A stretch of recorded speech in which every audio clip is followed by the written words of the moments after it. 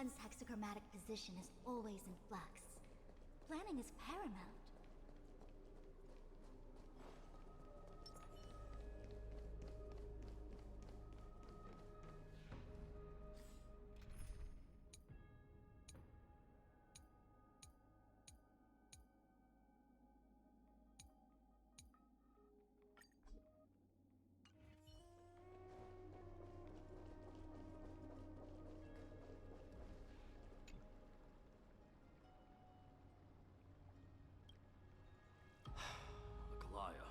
With all due respect, this trial is taking far too long.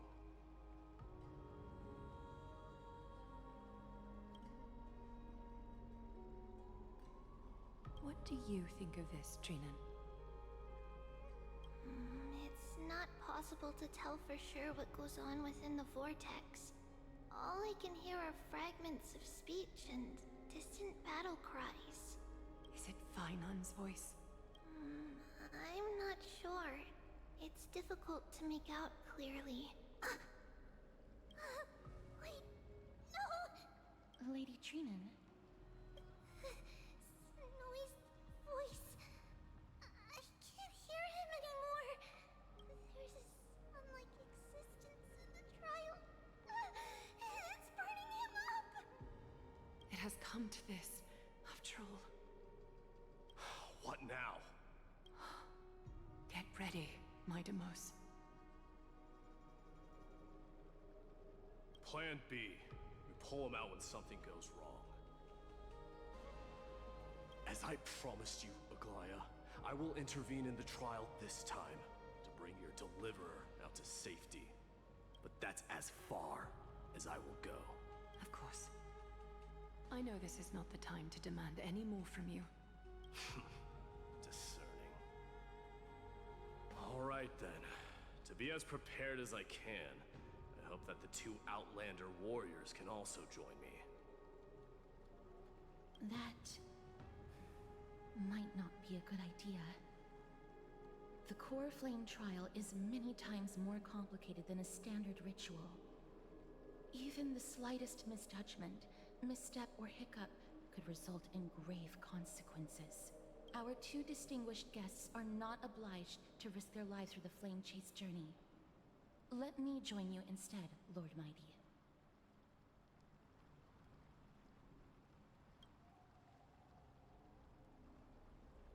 Join me in the trial to look for Finon. And when we do, Aglaya's golden thread will guide us back out, assuming we survive Nikador's wrath. If something bad were to happen, Casterus, your priority is to ensure the safety of these two. I can find a way out on my own.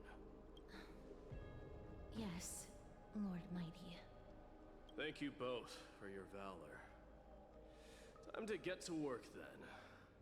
Let me have the honor of taking the lead in this battle.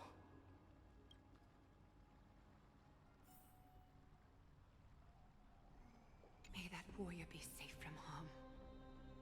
When you are ready, I will preside over the ritual on Trinon's behalf.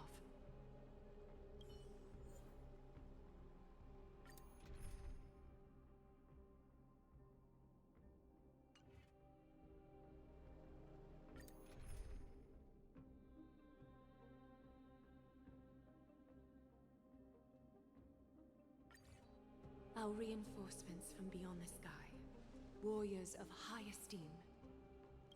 Please close your eyes and hold your breath. They once kept the fate of this world, and many other challenges safe from the devastating rage of strife. They now seek to venture deep into the trial of divinity and prove their will to destroy our enemies, as foretold by the prophecy. When the hammer of strife strikes the anvil of the warrior, the heat and impact will leave behind scars, and between them, a demigod shall rise. Very well. Come forth then.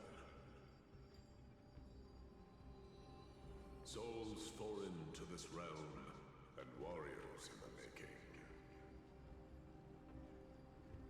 Follow me into the mist and flames, and come face to face with the greatest fear in the depths of a warrior's heart. And with thy strength, banish the darkness and usher in sunlight. Let all lost souls find courage on a long journey back home.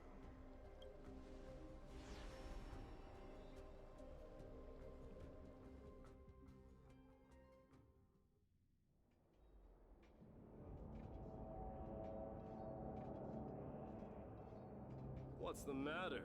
Surprised? Where there's strife, there's carnage.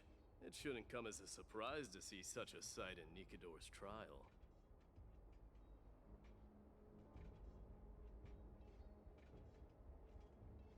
I don't see him around here. We should go first. Let's pray he stays safe. Huh. The greatest fear in the depths of a warrior's heart, huh? So, this is what he fears the most. Disaster. So much for the king of those outlaws. You won't get away, Kremnoan vermin! Be on alert. The smell of rust is thick in the air.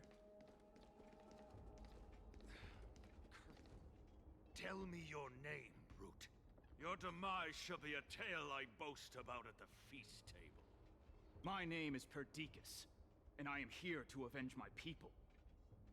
Kremnoans and Akamans are at war?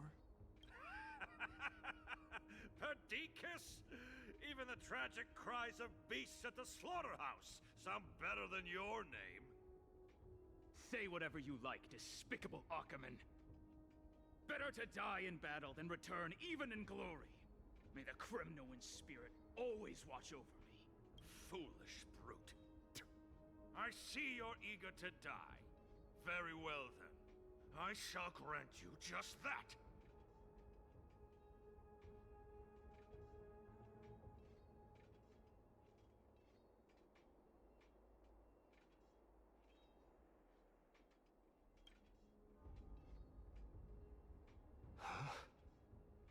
Die, you swine! Matamos. My king. Why? Why did you leave us to the mercy of these foreigners?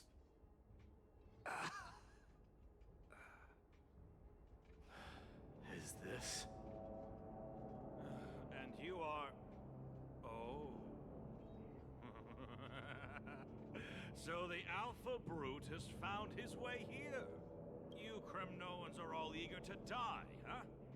Then I shall grant you a swift death.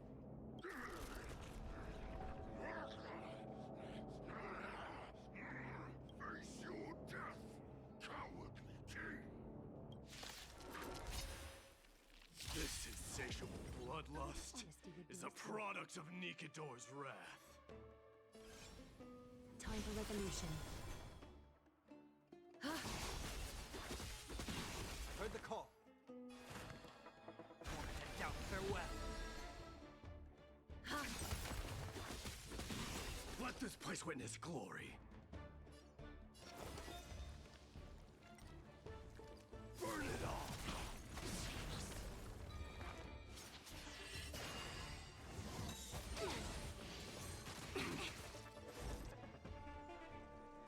Together as one. Countless threads, all within my grasp. Thus, your fate and mine become one. Human creations. So fragile, like a wisp of silk.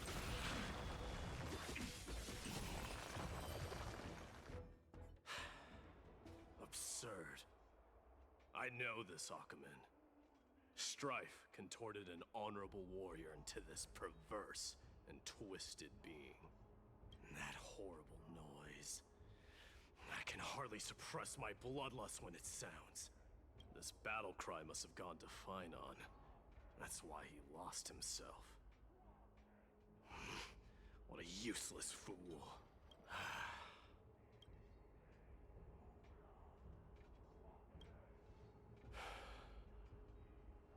It's nothing. Let's go. That voice... is Cartonis? Not you too, Cartonis. Mighty mouse you are. Destroyed all the wicked king. Here to take my life, finally? I won't ask how this happened. Nor will I hurt you like you said. I just need you to tell me where Finon is. All of this, you know very well. Leave our city, cursed son of Gorgo! I have no intention of hurting you, Cartonis. Humiliate me you shall not! Leave! Get out of Okima! Get out! Symbol of your sovereignty, take it! Signet of Kremnos, bask in blood-soaked glory, your kind alone! This is...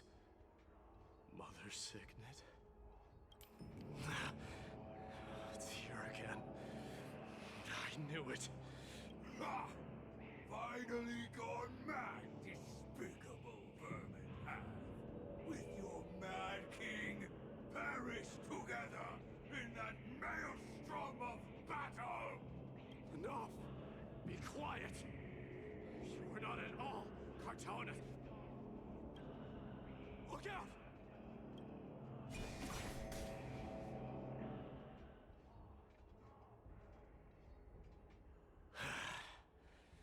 Nice move.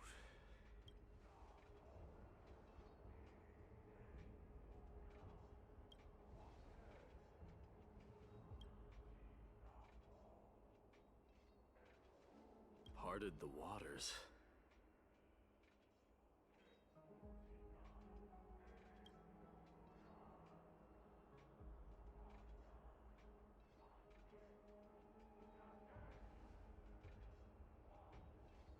So, you are Don Hung. What did you go through before meeting us?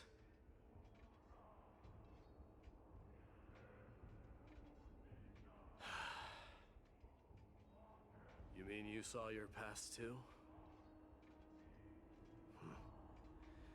The trial of strife is a vicious one, all right.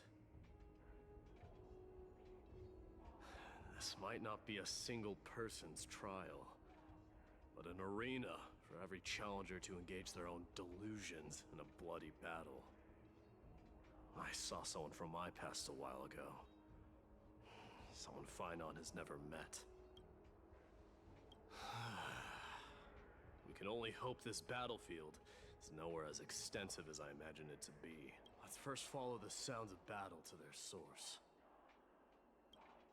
The battle cries seem to be getting a lot louder. Go find your friends in hell!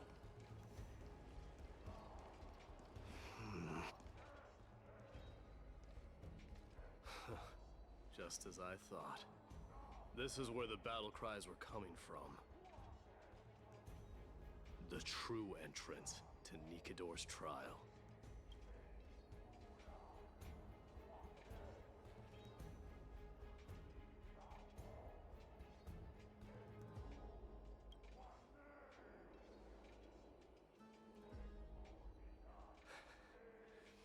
I'm seeing him for the first time, but there's no doubt about it.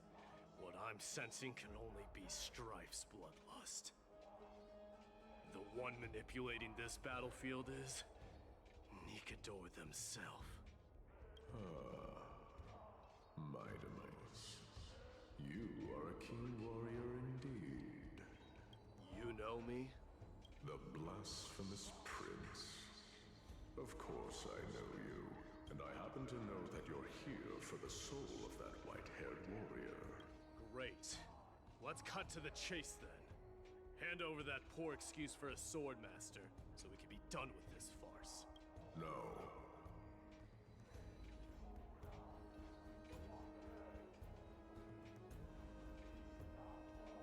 I applaud your courage and strength for coming this far, but you have chosen to besmirch the dignity of one who has fallen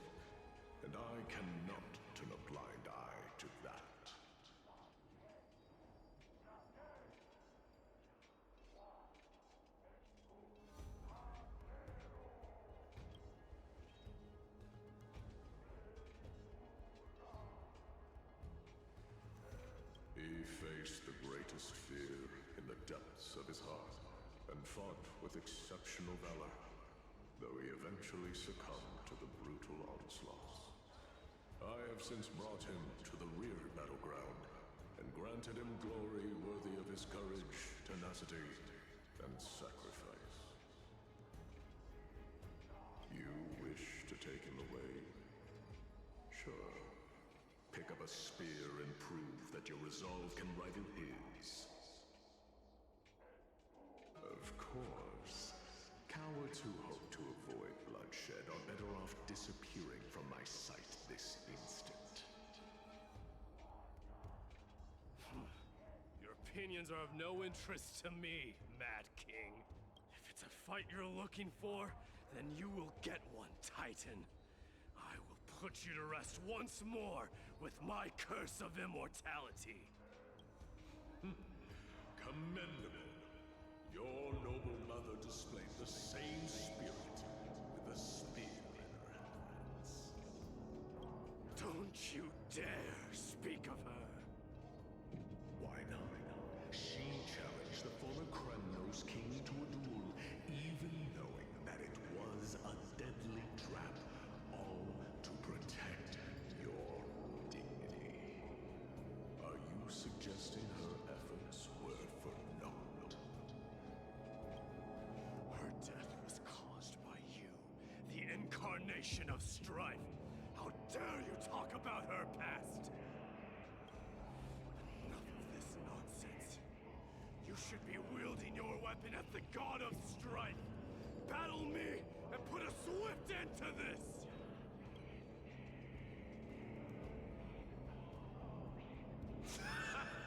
Your hatred is as clear as day, my Devos.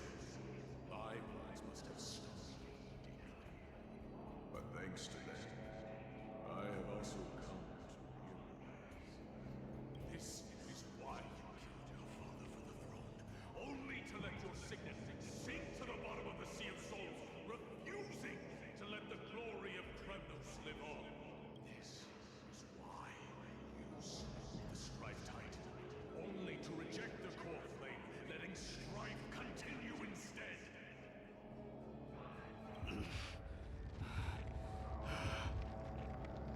Oh, child landed by fate, show me what you are capable of. Show me if you have the power to put out the flames of your very destiny. I will rip your chest apart, Titan. In the same way I ripped apart that former king. I see you wish to repeat these. Come at me then. Ignite the flames of your fears and step onto the battlefield. Take this fierce battle to the boundaries of strife and consume me. Or lose yourself in the fight and watch your defeated corpse burn to ash. But remember this, the son of Gorgo will be crowned in blood. Very great. Ascension. To you, the successor of Kremnos.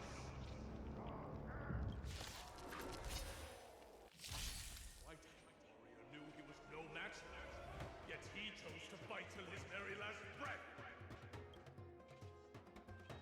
What about you, Mightimos? Can your murderous intent match up to what fate has in store for you?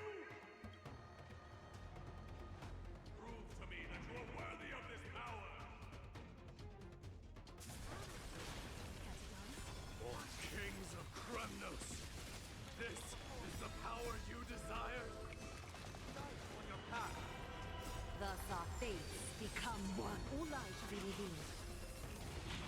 Burn it all! Together as one. So fragile, like a wisp of silk. In the name of fairness, I grant you the blood of strife. This raging power. I can hardly contain it.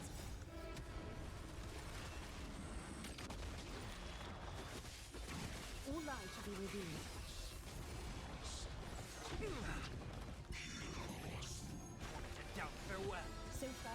like a wisp of silk. In fear you shall abandon your mortal body, King of Kremnos! Thus our fates become one. How noisy! So fragile, like a wisp of silk.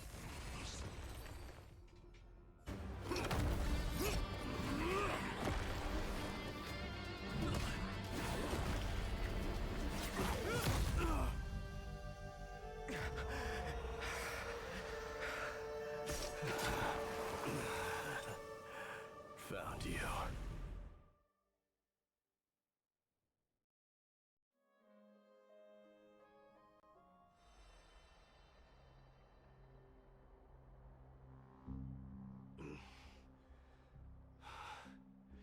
I did my best.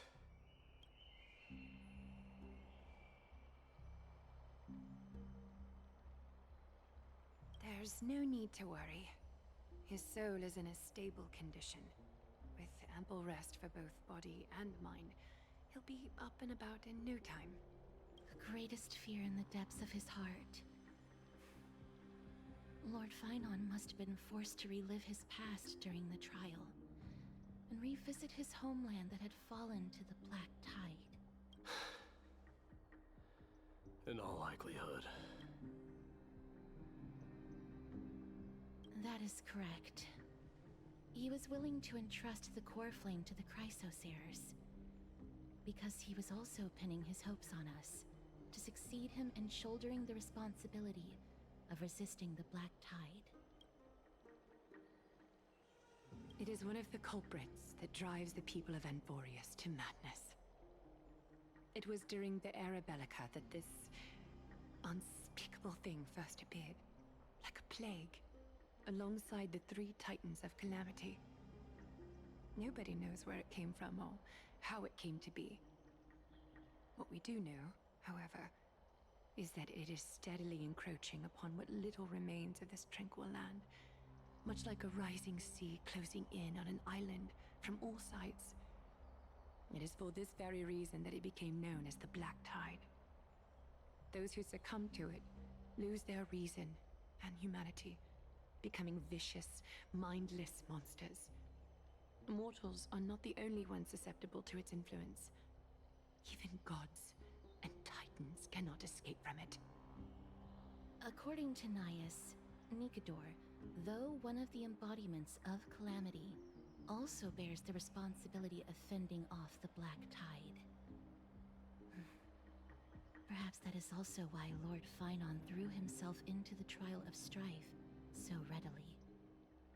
But now, we must look for alternative means of igniting the flames of strife. So, Aglaya, what should we do now? You know very well the decision doesn't lie with me. As the successor to Kremnos, Mighty, you know better than anyone that if it was simply about emerging triumphant on the battlefield of strife, you and your people could manage it with ease. But ultimately, the heavy burden of divinity can only be borne by one. It is foolhardiness and indecision, not the unclaimed seat of divinity, that pushes this world into the deathly fog.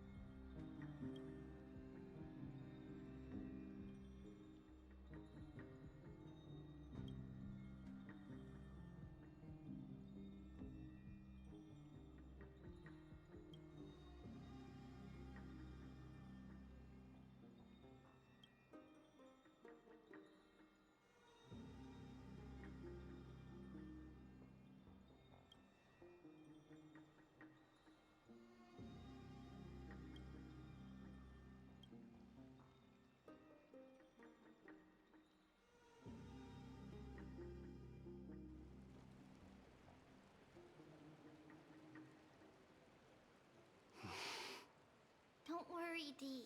This isn't the first time he's been like this. A long time ago? I'm not worrying about him.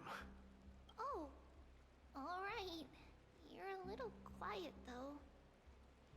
I'm sorry. That was rude of me. What I meant was, I know that man can pull through for sure. It's alright. Being straightforward suits you better. Actually, Dee, there's something we're curious about. What did you see in Nikador's trial? Something that terrifies me. Isn't that ironic? There shouldn't even be a word for fear in the Kremnoan language. Do you think you stand a chance against that thing that terrifies you? Is this also part of your grand scheme? What do you mean? Aglaya knew that Phynon might fall, and she expected me to take his place. That was the plan all along, wasn't it? Yes. Looks like you know everything. I have no intention of condemning you for it. The Flame Chase journey is not a game, and I have long understood this. The downfall of strife, and the ever-growing threat that the Black Tide poses. If Circes and Ornyx are also impacted, ramifications will be dire. They are the only two Titans who are still lucid and willing to coexist with humanity. Regrettably, I do not hold the key to completing the trial. If I wish to conquer that fear, I need the assistance of my fellow Kremnoans. Give me some time to speak with my people. It won't take long, I promise. I see. There is strength in numbers, but you must know that the trial to become a demigod is ultimately meant for only one individual. B, your people. They have been eagerly awaiting a new king all this time, haven't they? If you take on the divine role, they will have no reservations about following your lead. After all, you're the hero of Castrum Kremnos. I once was. Lady Trebios. Therein lies my deepest fear. We'll talk again later. I'll be back. D?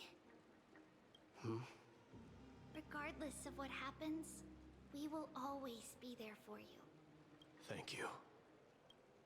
The person I'm looking for is probably in the hot bath.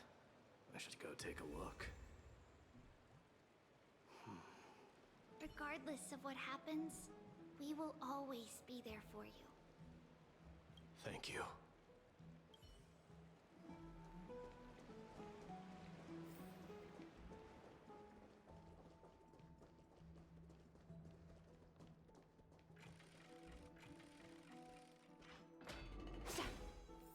Children left unattended by their parents? That's not safe.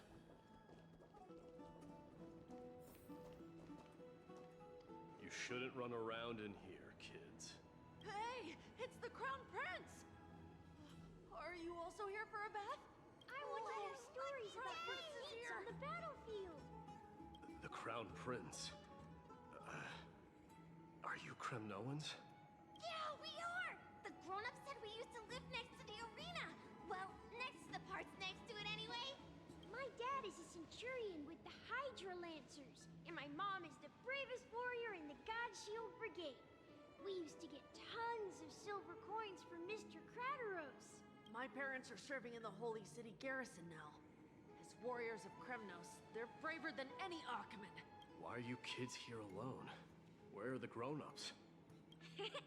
Mom and Dad were asleep, so we snuck out to play hide and seek with Mr. Crateros. That old man can be such a child sometimes. Do you know where Crateros is? I happen to be looking for him. Sorry, I don't. Come to think of it, we haven't seen him in a while. Did he get lost while trying to find us? No way! Mr. Crateros is a member of the Royal Wing Elites. He's the best at hunting down enemies. He was counting near Verax Leo when we went to hide. I thought about taking a peek, but who knows if it might be a trap he set. It was prudent of you to be cautious. So, which Varix Leo was he with? It's, just take a few turns after you go out from here. It's close to the bats. Alright, I'll go look for it. You should consider the game over and head home for now. And don't play around the hot baths again. Wait, Your Highness! Is there something else? I heard you retrieved Nicodor's core flame. Does that mean we get to go back home soon? Have you ever been to Castrum Kremnos? You were all born in the Holy City, and are living lives no different from the Occamans. Everything you know about our people comes only from the tales of others. You have never even witnessed the blade in the sky with your own eyes. How, then, is a city you've never seen your home? Because this place is definitely not home. Mom and Dad told me that the children of Kremnos are born to wield swords and fight on the battlefield. They also said that the Kremnoan detachment led by the Crown Prince is the bravest army across all of Emphorius. No one can defeat them. The kids in the Holy City don't play with us. The moment they find out that our parents are Kremnoans, they shun us. We don't care. We all know that the Crown Prince will take us home one day. That time has not yet arrived. But, young men of Kremnos, heed my command. Return to your parents at once. From here on, you are to dedicate yourselves to rigorous training and a healthy diet. You must not neglect these two aspects if you are to become a brave warrior of Kremnos. Only by following this path can you be deemed worthy of returning home. Yes, Your Highness! The future of Kremnos. I should find Krateros.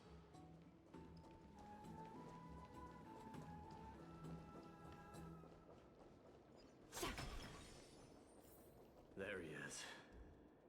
Is he engaged in a debate with that foolish lion? Rat! Oh, it's the Crown Prince of Castrum Kremnos. Get a grip. We're here by order of the Council of Elders. Even the Chrysos heirs have to think twice before doing anything to us. Out of my way, lackeys of the Council. The Civil Guard of Akama is on official duty. Please keep out of this area. Calm down, my lord. Play nice. Don't make me repeat myself. I'll allow you to pass this time, but just this once. So, you think yourself knowledgeable? Then here is a question for you. Do you know how Chrysius Leo in Castrum Kremnos came to be mounted on the wall? I don't know, my lord. How did it come to be? Let me enlighten you. A long time ago, the founder of Castrum Kremnos led a group of warriors to hunt down a lion on the outskirts of the city of Tritos. That vicious beast had been a menace for years, and the bones in its den were stacked even higher than the peaks around Akama. But do you know what happened? Nary a moment had passed after the beast's head peeked out of its den, when the Kremnoan warriors surged forward and brought it down within the blink of an eye, shattering its knees with a single strike. And then, why are you red-faced already? We haven't even gotten to the best part yet. It's your storytelling, my lord. You're weaving such a captivating tale that it got my blood pumping. Please, go on. Well, if it isn't Lord Mighty. It's been a while. Oh, what in Akama is happening?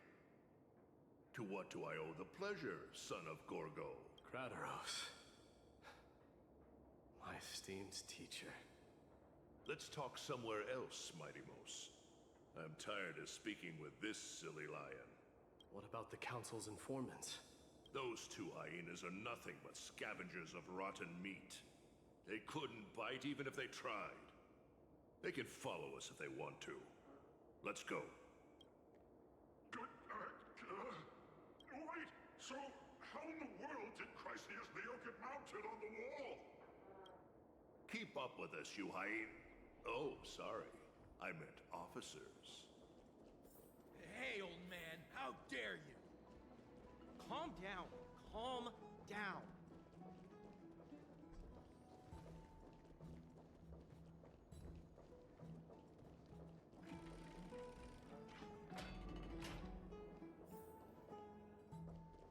Don't fall behind now. Unless you want to upset our friends here. Don't you dare try any tricks with us. We're almost there.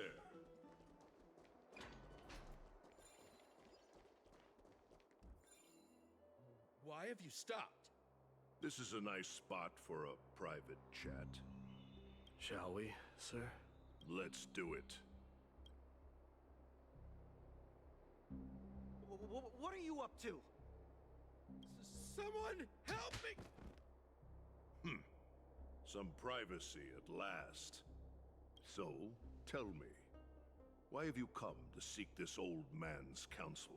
I came to discuss the future of the Kremnoans. Interesting. I heard the core flame of the Lance of Fury has been restored, though not by your hand. And you're even considering giving up Nikador's divine power. Is this true? Those rumors are not entirely groundless. In other words, you did entertain the thought of giving up the throne of Kremnos and forsaking your people. The divine power is not equivalent to the throne. The path of strife is also not our people's only way. Enough with the word games. You, of all people, should understand the plight of the Kremnoans. Think about all the warriors of the Kremnoan detachment who left their homeland with you. If they ever learn that the crown prince they look up to so much is actually toying with the notion of stepping down, you best remember that she died for you because of Europon's schemes. To restore the glory of Kremnos. Since you've brought that up, tell me, who is responsible for my father's death? Are you trying to shame me, Mighty Mos? I may be old, but I haven't become so decrepit that I've forgotten it all. Of course I remember that Europon died when the Kremnoan detachment surrounded him. You drove the spear into his chest with your very own hands. That was merely the final outcome. Do you still not see it? What led my parents and our people to their downfall is none other than the strife we speak of. The quest for glory. The tenet of valorous death before glorious return. This is the creed of every Kremnoan, no matter whether these beliefs are justified or not. Don't be ridiculous. The only thing that could slay a king is a spear. Even an infant knows that much. I swore to your mother that I would guard your crown with my life. I never foresaw that the son of Gorgo himself would be the first to turn his back on the Kremnoan spirit. Gorgo. Your mother bore that name. The name of the great founder of Castrum Kremnos. And she upheld that name with honor. If you choose to turn your back on her legacy, like a wretched deserter, do not fault me for withholding my loyalty, Mighty Mos. I came to discuss the future of our people with you. But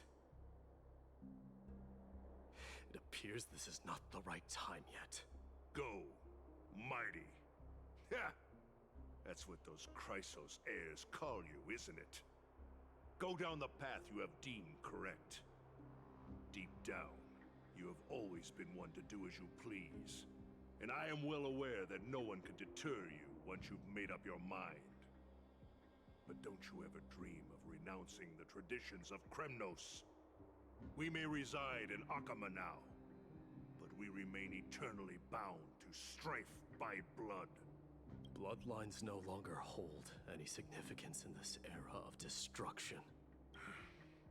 My young lord, always bear this in mind.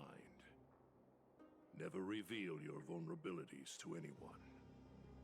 A lion should never dwell amidst its prey, especially when it wields power enough to dominate the entire hunting ground. Eurepon, the boy did nothing wrong! This is murder! Do not sully the noble name of Kremnos with the blood of an innocent child! You mustn't reveal your weaknesses to the enemy! Enough! My decision is final. We must use this child's life to preserve the soul of the great Nikador. We must save Castrum Kremnos. Don't be absurd! Those tiny hands lack the strength to even lift a spear. Do you truly believe him a threat to Castrum Kremnos? You'll be ending the bloodline of Kremnos if you do this. Our millennia-old glory will become nothing more than a joke. Have you forgotten that we Kremnoans place no value in bloodlines? It is through pure bloodshed and slaughter that the kings of Kremnos have ascended to the throne. As for our millennia-old glory, it has always been a joke in my eyes. Enough with your words!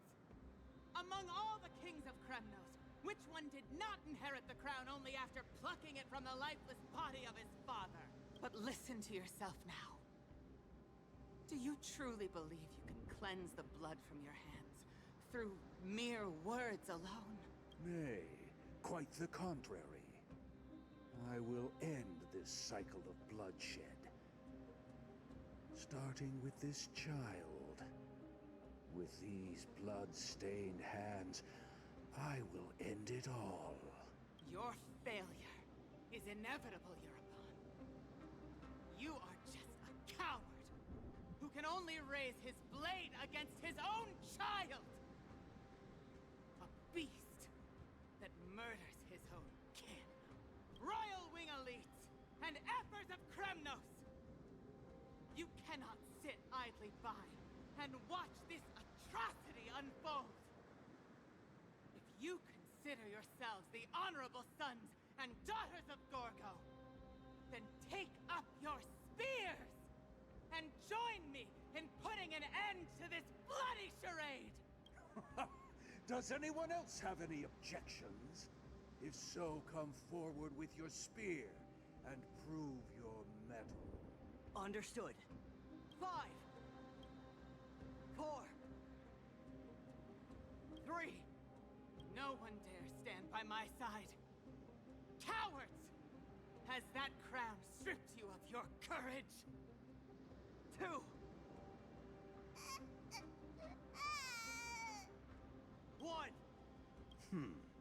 It appears there are no objections. Then, in accordance with the Kremnoan Council's principle of tacit consent, the decision is final. With all present as witnesses, this child shall descend into the Sea of Souls, where he will nourish the Lance of Fury and join the fallen heroes. May fate and the gods await your arrival. My son, my Deimos. Stop! If you have more to say, then speak. On account of the life we have shared together, I grant you this one final chance. With the Blade of Fury above us and the Council bearing witness, I, Gorgo, hereby move to challenge the crown in accordance with the laws of Kremnos. O unworthy king. In the name of the Council of Elders, I demand that you duel me! Very well. We shall see who the Kremnoan blade strikes down. My Deimos, my son, they all tell me to forget. But how could I ever, the son of Gorgo, will be crowned in blood? If There is no Kremnos without the crown.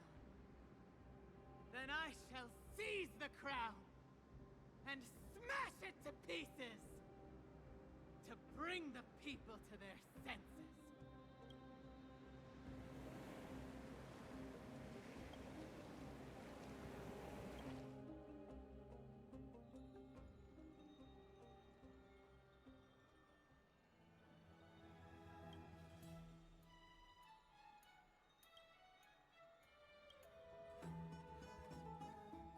Mister, you're awake.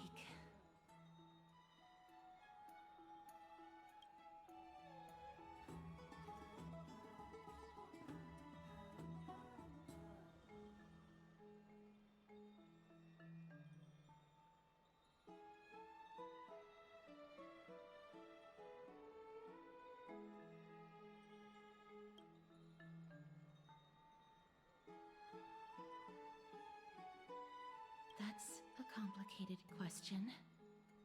I'm not sure I can answer that. I apologize for arriving uninvited. I saw that you were still asleep, so I took the liberty of waiting nearby.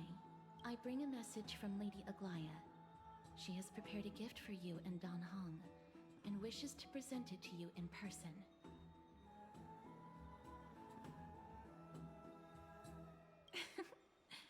I'm glad you're in good spirits. All right, let's set off.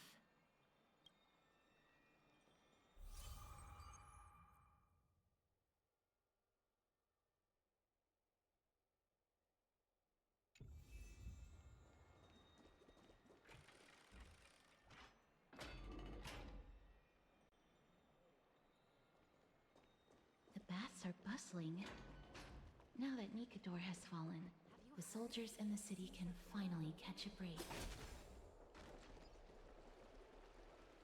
I don't know how long I'll be able to live like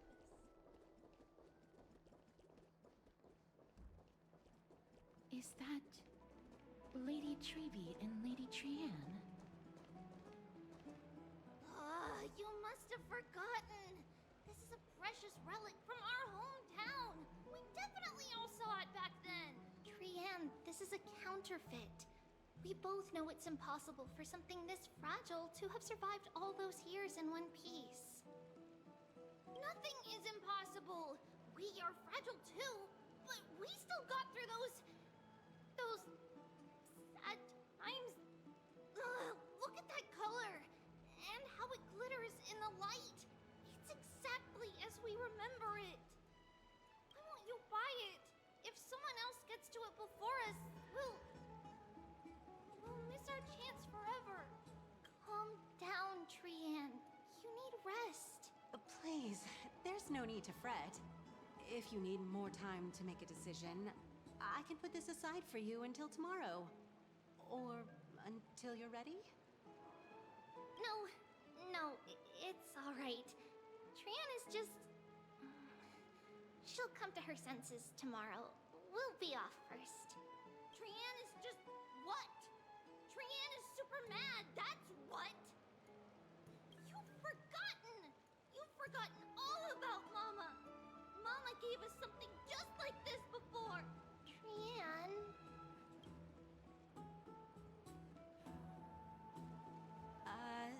See you tomorrow? I hope you two patch things up soon. See you tomorrow. May the winds of fortune bless you.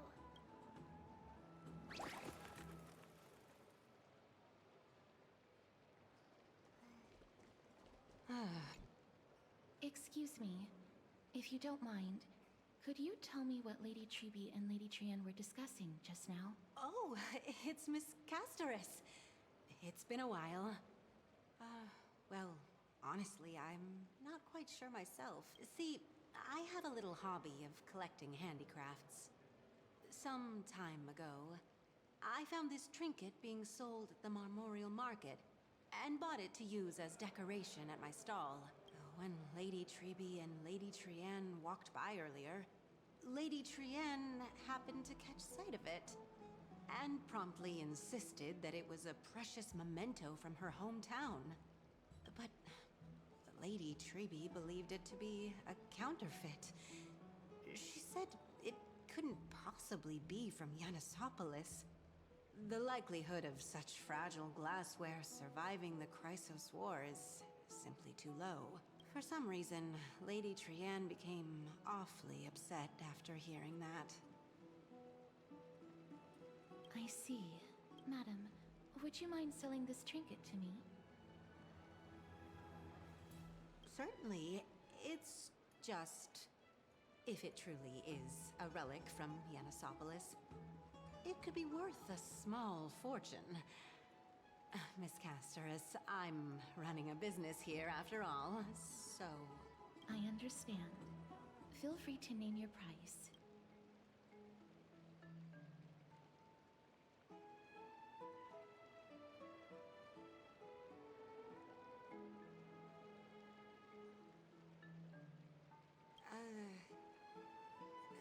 I suppose I can sell it to you at cost as a sign of goodwill, Miss Casterus.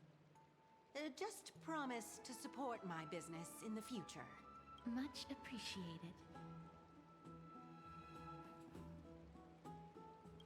We're lucky that she has a good heart. I'm not one to venture out often, and while I have some savings, it takes a lot out of me to even talk to people, let alone haggle. Had it been another merchant, I would have been set back plenty. The authenticity of the piece isn't important. What matters is that it holds special meaning for Lady Trianne and reminds her of her hometown. I've long wished to show my gratitude for Lady Trianne's care, but I haven't been able to come up with any ideas for a suitable gift. This chance encounter today feels like divine intervention. Perhaps this is the gift I've been searching for. Still, this trinket is admittedly rather fragile. I will have to make some adjustments and stitch it onto wool felt to protect it. All right, back to business after that little detour. Let's keep moving. Don't stray far now. We've already kept Lady Aglaya waiting long enough.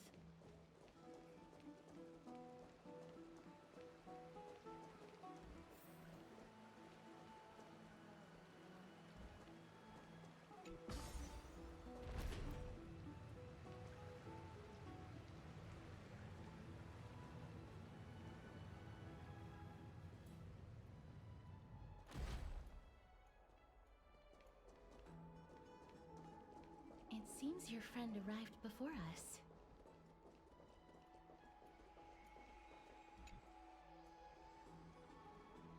Welcome, Cass. And you as well, trailblazer from beyond the sky.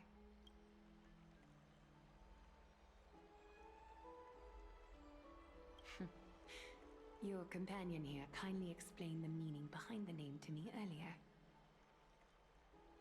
Through him, I've come to understand that you and your friends walk the paths of Kefali and Yanis in places beyond the sky. Addressing you appropriately is the least I can do, as a show of respect. For all that has happened, it was never our intention to drag you two into the battle against Nikador and jeopardize your safety. To express our gratitude for your kind, trailblazing endeavors, we would like to present you with the highest honor of Akima. This is the dew of divine blood, brewed from crops nourished by the blood of the Titans. It is said that only 12 bottles existed. The last 3 bottles are now being kept in the treasure vault of Akima. Back in the days of prosperity, cities fortunate enough to acquire it regarded it as one of the greatest treasures ever. Unsealing it during a ceremony held in honor of 2 cities' diplomatic ties was the highest form of respect one could show the other. And now, in keeping with tradition, Akima dedicates this drink to our esteemed guests from beyond the sky in appreciation of what you have done for us.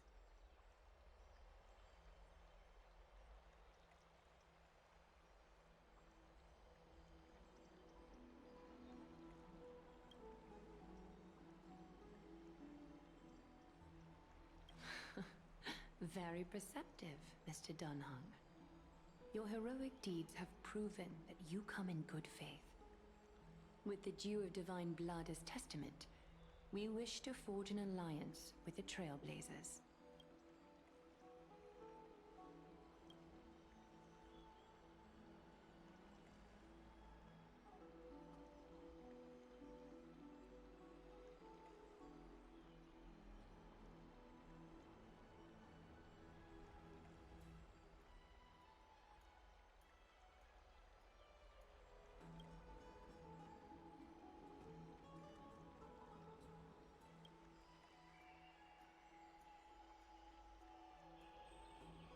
Wow! Grady and Danny have sharp eyes indeed. You'd make outstanding members of the Twilight Courtyard. No need to worry, by the way. I can tell from Lady Aglaya's tone of voice and micro-expressions that she's being genuine. Not only are you guests from beyond the sky, but you've also done so much for Akuma. You're practically heroes to us all. Lady Aglaya would never subject you to Aquila's judgment. Hyacinth, thank you for taking care of the wounded of the past few days. Oh, it's no trouble at all. The patients are very cooperative when we attend to them. I'm just thrilled to see them all going home healthy again. Oh, it's Cassie. Oh, I've missed you.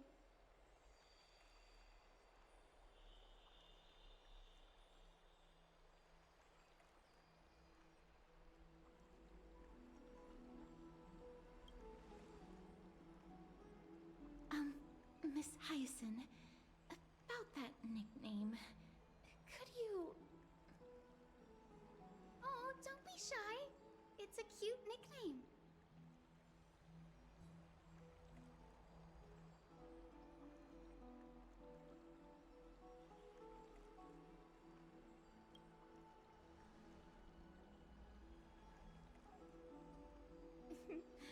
As an acolyte of Aquila, I'm here to bring healing light to the world. Plus, I've heard you're also children of the distant skies. Fate must have brought us together. Can we be friends? I'd love to hear your tales of the sky. And oh, it's a rare occasion that Akuma presents such an invaluable gift to guests. Lady Aglaya, may I have the honor of tasting it too? Of course you may. Esteemed guests of Akuma, please believe me when I say that this gift carries no hidden agendas. As for the matter of the Alliance, you need not give me an answer here and now.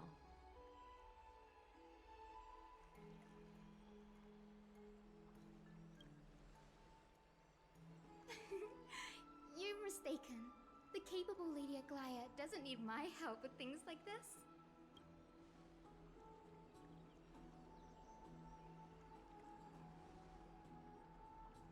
Oh, yay! Then I'll get started on my questionnaire.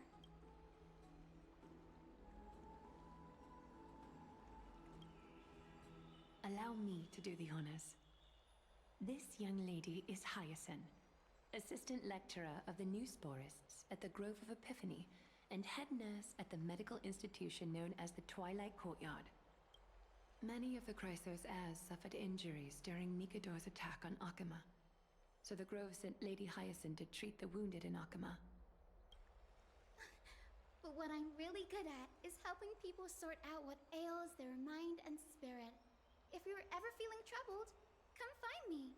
A little sunbathing in the courtyard will chase all your worries away.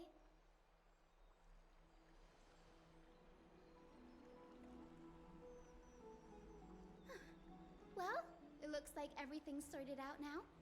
The patients have also all recovered. I think it's time for me to head back, Lady Aglaya.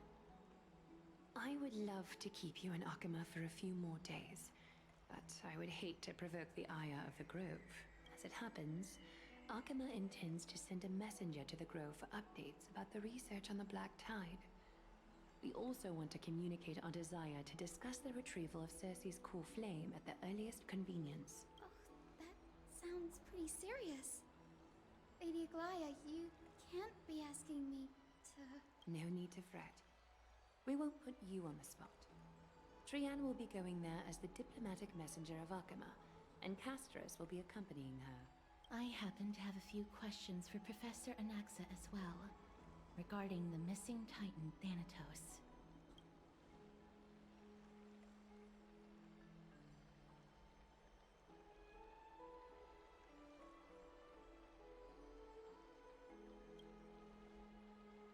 If you're not keen on just sitting around, Mr. Trailblazer, why not go with them? The Grove is a picturesque place, perfect for sightseeing. That's a wonderful suggestion. Come visit the Grove, Gray. I'd be delighted to show you around.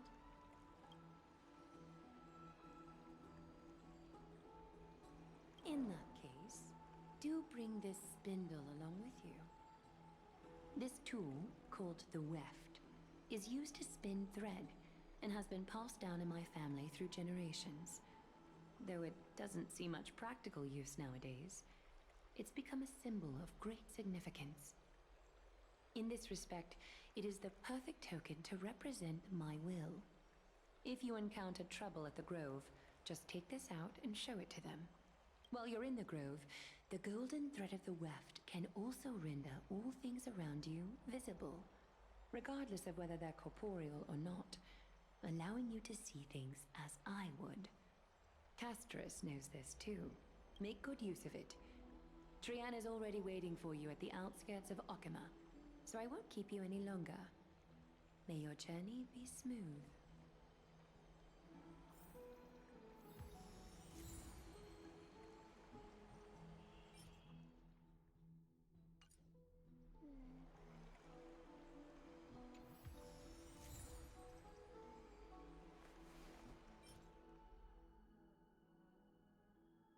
Reshape fate and weave a new beginning.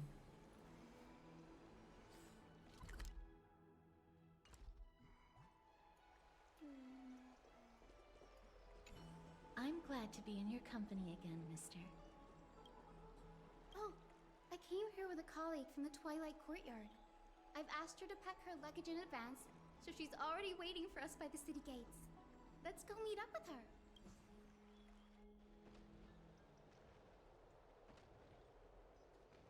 Look, there she is!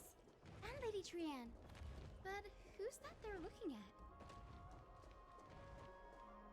Did something happen, Clementine? Oh, that's a serious injury. Miss Hyacinth, this man was discovered by Trian! Trian was in a bad mood this morning, so we went to the outskirts of Okima for some fresh air.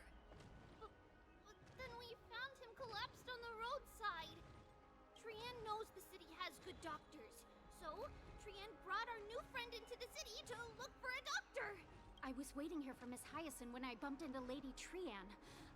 But by then, this man was already in critical condition, so I had to perform some emergency treatment first. These wounds, they're caused by the Black Tide. This is bad. Clementine, prepare a ward for this man at once. I'll treat him myself. It's a miracle he's still alive, considering how badly the Black Tide injured him. Gray, Cassie, and Trian, would you mind making your way to the Grove first? Once this man is out of danger, Clementine and I will join you. As a healer, I cannot ignore those in need of medical attention. I understand. May fate have mercy on this poor man. Trian believes he'll get better. Everybody, follow Trian! Fly, fly, fly away from Okima!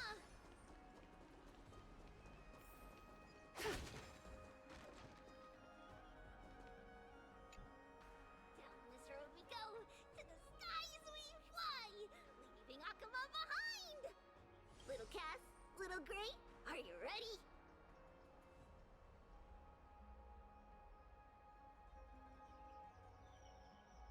You might not be aware of this, but using the Sentry Gate takes a significant toll on Lady Trian. Mm-hmm. Trian promised Treeby that we wouldn't open the gate unless we had no other choice. I'm ready, too. Okie dokie. Everybody, let's hold hands. To the Grove we go!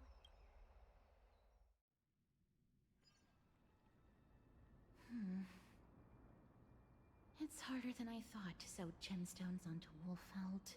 Cass, memmy, mem. Memmy, mem. Mem wants to try sewing. Here, why don't you give it a go? Sure. Memmy, mem. Mem, cheer, mem.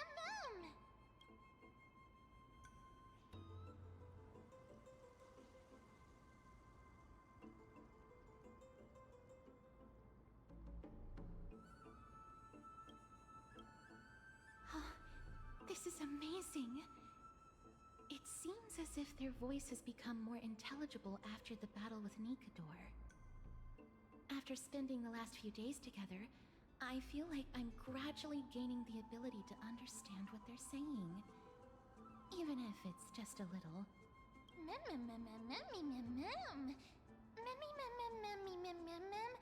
Memmy, mem. Memmy, mem. Memmy, mem.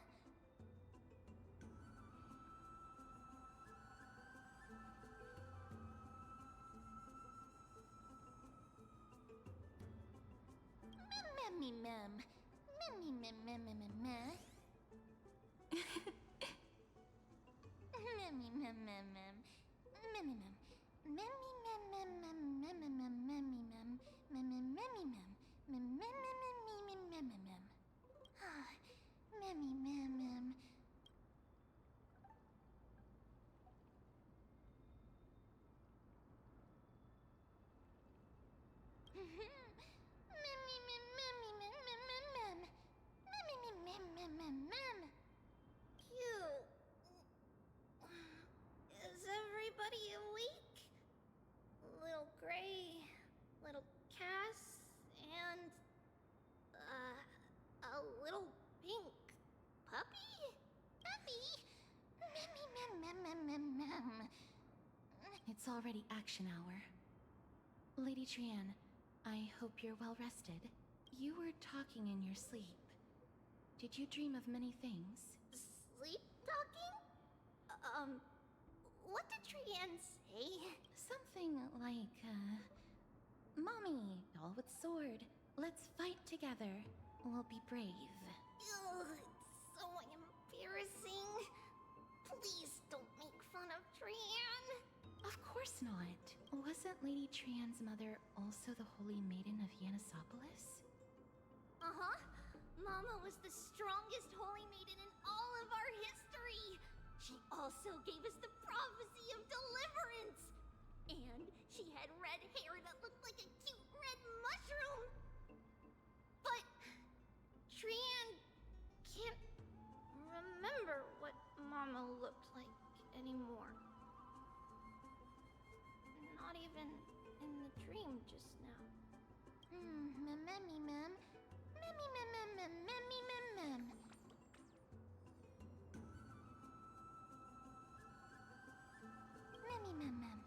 Memmy, memmy, mem. Memmy, memmy, mem. Memmy, mem. Trian thinks that's a great idea. Can the pink puppy help Trian out? Memmy, mem. Yay! And I'll call you Little Memmy from now on. Mem. Memmy, mem.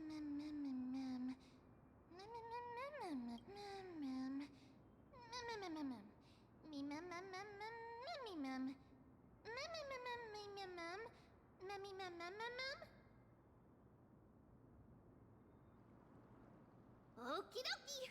Trian remembers that we need to help Aggie ask the big tree whether Cersei's would be willing to visit Akama. If we follow this woven trail and keep going upward, we'll reach the grove in no time! Memmy, mem. Legend has it that whenever they requested an audience with Cersei's, Nestia would always come to the meeting in a long white dress.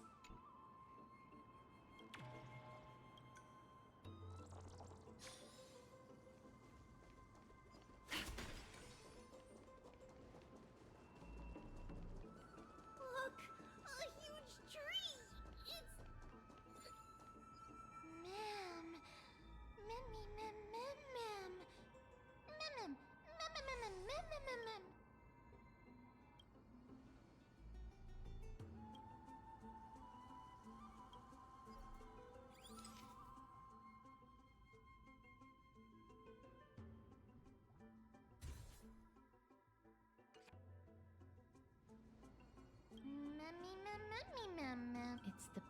Rift, the divine body of Circe's.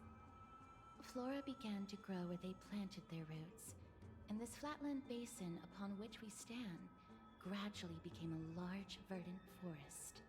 A long time ago, Thelesis, the first scholar, led the masses to build a garden and courtyard in the forest, naming the site the Grove of Epiphany. There, people sought mental clarity, knowledge, and enlightenment. Trianne knows this. Everybody says that was how this big academy came to be. Something feels off. The Grove has always welcomed scholars. So too would Circe's give us her delicate leaves and extend her branches in greeting. Yet, it seems both the Grove's messengers and the Titan are indifferent to our arrival.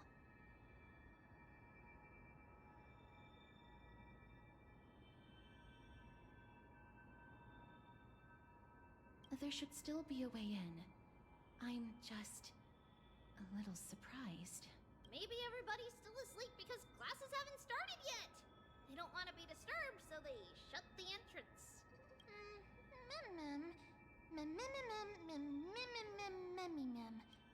This place is too quiet. What in the world is going on?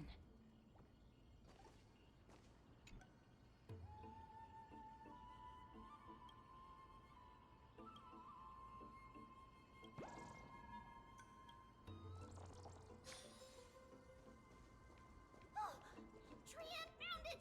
Everybody, fly across to the other side!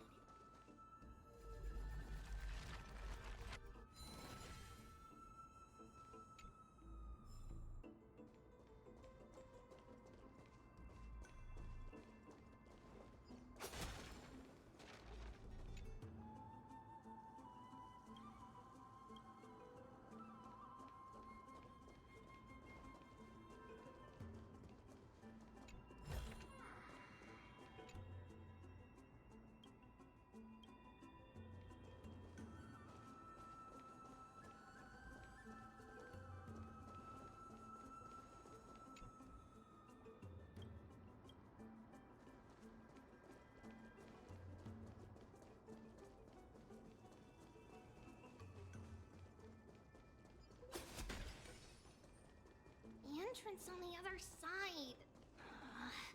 Where could it be?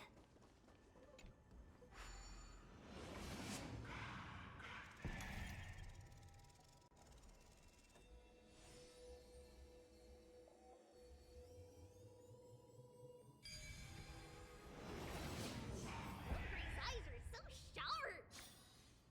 I knew you would find it. The courtyard of Storgi should be just ahead of us.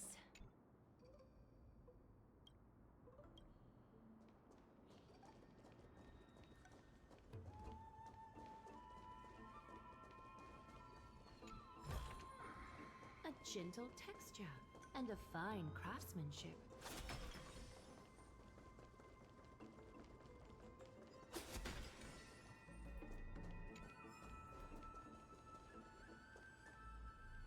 As I expected, something's not right here. Not to mention that this whole place is also eerily quiet.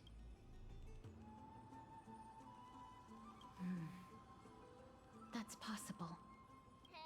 Hello? Is anyone there? Oh, no one's here. I have an idea.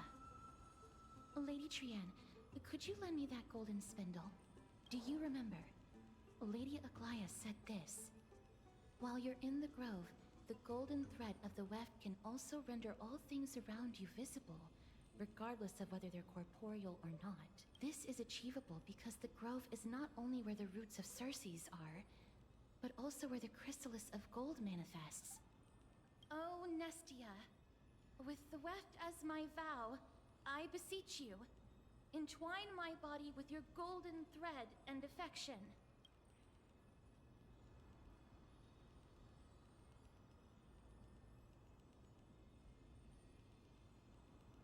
This is a proverb that was recorded in the handbook of Nestia's priests.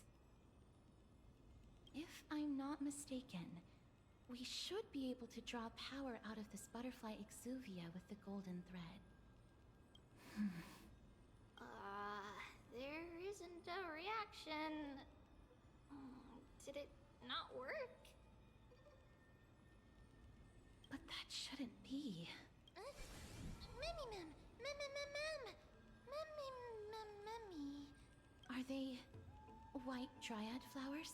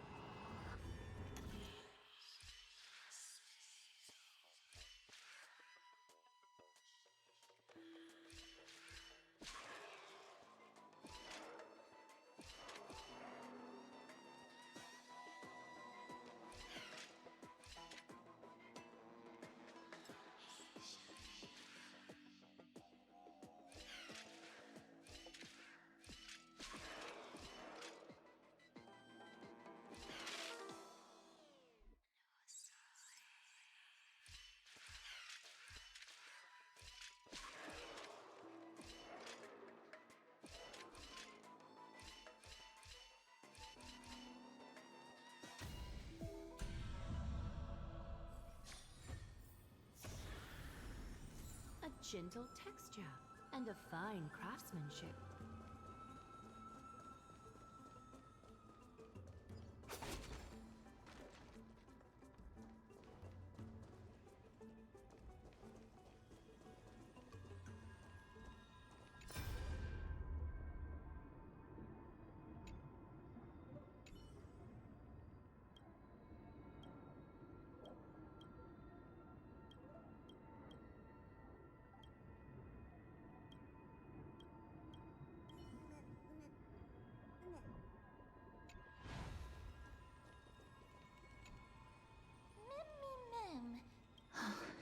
No, these aren't white dryads. These are shadows of dead white dryads. Dead, Mem? Shadow? Strictly speaking, these white dryads are still plants. They only gained sentience as a result of Circe's blessing of equality. But their sentience is minimal when compared to that of humans. These flowers have already died. What you see here are just faint afterimages of their souls. However, this also means that the golden thread has definitely connected with the Titan's presence. Without the golden thread's outlines, we would not have been able to see them at all. But what happened to them? Why are there only tiny shadows of them left? Mem, can you read their memories? Let me try.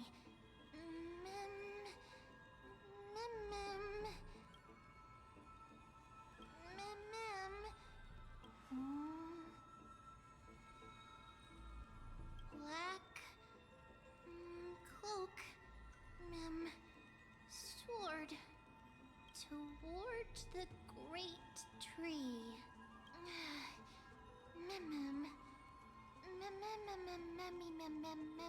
I have a bad feeling about this. The deathly fog of Thanatos is fast approaching.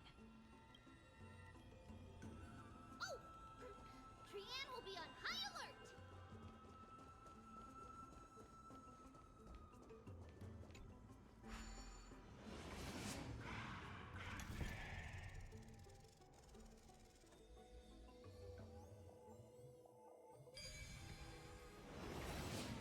The smell of death is becoming more and more intense. There.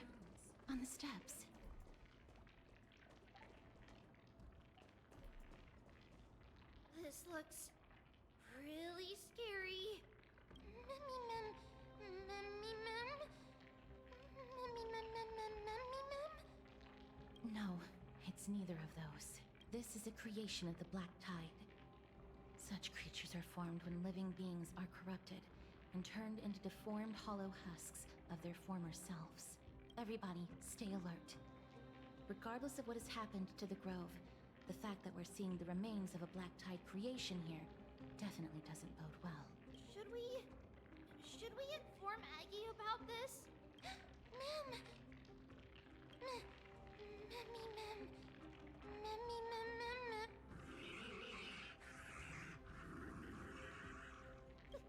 The monster is alive! Trienne will protect everybody! Trienne, please hide behind us. Mister, let's do this.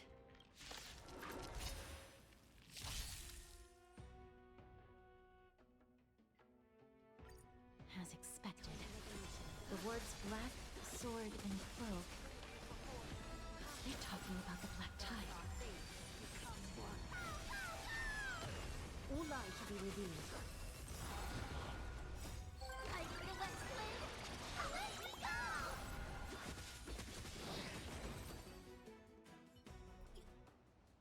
You defeated it! Little Gray! Little Kaz! You're so strong!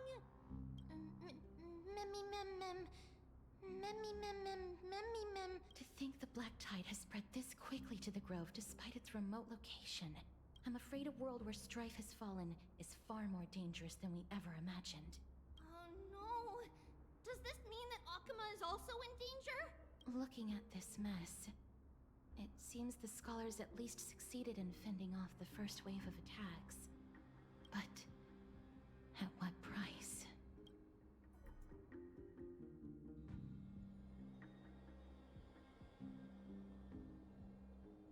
Lady Aglaya, after a few days of surgeries, both major and minor, we were able to save the life of that patient found on the outskirts of Akuma.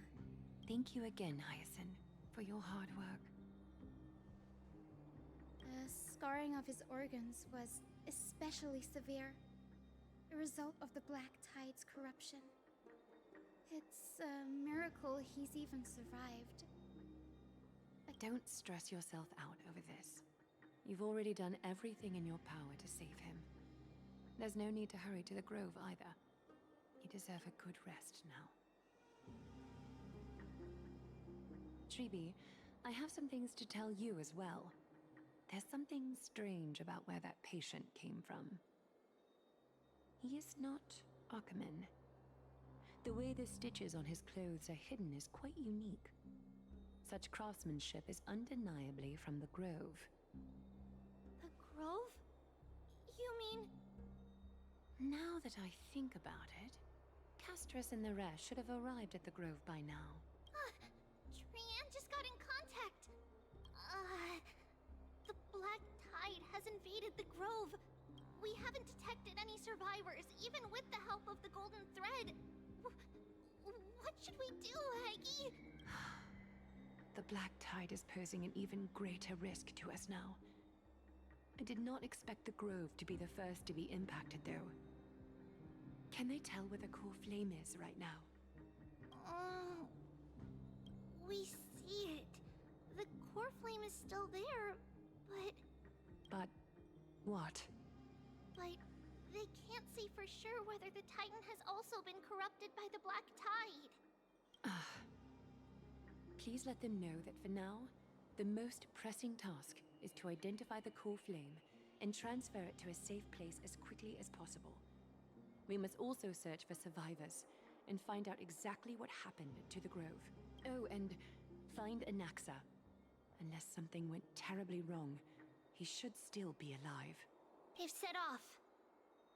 Please, stay safe, everyone. I pray for their safety too. Aggie, how do you know that Anaxa is still alive? I know that man all too well.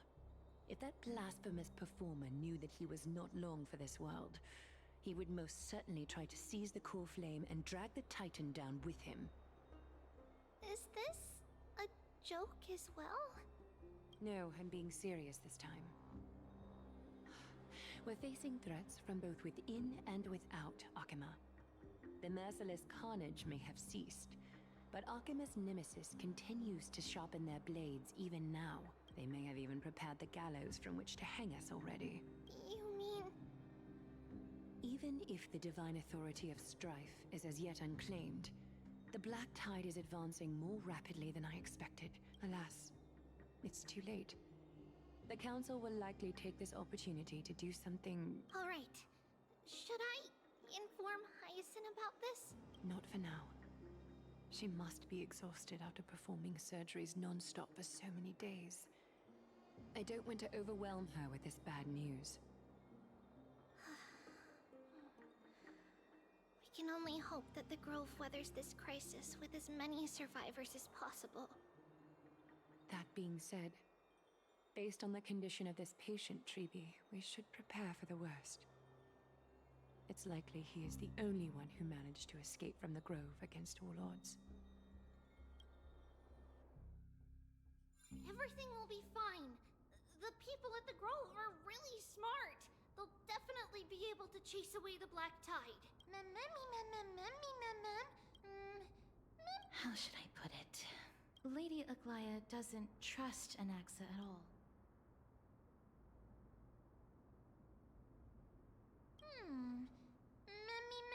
Believe me, she is far nicer to the two of you than she is to Anaxa. Despite being a Chrysosaur, Anaxa resolutely believes that Titans and prophecies are a load of nonsense. During our regular citizens' assemblies, he always votes to oppose the Flame Chase journey. Trian knows the answer to that. Everybody says that Circes, who symbolizes reason, is the most tolerant of novel ideas. Apart from Kefali, they're the Titan who treats us the best.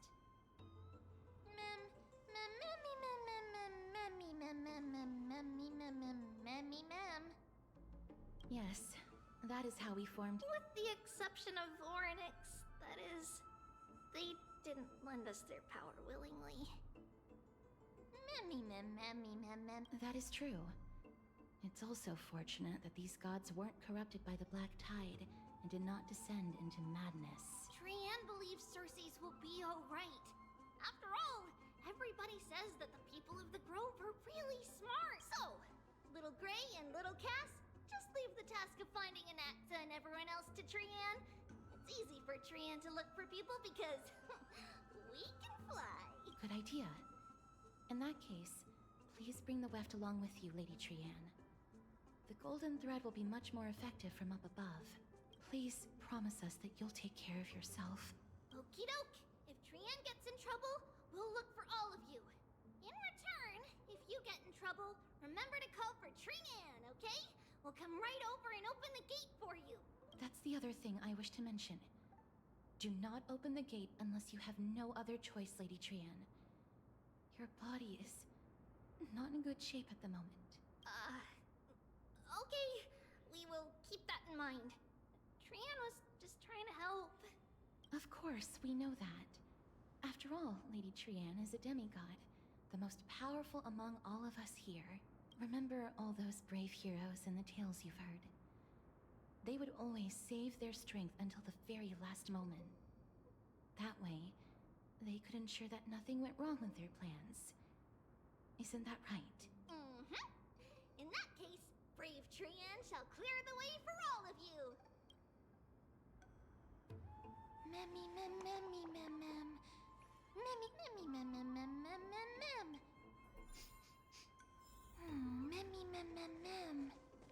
So many monsters.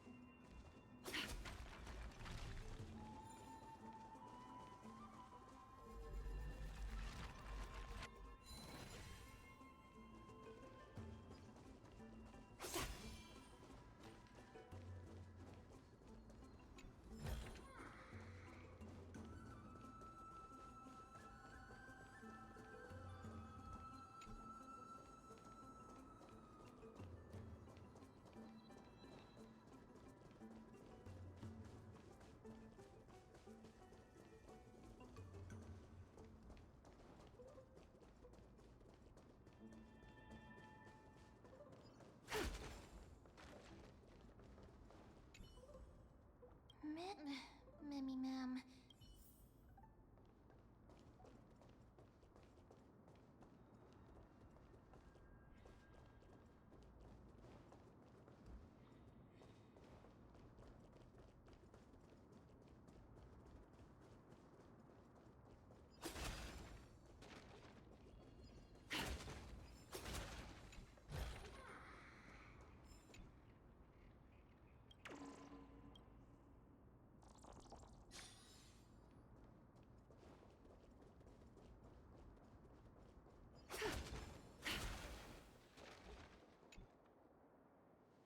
I can't open it. It was probably sealed in order to ward off the black tide.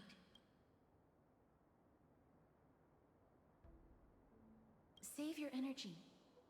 Yanis's power is far stronger than we could ever imagine.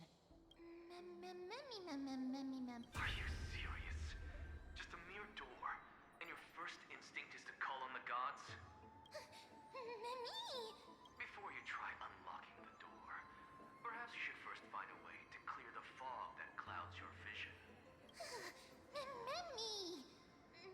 My name is Anaxagoras, one of the 7 sages of the Grove of Epiphany, and the founder of the New Sporists. Before we go any further, rule number 1. Do not call me Anaxa. Mem. Rule number 2. Never interrupt me. Silence is golden. Mem. The person standing here and conversing with you right now isn't the vestiges of a memory.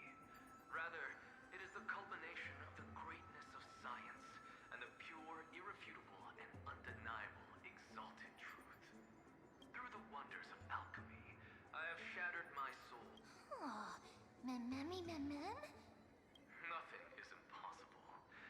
Having said that, alchemy is not omnipotent. Each time you hear from me, an equivalent part of my soul is being consumed as the price. In other words, this voice isn't created out of thin air.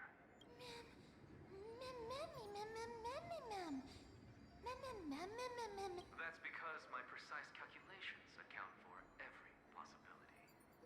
I also know that you have already discovered the cause of the calamity at the Grove, the Black Tide, and that you mistakenly believe that the scholars have been wiped. But that is where you're wrong. While the Black Tide was still approaching the Grove, the sages found a way to evacuate the vast majority of the scholars. They are heading toward the holy city of Akama as we speak. Only a small fraction of the scholars stayed behind with me to defend the Grove. If all goes well, Cersei's core flame will reach Akama before long.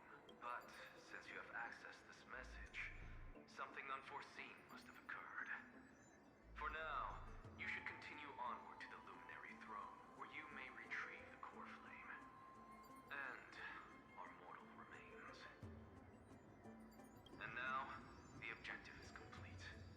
That is all.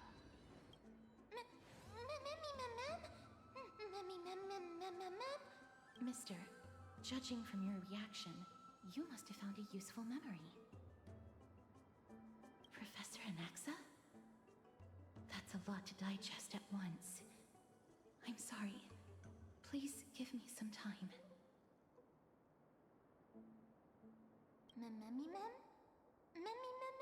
It is located at the top of the giant tree, and is where Cersei's core flame is kept. According to Anaxa, the core flame should still be there. But making our way there won't be as simple as the professor made it sound. Right. Let's see whether he left any similar directions for us along the way.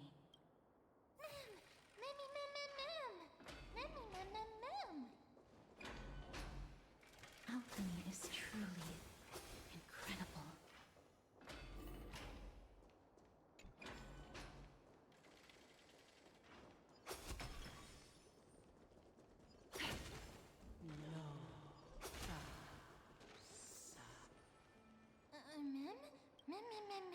No, You didn't imagine it.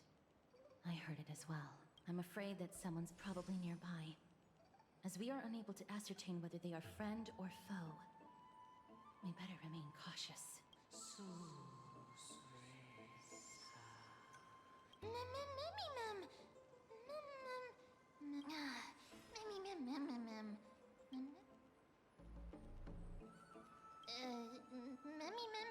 Found it.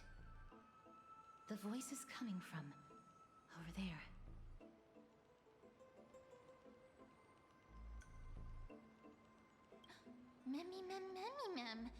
No. It seems to be coming from somewhere even further that way. Let's go check it out.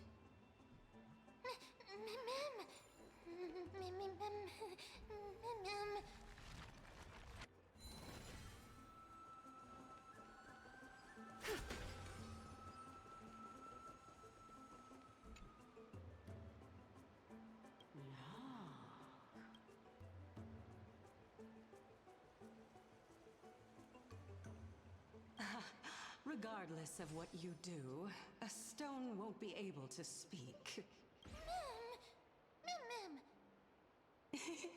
Such a lively little bunny. You even smell a little familiar.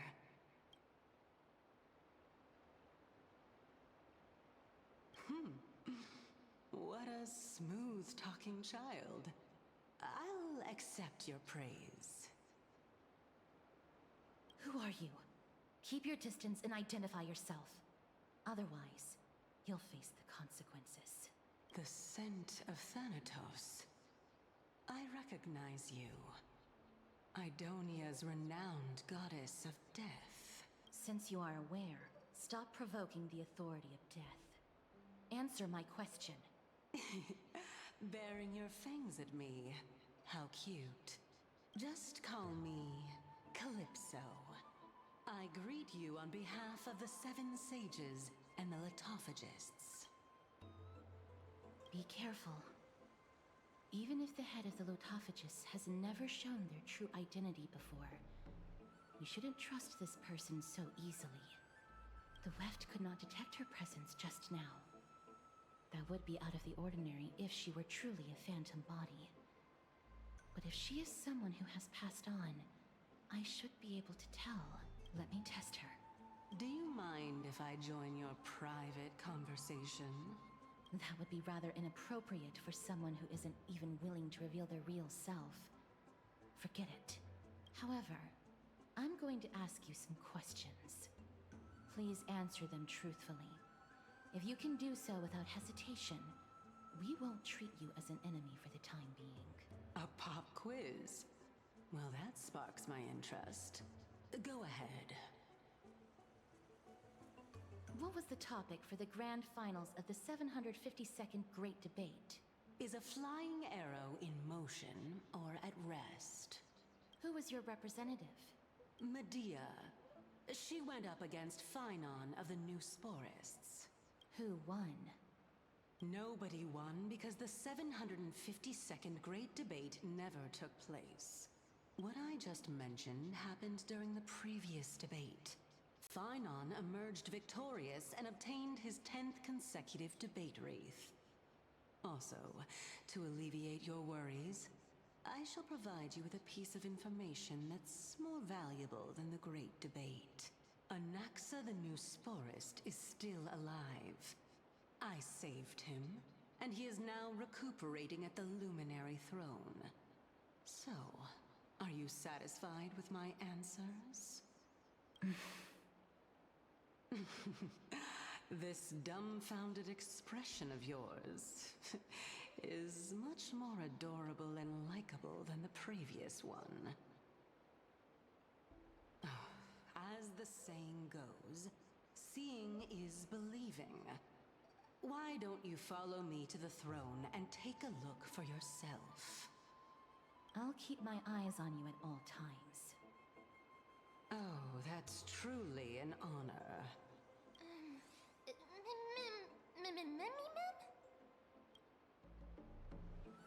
As long as we can get the water wheel turning, we'll be able to use it to ascend. So, the solution is to awaken this heart.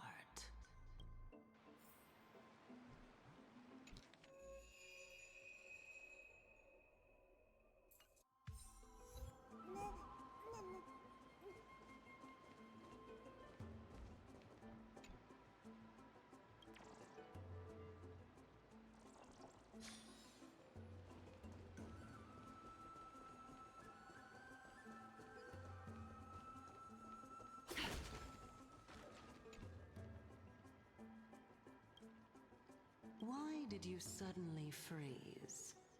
Do you have another way to make the water wheel turn? Can you really do it?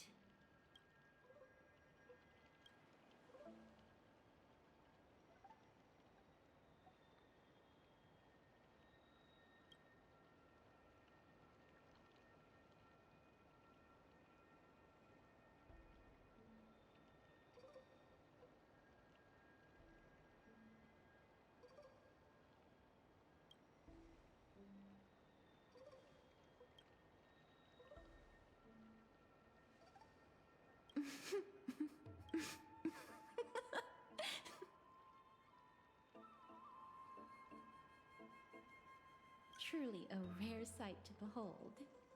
Mammy, mem, mammy, mem.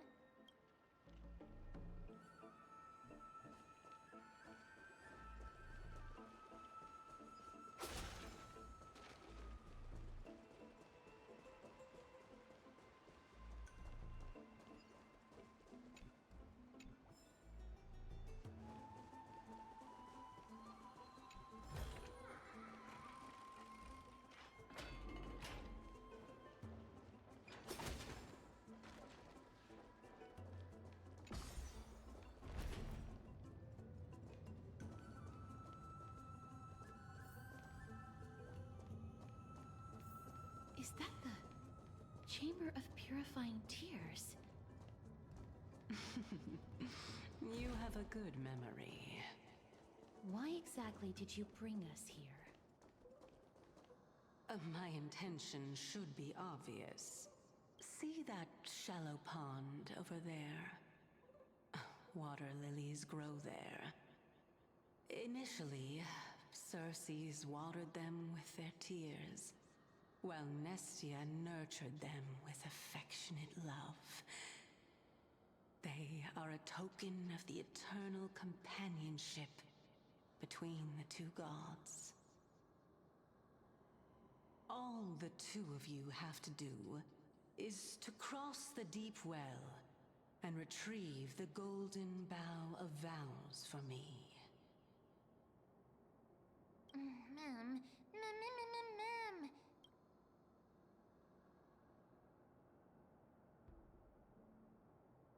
Indeed. Could it be that you actually do not know how to proceed?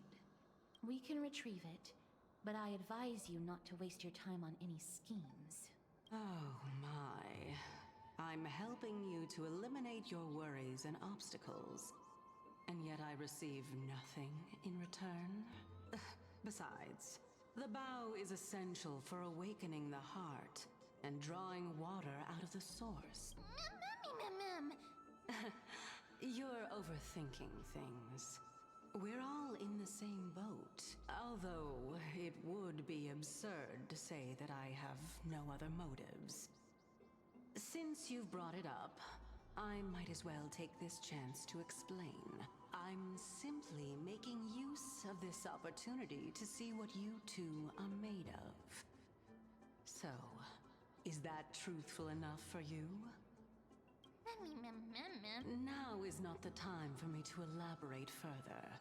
So, please proceed. As a student of Anaxa, equivalent exchange should be something that you are familiar with. I cannot deny that.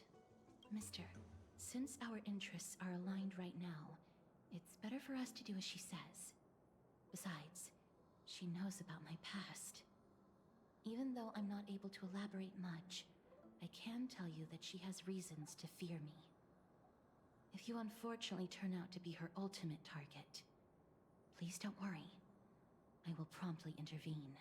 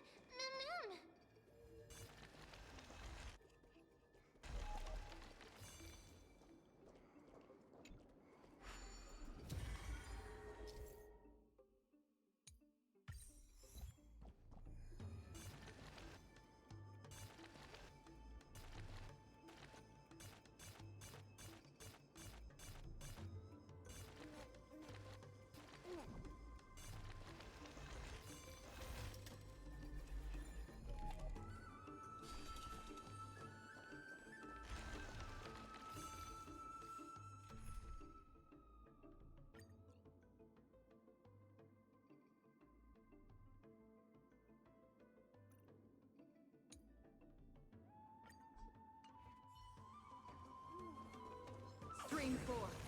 Gleam of old blades.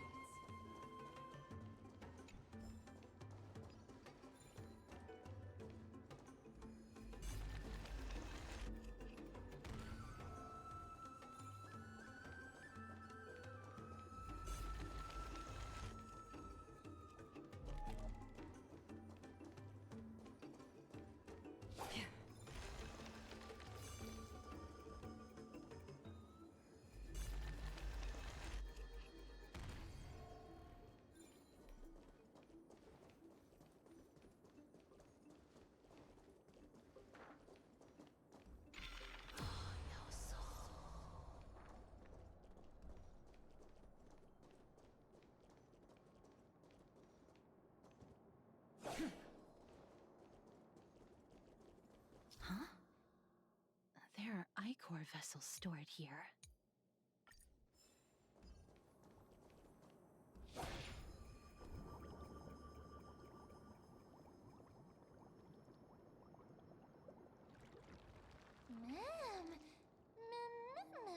Flowers.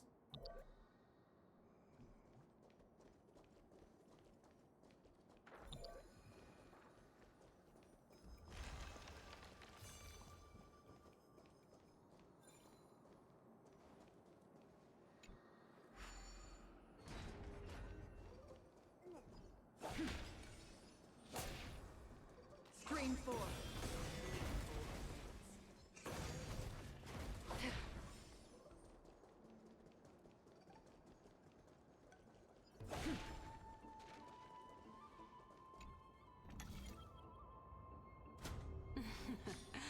How smart.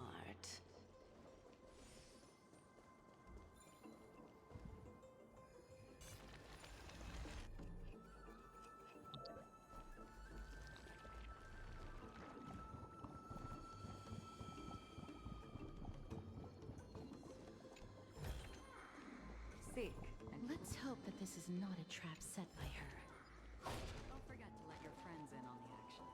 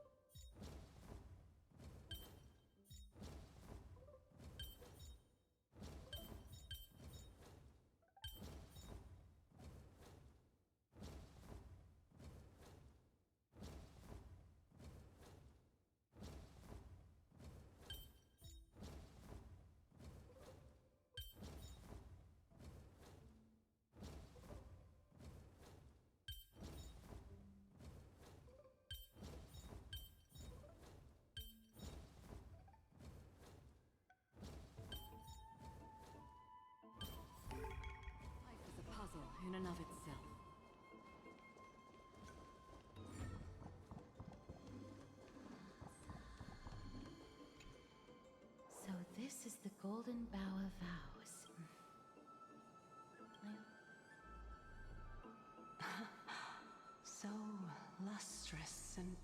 beautiful. It's even more magnificent than before. Memcal. Understood. My apologies, Pink Bunny. Memmy bunny mem?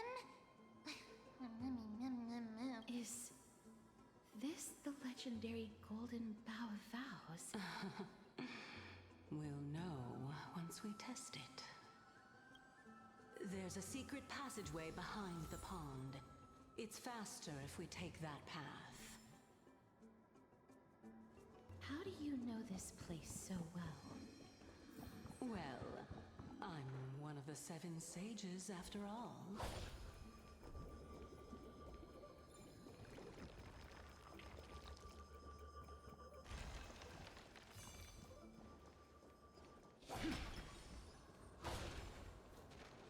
Screen forth. Gleam of old blades.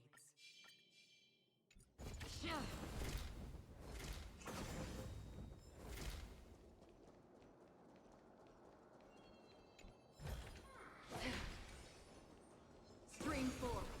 Gleam of old blades.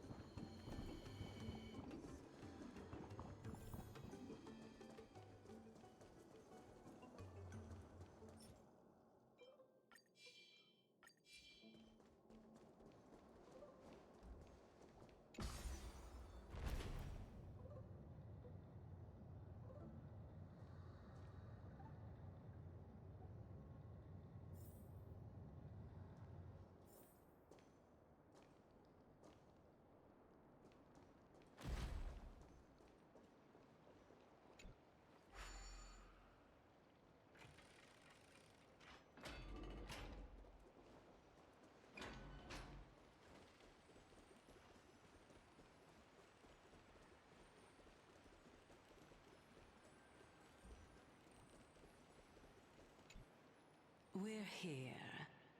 Could you kindly pluck a petal for me and place it into the pool? Now, can our little goddess perform that again? Huh? That being the oath of Nestia's priests. Right. Got it. O Nestia, with the weft as my vow, I beseech you, entwine my body with your golden thread and affection. Ma'am, Memmi lit up. It's just an ancient promise between the Titan and humans. So, what do you think? It really is the Golden Bough of Vows. And I did not set any traps for you, right? That is indeed true. You look like a sad, lost puppy. Even if this is indeed a scheme to get you to lower your guard, you don't have any other choice but to play along, do you? Therefore, why don't we just put everything aside and work together? We can always determine who's right and who's wrong once we overcome this. Yes, I agree. Great. Then, let's ride the water wheel. However, giving us half-truths is not the right attitude for cooperation. Furthermore, according to the principle of equivalent exchange, since we have passed your so-called trial, isn't it time for you to make your intentions clear to us? I really can't bear to look at your sad expressions. Although you only cleared a simple trial, I'm willing to make an exception and treat you with sincerity. I'll allow each of you to ask a question. Up, but not the little bunny. So, ask away.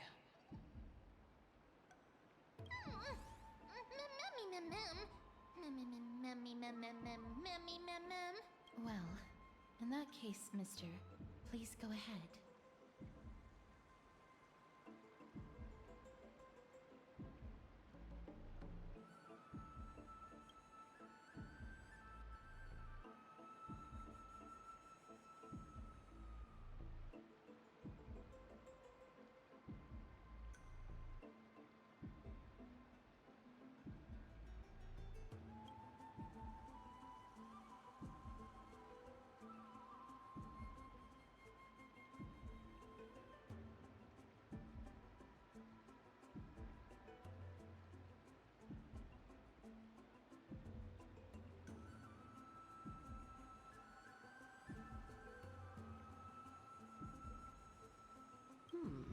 A good question. It's an inability to do so rather than an unwillingness. For me to appear in my true form, I'll require your help. Well, it's your turn now, little goddess of death.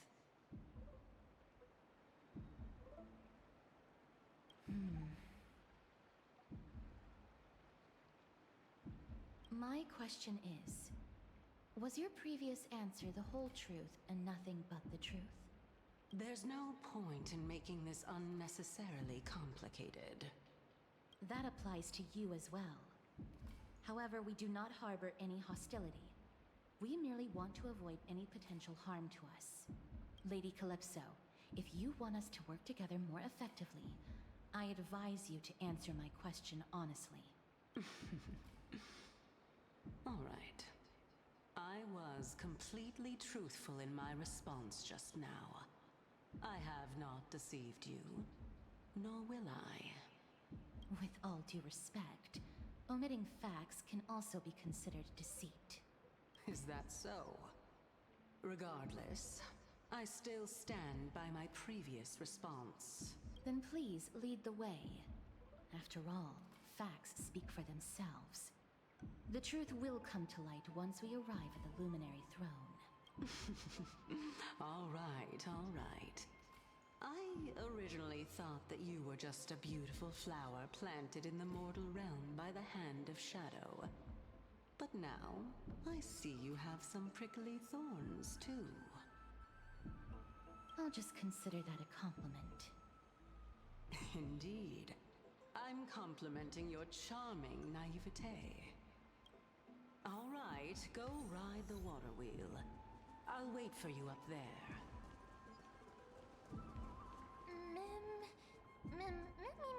Mem.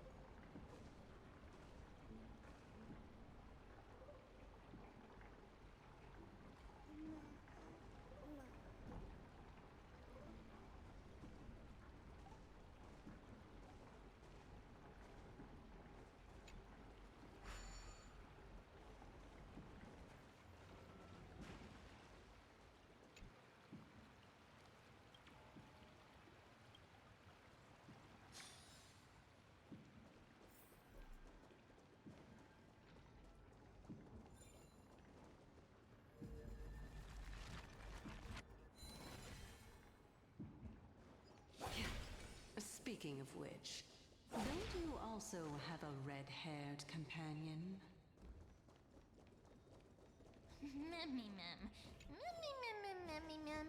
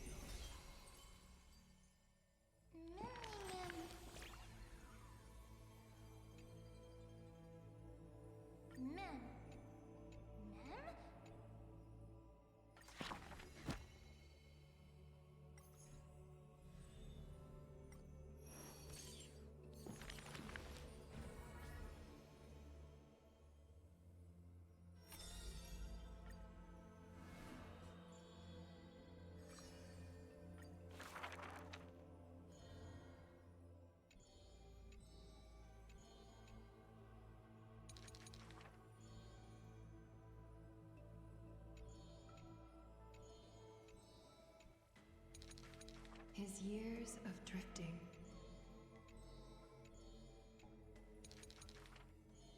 A blade that...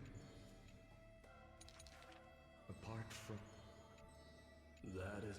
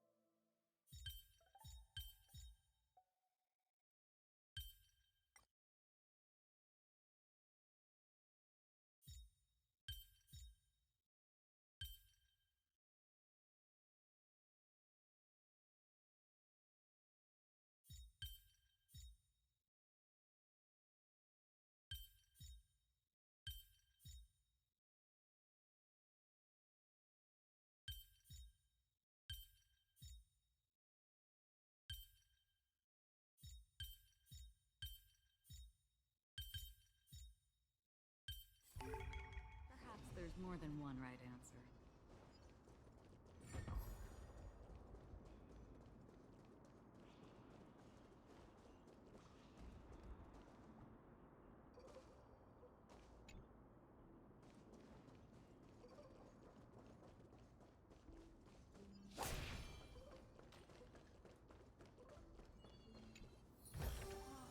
Don't forget to let your friends in on the action.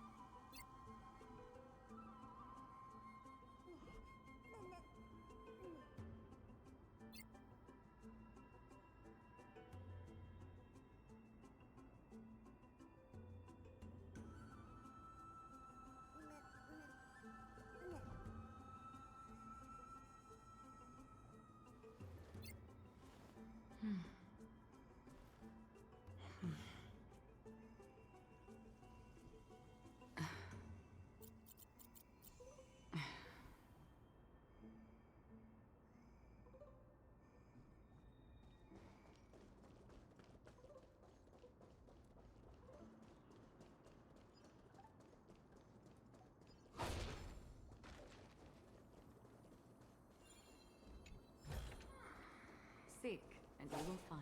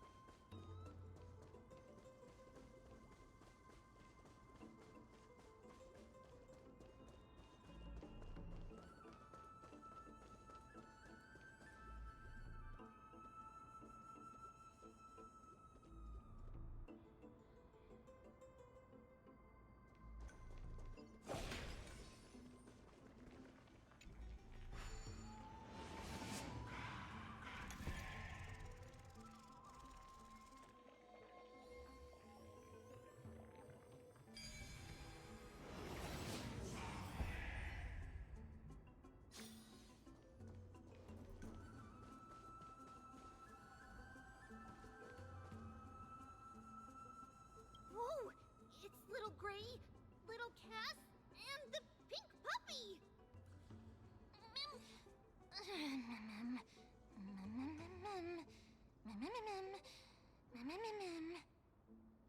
Lady Trianne, are you all right? Were you hurt? No, Trianne flew high up into the air so the monsters couldn't reach us. Oh, also, the spindle that Aggie gave us is so powerful that Trianne seems to have found Nax. He's near the treetop. Even though our perception of him is very weak, it's not like the White Dryads from before. But since Trianne was alone and afraid that it might be dangerous, we did not fly there to take a look. It seems like Lady Trianne did not forget our promise. Anaxa is indeed still alive, and he's at the Luminary Throne right now. It seems like Lady Calypso did not lie regarding this. Huh? Calypso? Who's that?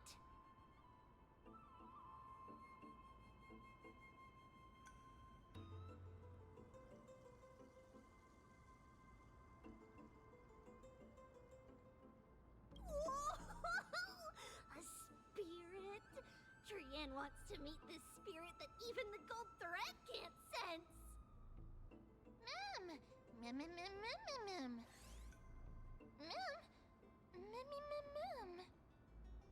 Coming and going without a trace. She's such a strange person. Oh! Actually, Trianne also found this. Could this be related to the person you're talking about? This is a piece of burnt cloth. Yup! Trianne found it on a branch not long ago. Trianne even used the golden thread to search around and found that the entire grove is giving off a similar aura.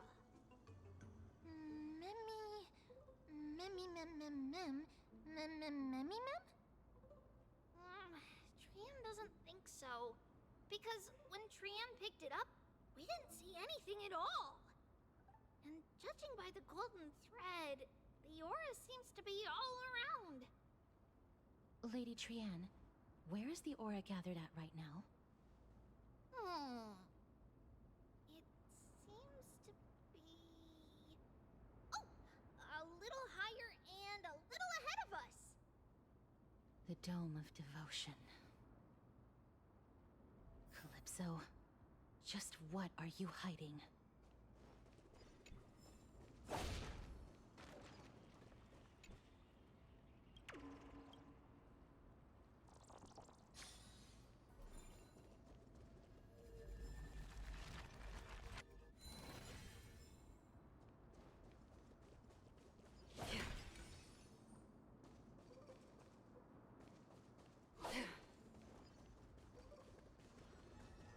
Stream forth.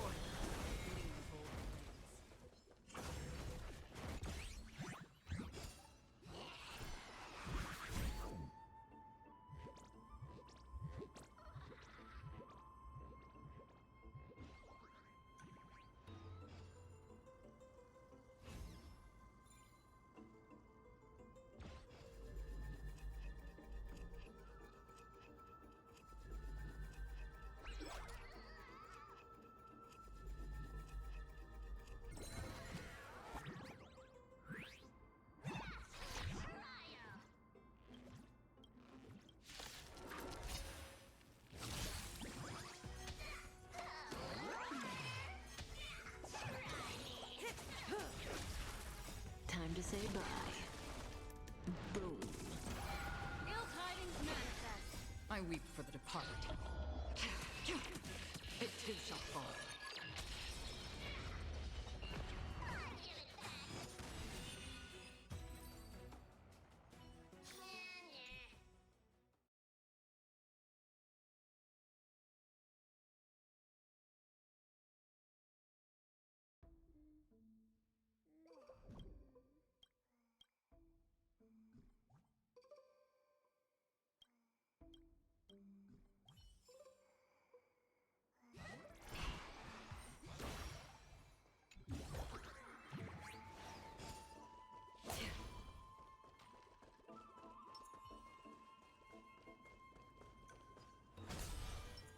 Feeling lucky.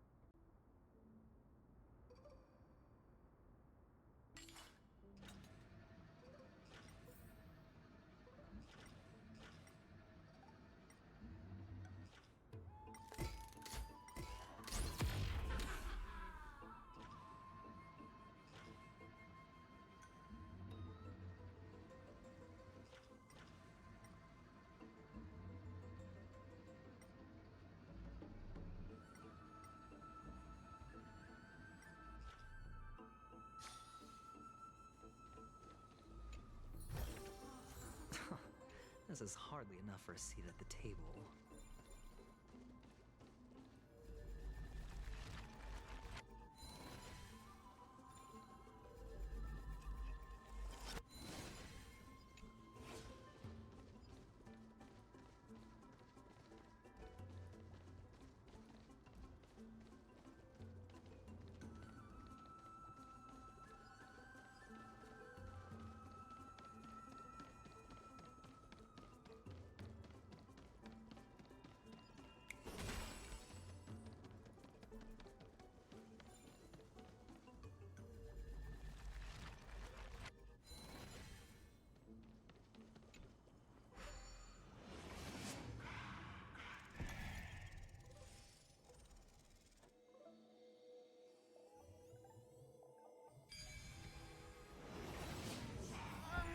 The golden thread is vibrating more and more violently.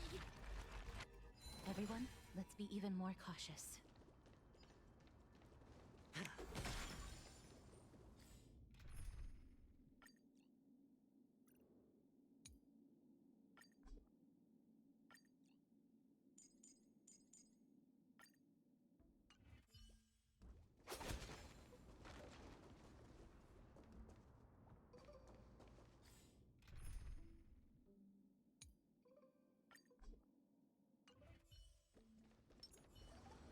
Stream forth. Gleam of old blades.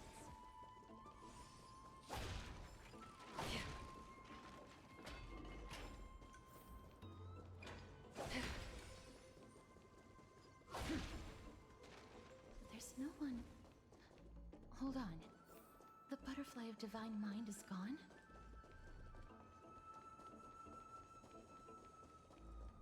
That can't be. Was it for fending off the black tide? Or perhaps...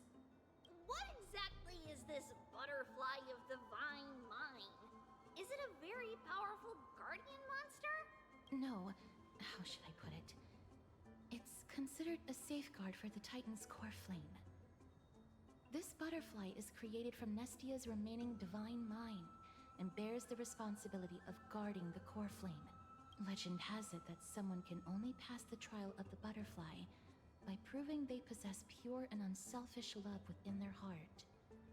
Only then can they awaken the great tree to open up the path to meet Circes. But how are we going to prove it? Mem mem mem mem mem mem mem mem mem mem mem mem. Sorry, but even I don't know how. After all, this is a secret among secrets that only a select few in the entire grove, and even Amphorius, know. Rather than worry about this, Lady Trian, did the golden thread react to anything around here? No. That unknown thing seems to be even farther ahead and higher up. Mem. Perhaps we can try again. Let's see if the butterfly will still react to the golden bough of vows despite having dissipated. If it's indeed the token mentioned in the legends, there should be a reaction.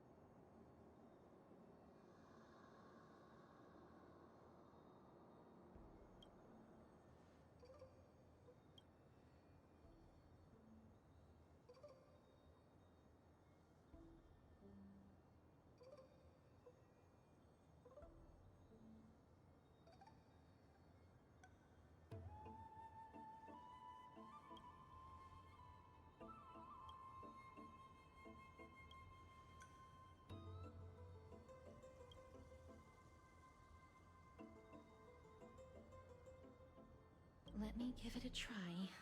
Oh, Nestia. With the weft as my vow, I beseech you, entwine my body with your golden thread and affection.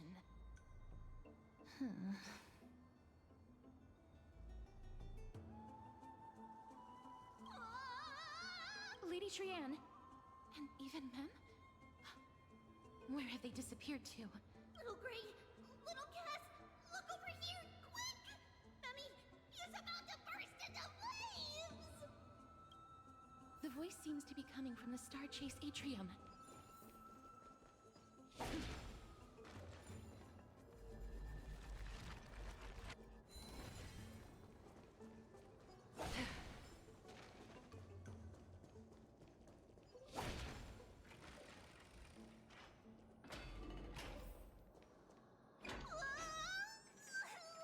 Little Gray, little Cass, it's bad. It's very bad!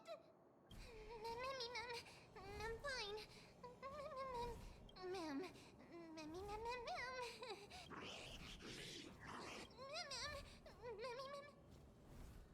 Lady Trian, what exactly happened just now? Trianne and Memmy were looking around to see if there were any mechanisms nearby. But just as they went to take a closer look at that big piece of amber, they were surrounded! I see. Let's get a move on. The orbs belonging to Ornyx's priests should be nearby. Hopefully they'll be of some use.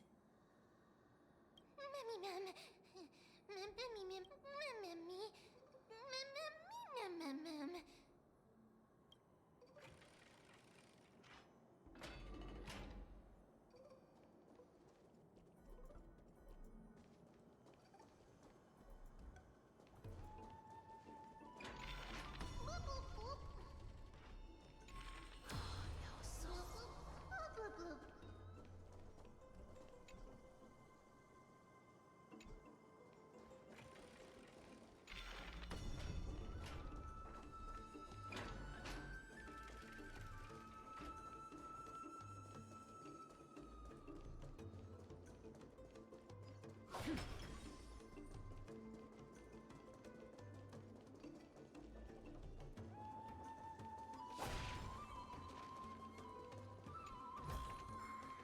Don't forget to let your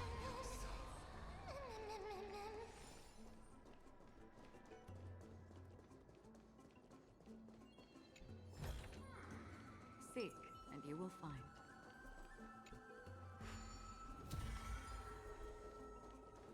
Yeah.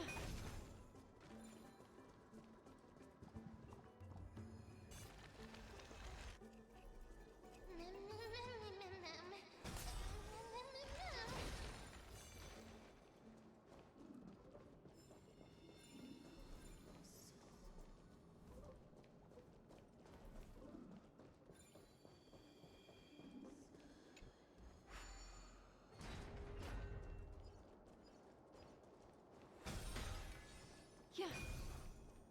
Huh.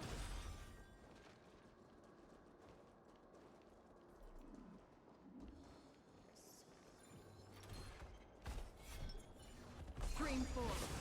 Gleam old blades.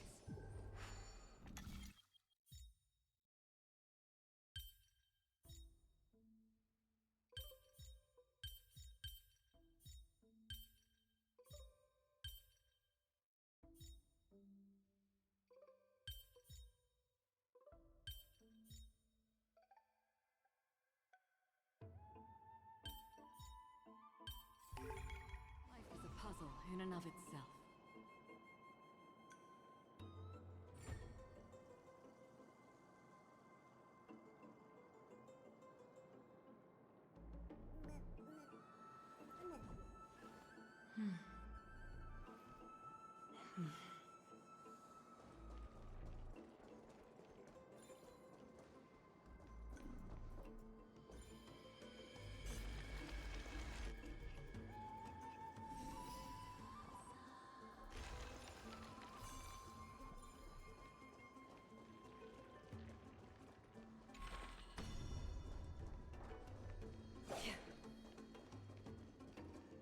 Stream 4. The gleam of old blades.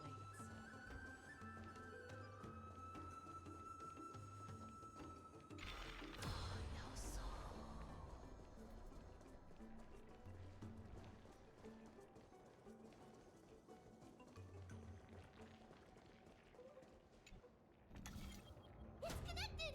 Let's hurry! Memmy is already bouncing around due to the heat! Mem.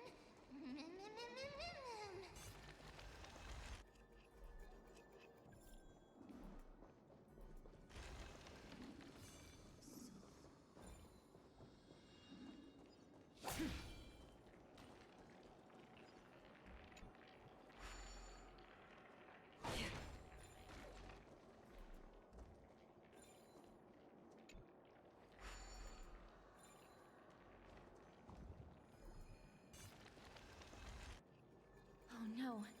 I'm starting to smell something.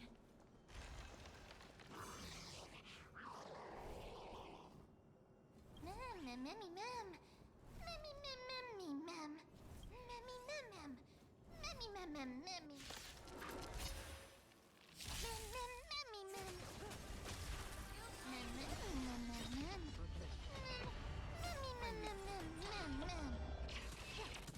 It too shall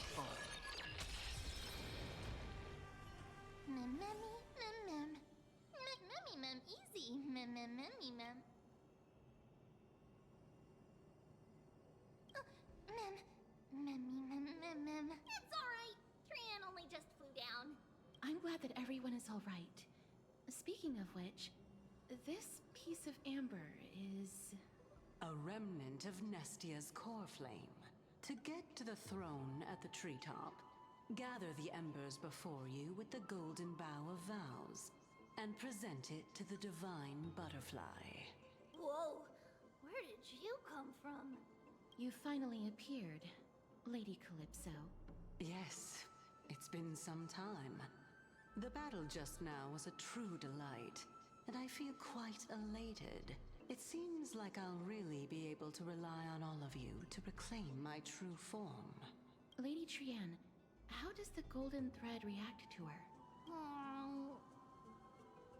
Huh. Obviously. After all, the fragment that you picked up just now is completely unrelated to me. All right. Just do as I say. If you're able to pass the trial, I will tell you everything truthfully. Another trial. Ma'am. But we have to go to the treetop to... I've got a hunch. Come, let's collect the embers and go confront her.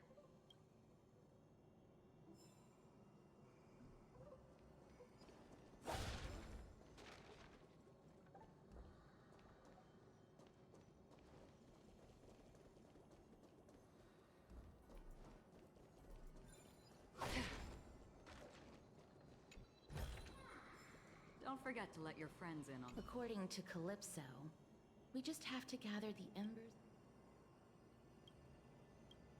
How incredible. Memmy?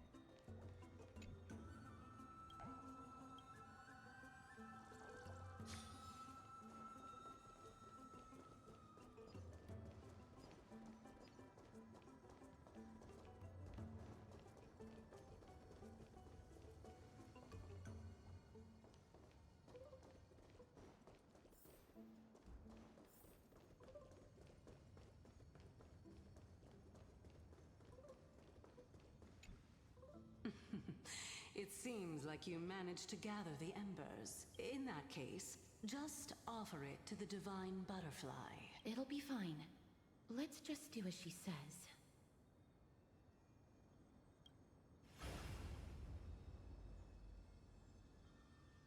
It's a success! Path has appeared. All of you have indeed passed the trial. Hmm? The sound of a butterfly's wings.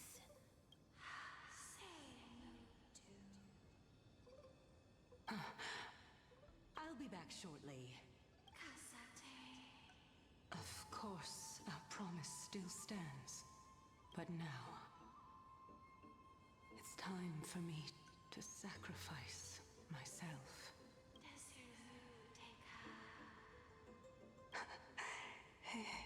If the West Wind ever ends, let that be the place where we reunite.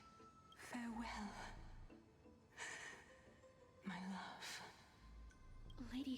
Also, this is... It's nothing much. Thank you so much for your help. Now, it's time for me to fulfill my part of the promise.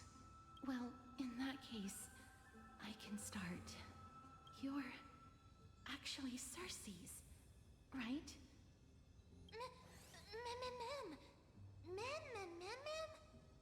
Oh my.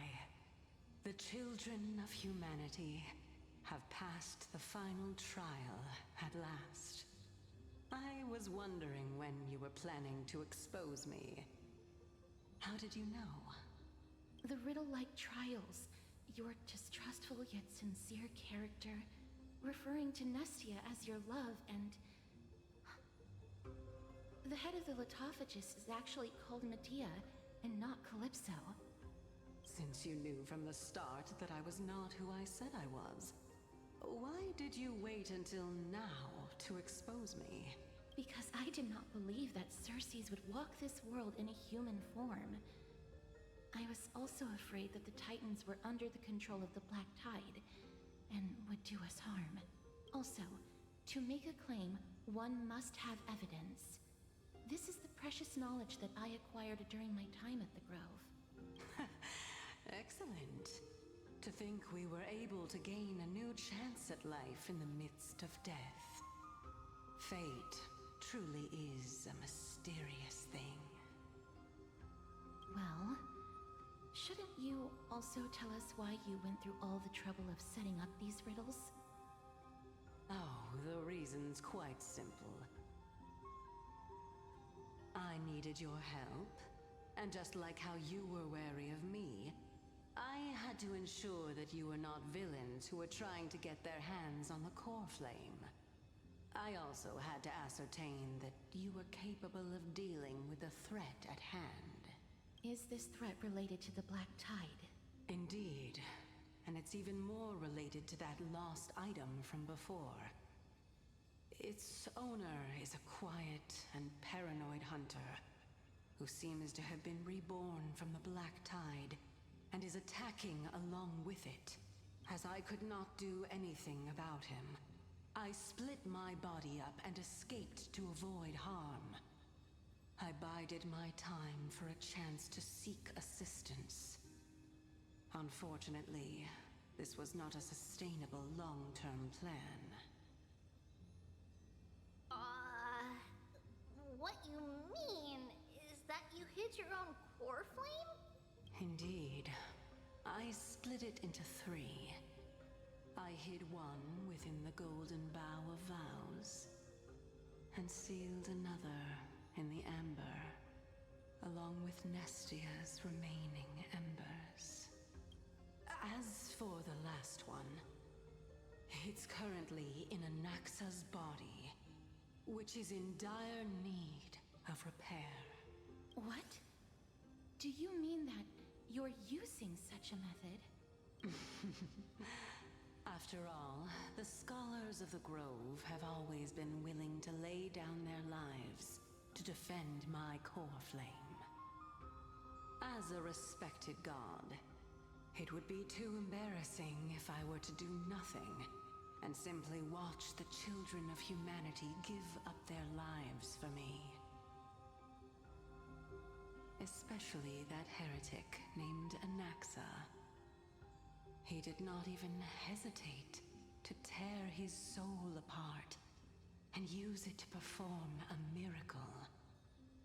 He trapped all the creations of the Black Tide within the Grove, so that they would not be able to harm others. His way of thinking was so out of the ordinary that I felt it would be a waste for him to meet his demise in the Black Tide. And so, I decided to save his life. Of course, this also meant that I was able to conceal myself and remain hidden. Well, that's also an equivalent exchange, right? Ma'am, What a smart little bunny. This way, I'll be able to regain my true form. And you will be able to bring the core flame and your teacher back to Akama. We'll also take down the black-robed swordmaster at the throne. Together, in one go. But, Cersei's, aren't you the reason Titan? Even if I do not have the authority of strife, I'm still a god. I just need you to buy me some time against the warrior's blade. Once the core flame is reformed, I'll be able to show my hand. Excellent.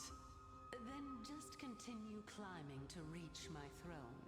Turn the golden bow of vows into firewood to reignite the core flame of reason.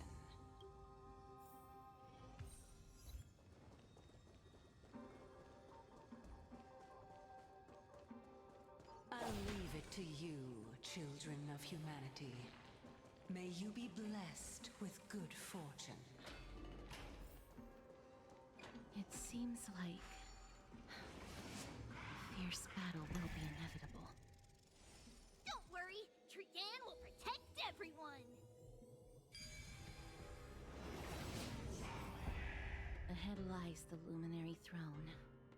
And also, the battlefield that we're about to step onto. Ma'am.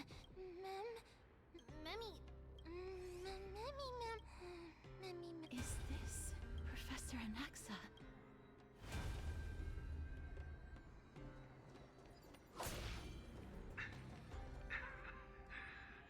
My eyes can no longer see. No matter. All I have to do is to place this body at the core of the array for the sake of Emporius. Die with me, Titan. Make a wish.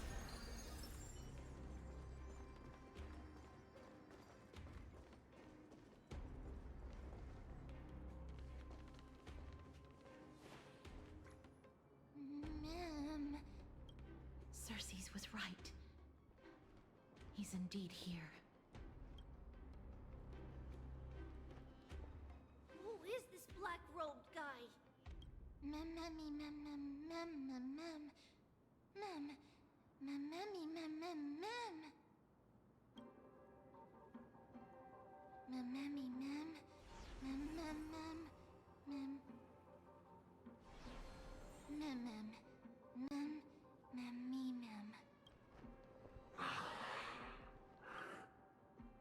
Everyone, brace yourself. This must be the hunter reborn from the black tide that Cersei's was talking about. The black sword and cloak. The owner of the piece of cloth. The north wind that sent over the deathly fog of Thanatos. You're not demigods. Stand down or die.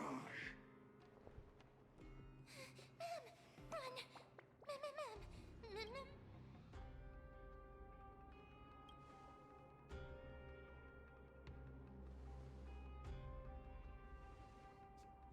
Trian will also protect everyone!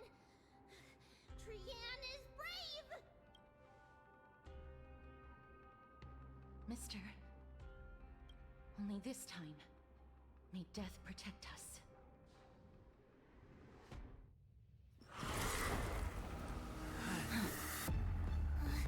Be careful. One slash. Two slashes.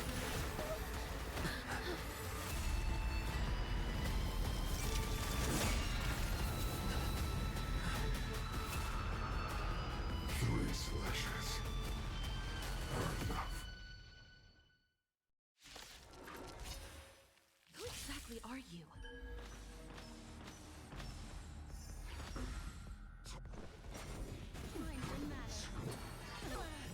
Watch your head. Just in time. Memories are ever-changing. Beneath the water lies an endless abyss!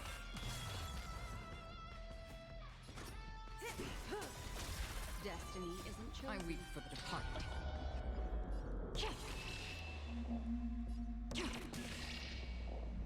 It too shall fall. Good times never last. Time to say bye. Boom. Ill tidings manifest. Free will, or was it fate? Still waters of oblivion. Relax. So powerful. Cersei's was right.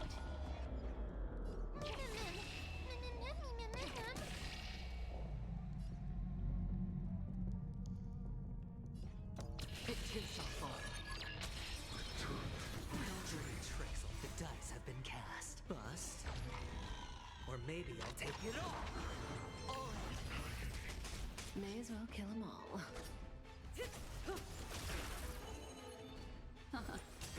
Stand still. Destined for oblivion. Sure, I'll play along.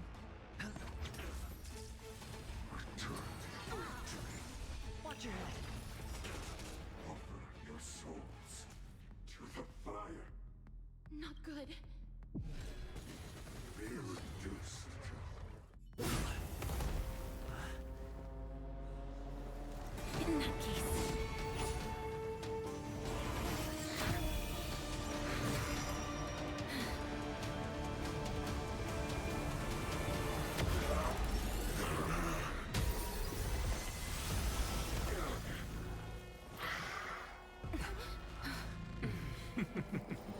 Can't be killed in a single blow. You are indeed no ordinary human.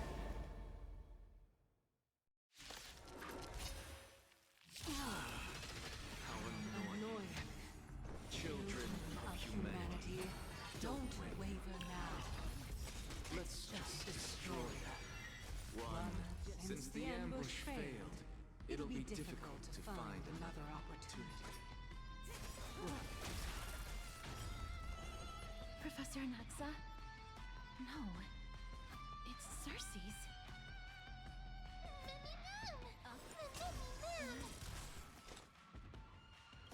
I weep for the departed.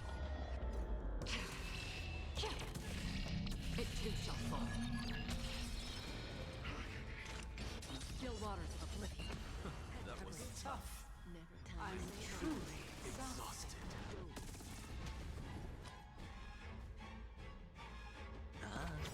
The dice have been cast. Bust.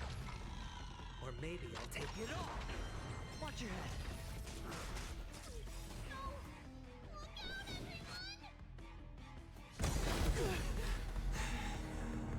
This is bad. Century Gate, open!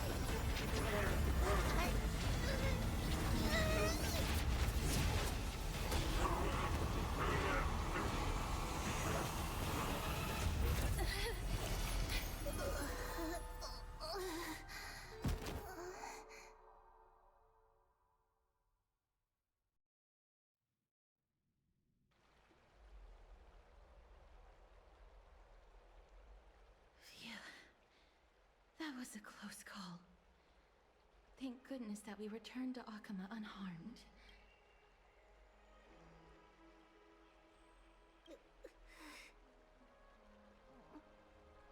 Sorry. I know you... Please don't blame yourself, Lady Trianne. If it weren't for you, we would have already met our end at the Grove. I feel awful. I need to go back to get some rest. Lady Trianne, you haven't been well since you woke up. Are you sure you can make it back on your own? All this noise and commotion. Akama hasn't changed a bit, has it? Are you... Professor Anaxa? There's no need for doubt. The Titan no longer speaks. It is I, Anaxagoras of the New Sporists. Indeed. You are the only one who would refer to yourself like that. Professor, let me be frank. The mission Lady Aglaya entrusted us is to search for survivors, uncover the truth about the disaster at the Grove, and retrieve the core flame of Circe's. That does not surprise me. And now, I'm a survivor who witnessed the entirety of the disaster, as well as the defenseless bearer of a core flame. Are you going to bring me to Aglaya to fulfill your duty? That is indeed my duty. But I prefer not to present you to her as a captive or spoil of battle. Fine. There's no need to make your life difficult. I'm not against meeting that woman. But I have some things to take care of first. The families of some of my fellow Grove Scholars live in the Holy City. Before we meet Aglaya, I want to visit them. Because Lady Aglaya will probably be against it. Let me guess. That woman will not only prevent me from visiting the families of the deceased, but will also suppress any information about the Grove. She's always been that cold-hearted. My fellows at the Grove gave their lives defending the core flame and fighting the Black Tide alongside me. Their families deserve to know the truth. You intend to do it without her knowledge? Do you really think that woman would treat me well, even if I behaved and proved my loyalty? I wouldn't mind seeing a bit more anger on her face. Are you going to stop me, Castorus? I will accompany you, but please understand that Lady Aglaya has her own considerations. You truly have the makings of a fine scholar, putting yourself in other people's shoes like that. Let's go. I won't go overboard. So, after all these years, you and Lady Aglaya are still... Neither of us is narrow-minded. You should know the root cause of our conflict.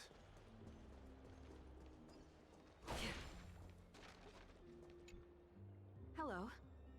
And you are? Hello. If I'm not mistaken, you are Callinicus's wife. Yes. Oh, are you a messenger? No wonder I haven't heard any news for so long. There's been a change in personnel, hasn't there? Ma'am, Callinicus passed away a few days ago, defending the Grove against the Black Tide.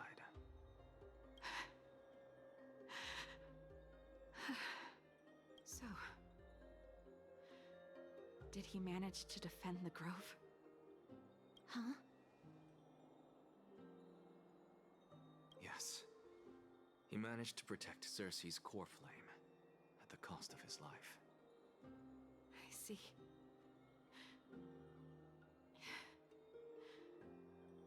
I'll select some of his possessions and pick a nice resting place for him. Please let us know if you need any help, ma'am. I come from Kremnos. Death and sacrifice are things I've learned to face with composure. You know, Callinicus, even though he was a scholar, he'd always ask me to teach him how to fight whenever he came back. Isn't it funny that a Chrysos heir like him wants to learn from an ordinary person like me? I've been prepared for this for a long time.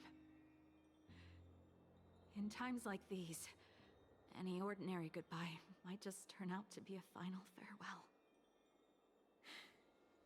I'm really sorry. There's nothing to be sorry for. I was once a warrior, and I'll find my way back to the battlefield someday. With the coming coronation of the new king of Kremnos, I'll take up my lance against the creatures of the Black Tide, and seek vengeance for my husband.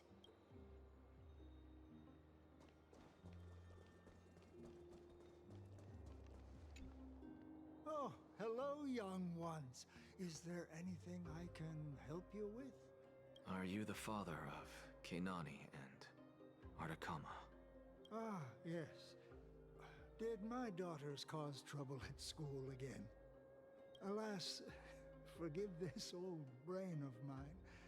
Both of my daughters graduated long ago, and they are now scholars at the Grove. As I get older, memories from years past tend to blend together. What's the matter, young one? Why so quiet? Did my daughters really get into some trouble? If they refuse to apologize, just let me know. Their old dad can still talk some sense into them. What should we do? I really can't tell him. Mr. Fabio. The Black Tide took Kinani and Artakama. What?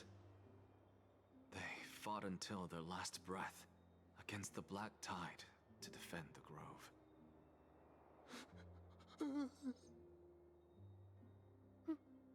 As the Chrysos heir stationed at the Grove, I failed to protect them. Mr. Fabio, if you're upset... Don't put it that way. Even if my Artakama wasn't one of the Chrysos heirs mentioned in the prophecy, she was still a heroine, wasn't she?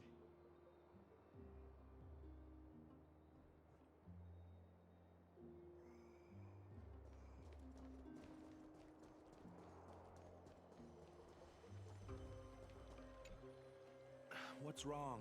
I'm busy. There's a lot going on in the city, and I've got my hands full. Mister, we're sorry to bother you, but... No, wait. Lady Castors, did Lady Aglaia send you because of some mistake I made at work? Keep your cool, Titus. I'm Anaxagoras from the Grove of Epiphany, and a colleague of your father, old Titus. A few days ago, your father passed away. Wait, what? My old man died?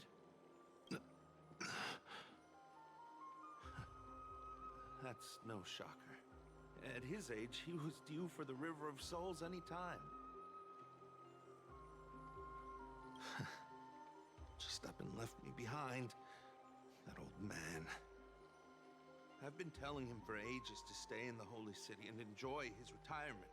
But no, he just had to go off to that grove and mess around with those scholars. Still wouldn't budge after all those arguments. That stubborn old thing. I already got him a retirement home and was waiting for him to come around. All my effort is wasted now, and he didn't even give me a chance to say goodbye. That bull-headed old man, stubborn as a mule. That is it. That's all the colleagues' families that I remember. Good work, Mister. And Professor Anaxa. Let's go. Take me to see Aglaia. All right. I'll lead the way.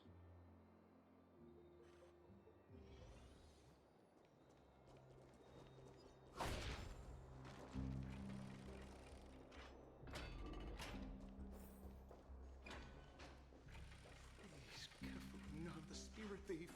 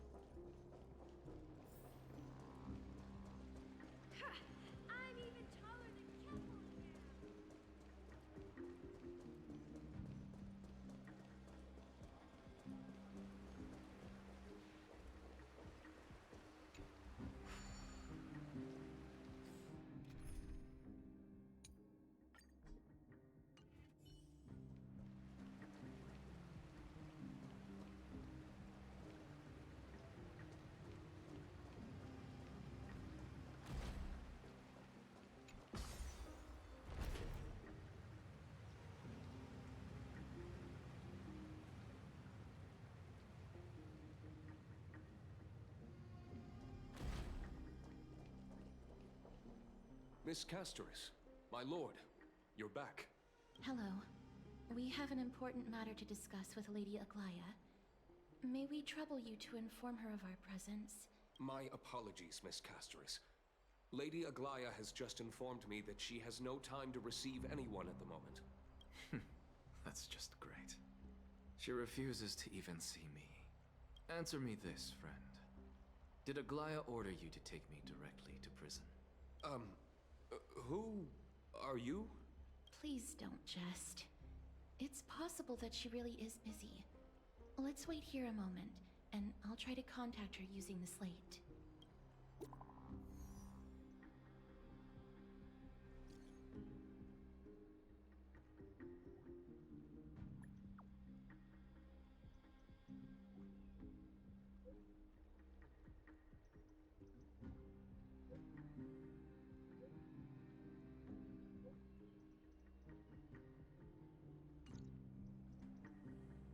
It's fortunate we don't have to confront that woman while I'm hauling around this sick body.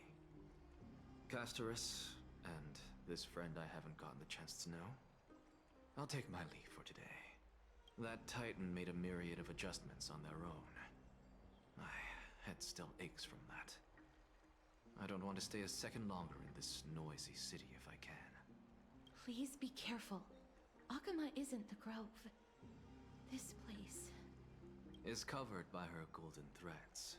I know. That woman is extremely confident I won't escape her grasp. Don't worry. As I said before, I'll mind my behavior. Mister, so many unexpected things happened on our journey to the Grove. We truly had no intention of putting you in danger, let alone face the Black Tide head-on. The Black Tide is not just an enemy of Akama, but all of Amphorius. Even back when the forces of strife coveted the Holy City, their warriors still undeniably halted the Black Tide outside Castrum Kremnos. Nikedor's core flame now sits vacant, and the Black Tide has returned. The Grove is an academic city with the best understanding of the Black Tide. It shouldn't have fallen so easily. And yet, it was taken overnight, leaving the city in blood and tears, haunted by the spirits of departed heroes. The trial of strife is imminent. I pray Mighty will be able to steal his resolve soon. Lady Trebe once traveled across thousands of cities in Amphorius to repel the Black Tide. But even they have no recollection of this powerful enemy in all their journeys. Perhaps the fall of strife has triggered even more terrifying events in unseen places. As for me, I detected a strong stench of death from that entity. But it wasn't because it had a connection with Thanatos. I'm afraid it's purely because it has sent countless others to their deaths. Speaking of Thanatos, Mister, there is something else I wish to verify with you. You must have an idea of the curse I bear by now. I was born as the shadow of death, a poison shunned by all living beings. Yet when you caught me in the Grove, I'm curious why you weren't affected by my power, Mister.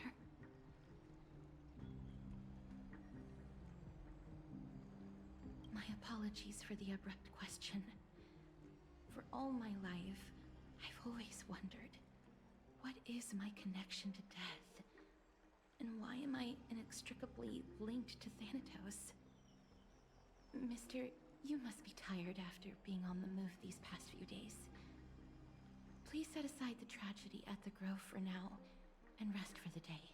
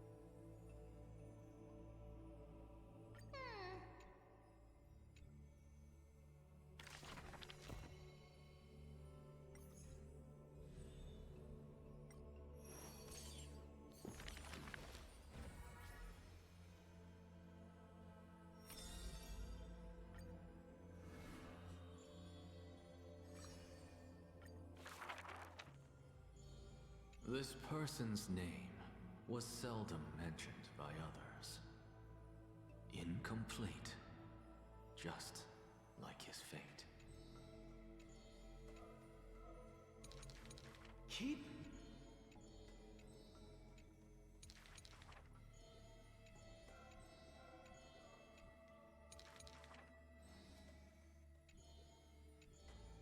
Faced. Miracles are the most conceited actions of gods. They are God's denial of humanity via might.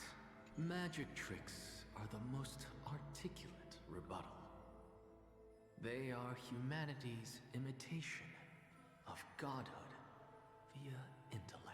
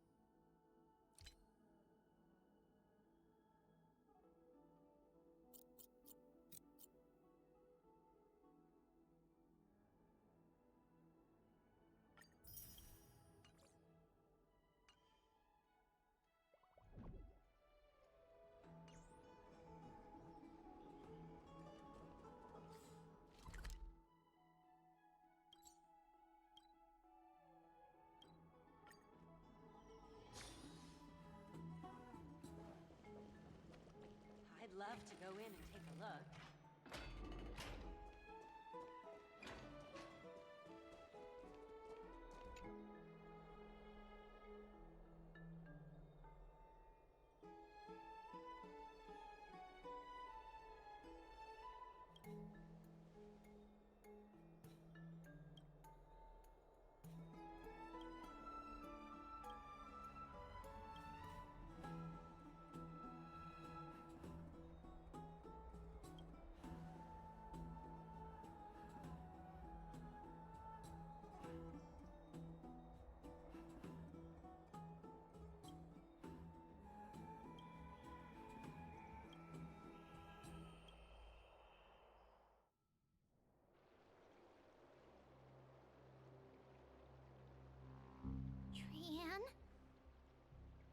What's wrong?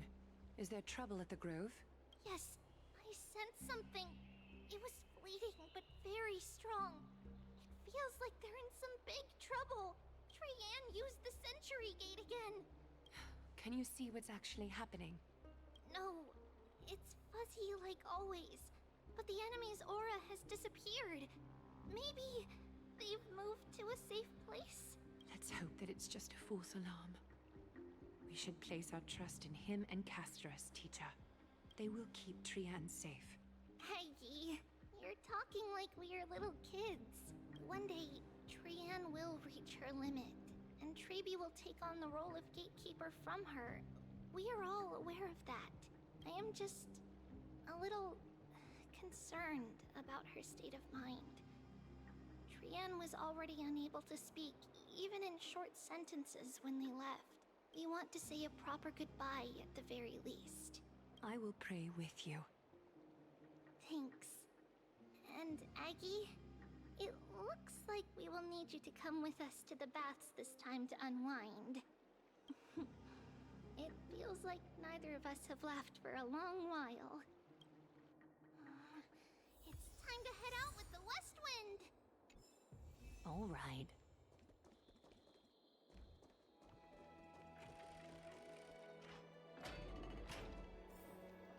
Here's really hot and heavy. Has it always been like this? Is someone injured over there? What happened here? Watch out! Watch out! For the Cremnoan! Cremnoan? This is their doing? Aggie, now's not the time to dwell on that. Let's help the injured people first. Excuse me! Coming through! Oh, you two are here as well. That's a relief. Even the Twilight Courtyard is involved? What in the world happened here? I actually just came to relax.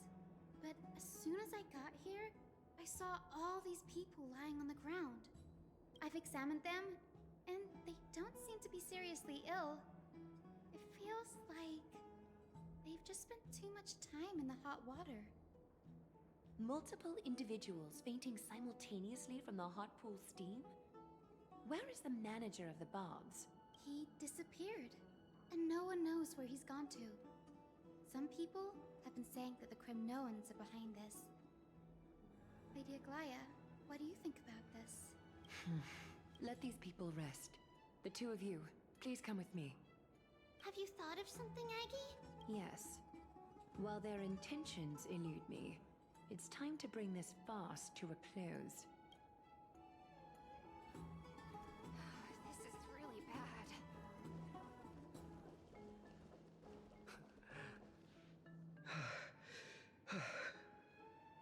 Snowy! Even Snowy! The culprit is Mightimos. Oh. Dee, what did you do to everybody?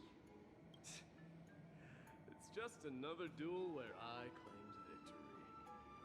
Duel? As I expected. On the surface, these two are the mightiest warriors in the Holy City, but they're still impulsive youths at heart. Speak up, Mighty. Tell us exactly what kind of foolishness you and Finan indulged in this time.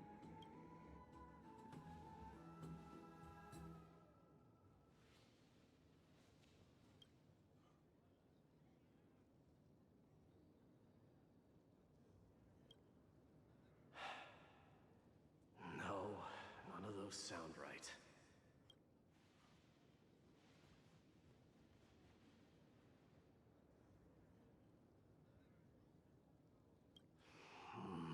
Forget it. Am I seeing things? Is the magnificent deliverer finally deigning to step outside? What kind of response is that? Nothing. I was just imitating your usual response. I don't feel anything special from you. Have you passed the demigod trial? The ritual hasn't reopened yet, and case you forgot, it hasn't been that long since I pulled you out of the trial. I didn't forget. Then, you're welcome. In twilight's last gleam, Makima stands bold. Her walls sturdy, tales untold. Dreaming of her fruitful gardens, pilgrims arrive from distant lands. Figs and olives, so grand. Yet little do they know that they will step into flames, fuel to the fire, a burning brand. What are you playing at this time? I just felt like reciting a few lines of poetry. Surely the Crown Prince of Kremnos knows how to appreciate poetry, right? Kremnoans steer clear of such weak literature. But my library doesn't lack collections of this kind. These lines express the poet's yearning for their home, just as Akuma is distant from many people's homes. I know how to interpret poetry, Haikis. There's no point in pretending to be profound, my friend. Thank you for helping me out when I was in a tight spot, but it seems to me that you aren't prepared for the trial either. Don't compare your situation with mine. My people are still relying on me. I can't ascend to godhood on my own without first resolving their issues. So, are you suggesting that you, the mighty Mightimos, and the heir to the throne of Kremnos, wish to defy tradition that has endured among your people for millennia? I'm still thinking about what I should do. Never mind. It's probably not my place to offer you counsel. An idea does strike me, though. Go ahead. Let's see what terrible ideas you've come up with this time. Maybe we both need to relieve some stress. Come, Mightimos, let's recommence our previous competition. This time, we'll see who can stay in the super hot bath for longer.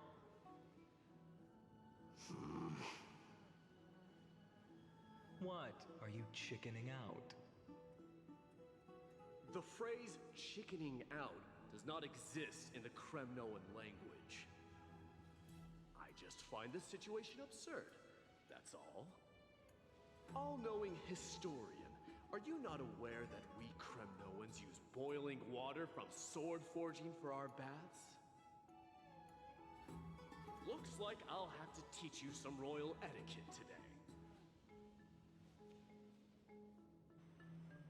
And thus, an unprecedented sauna battle commences!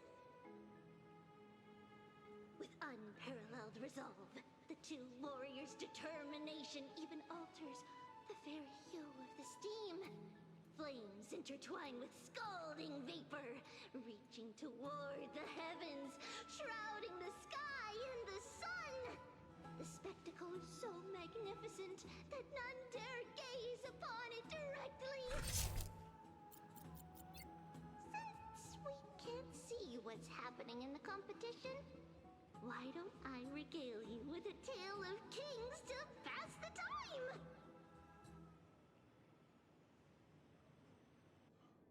Do you recall the legend of the Gorgo lion mentioned by a certain veteran? The central figure, the main character, was not the sole sovereign of that land. An Oryx stood as its formidable rival.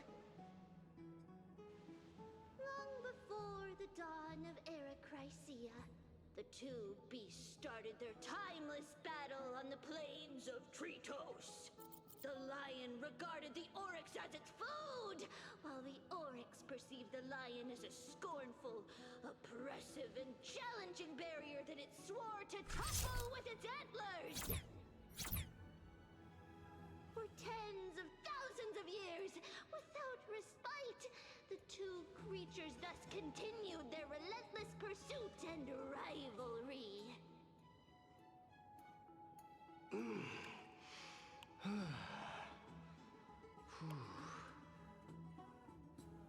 It fixated on its rival's fleeing form in the chase.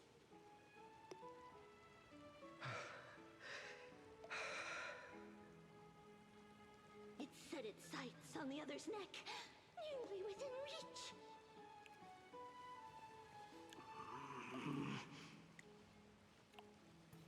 It was stuck in a corner.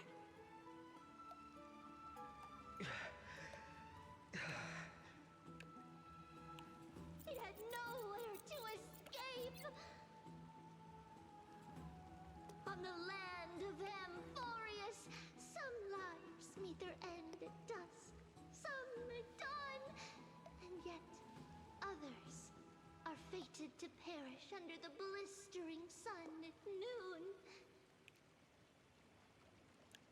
And at last, the most scorching moment of the day descended upon them. The formidable hand of fate heeded their call and arrived! My lords, would you like me to reduce the temperature a little?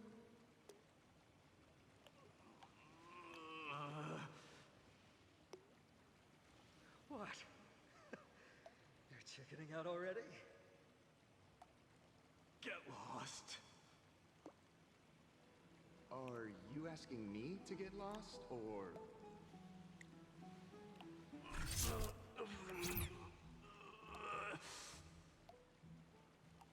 Do whatever you want. Oh, please forgive my presumptuousness, my lords.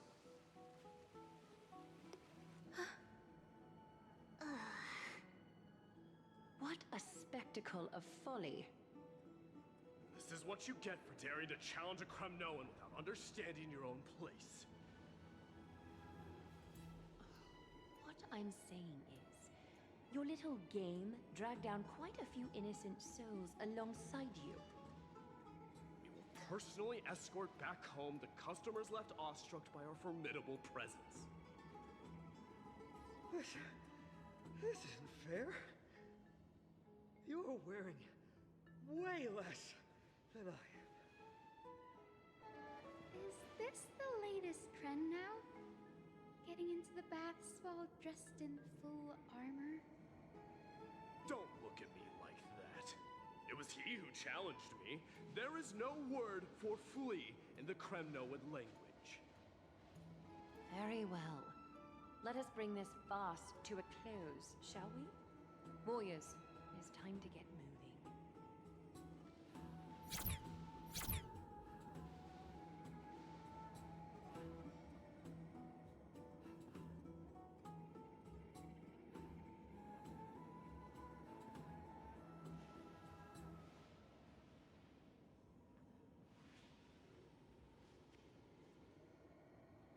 Alas, the flame chase journey is destined to be a lengthy one, replete with obstacles. But thanks to those two, all the gloom has vanished into thin air. Well, we just had quite the commotion. It's not every day we find the Marmoreal Palace this serene. Shall we continue with our previous plans? Hyacinth, would you care to join us? Such an empty bath is indeed a rare sight. I was looking forward to unwinding after work. I'd be delighted to accept your invitation, Lady Treeby. How about we go to the biggest bath?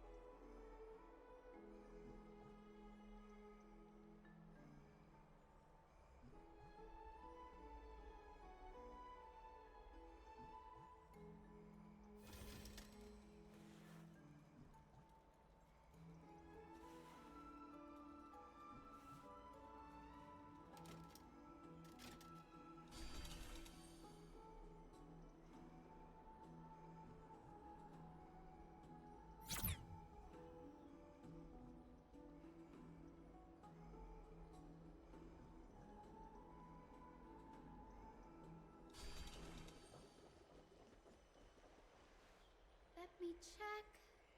The water temperature feels just perfect. So, how is the feeling of having the entire bath to yourselves? It's so good. But, Lady Treby, aren't you going to soak in the bath with us? We will have to pass. After all, we've become children. Please understand that she can no longer endure the heat of this pool due to the blessings of Yanis. Oh. Are you curious about us, Hyacinth?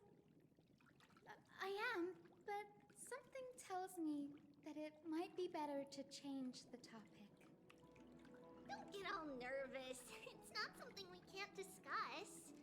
The truth is, a long, long time ago, we were a mature adult just like Aggie.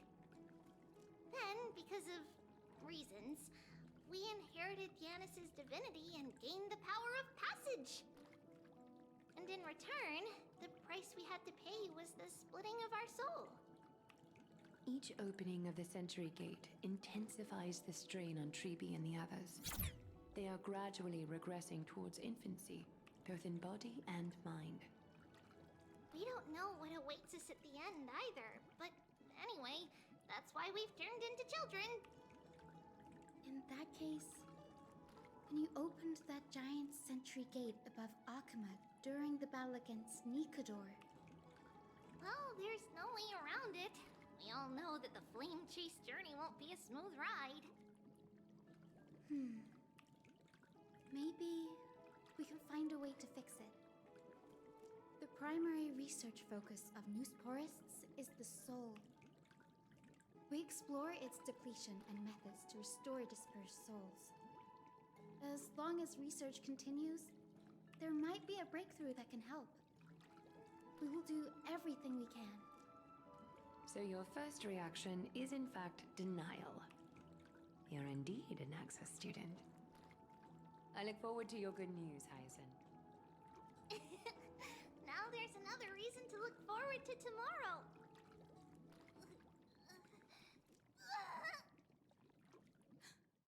Lady Treby, what's wrong?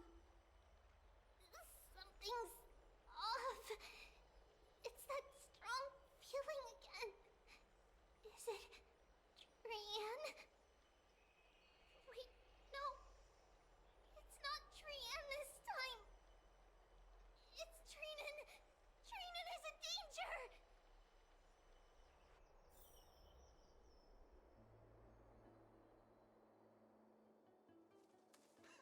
I win this round of escorting the bathers home.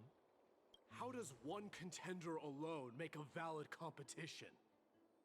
Offering a compliment or two wouldn't be the end of you, you know. Haikas. What is that word? Is that your native tongue? It means hyena. I'm likening you to a weak hyena. By the way, you emphasized the completely wrong syllable. Though we've been acquainted for some time, I have rarely heard you talk in the ancient tongue of Kremnos. It's because I'm not exactly a master at it either. I can listen and read just fine, but when it comes to writing... You can write? You speak as if you don't have a brain. That was in jest. I understand. After all, you spent all your childhood wandering far from home. Worry about yourself first, Deliverer. You also never mention your hometown, apart from when you need to introduce yourself. Well, it's because there isn't much to say. Addis Elizii is simply a tiny village that disappeared many years ago in the flames of war. The only times I get to see it are in my dreams, and in the trial from the Lance of Fury. I knew it. Yes, I saw it all. Ides Elysiae ablaze with everyone. My family, friends, and my kin, lying in a sea of flames. A blood-red half-sun hung in the sky, just like on that day. And before my eyes, that murderer killed Cyrene. But I saw its form this time. A black cloak, an eerie mask, and a broken giant sword that carried an ominous aura. I fought it in the trial. But even though I've been fighting, improving, and resolutely getting stronger all this time, I still couldn't defeat it. You were blinded by hatred and almost lost yourself in that trial. That's right. And that's why I am truly thankful to you, Mightymouse. You finally picked up some manners.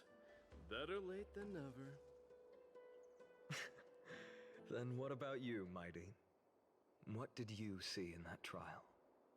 What do you fear? There is no word for fear in the Kremnoan language. I'm getting the feeling that your language has no words at all. But to answer your question, I saw Akuma in the trial. As well as... my old comrades. Hephaestion. Perdiccas. Ionius. Ptolemy. And Possesta. Ever since I returned from the Sea of Souls, these five have been by my side. We faced life and death together during our days in exile. Those 10 years were arduous, yet filled with moments worth treasuring. Each night, we would gather by the campfire, savoring honey brews and singing our hearts out. The wind in the wilds of Amphorius smelled like rust. Hephaestion would always tease me about adding goat milk to the honey brew, claiming I ruined the blood-red color of the drink. He had a scrawny figure, but was a relentless force on the battlefield, dispatching foes without so much as a blink. Perdiccas was an expert in concocting medicines, delving into all those strange folk remedies. Ionius was a swift runner, and our most reliable messenger. Ptolemy was a real bookworm, always spouting off in chapters and verses. When we left Kremnos, he made off with a stack of ancient tomes from the Grand Library. Not like it mattered, as my family owns the library. And then there was Possesta. He was the silent type, but a truly masterful musician. This is the first time I've heard you mention these five, and their names. They died on the battlefield before the Kremnoan detachment managed to join Akuma. Perdiccas was the first to go. He was shot in the stomach by a poisonous arrow from the people of Laidon in the second month of cultivation. In the end, his remedies mended all but himself. Mightymouse, do not mourn. I have achieved honor by bestowing a noble death upon the enemy. Leonius died in the 5th winter. Idonia's snowstorm lasted 3 full months. On the night of the fiercest storm, our foes launched their assault. Idonia. Is that the city Castorus used to live in? Yes. Those zealots were as fearless as Kremnoans in the face of death, but they lacked respect for honor. They cornered us in a bottomless swamp. Leonius covered for our retreat. They cut his legs off. He vanished into the mire of a foreign land, his body never to be recovered. This is perfect. Mighty Mos, I can finally deliver the news of you ascending the throne to the Netherrealm. 20 dusks later, we finally breached the walls of Idonia and entertained the usurper's plea for peace. However, the rebels refused to surrender and set up an ambush within the city. Ptolemy and his cavalry met their end before they could even relish our triumph. Those obelisks that collapsed after being set on fire became their final resting place. Mighty Mos, please tell my family. It was not cunning schemes that vanquished Ptolemy, but the immense weight of Amphorius' entire history. Then, it was Pacesta. He lured the enemies into the city of Aenionis with his melodies, buying us invaluable time. Our enemies, consumed by indignation when they discovered the trick, set the entire city and my soldiers on fire. His final words were recorded on a small clay tablet, fractured by the flames.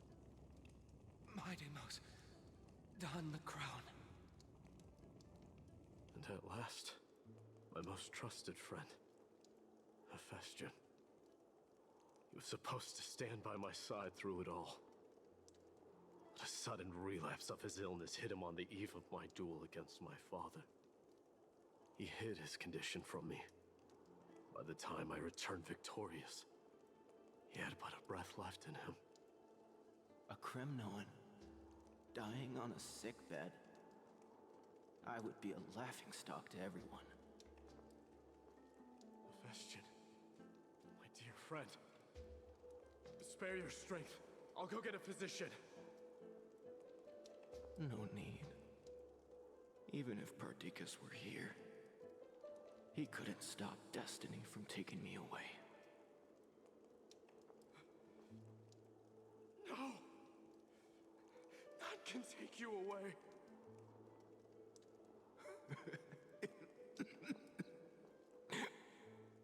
Mighty Mos, our king, do not shed tears for me. It's not befitting of your status. Farewell, my dear friend. You must lead us back home. What a grave trial indeed. Now I understand why you see immortality as a defect, or even a curse. My father threw me into the Sea of Souls to break the wheel of karma. But little did he realize it would grant me an immortal body and summon a fated revenge on his head. Following his demise, I considered leading my people back to our homeland. Kremnos had already turned it into a wasteland. Only darkness and insanity thrived there. Against the dissent of many, Kratos included, I made the Kremnoan detachment stay in Akama. But I know that their glory will never be doused out. The instant of strife shall inevitably arrive. If you take over Nikedor, then you must begin the journey back to your homeland. So, you hesitate because you think leaving your people in the Holy City is a better choice? I don't know. But I have never been crowned. And those 5 were never endowed with any titles. None is aware of their glory. Your predicament is truly complicated. I don't know how I can give you any useful advice. Maybe you could seek counsel from more peoples, such as the Grand Craftsman. Cartonis' peoples seem to have been through comparable dilemmas. And that teacher of yours, Kratos? Dee, we've got a big problem! Big problem! Lady Treby, what's making you so flustered? Hurry up and go save Trinan!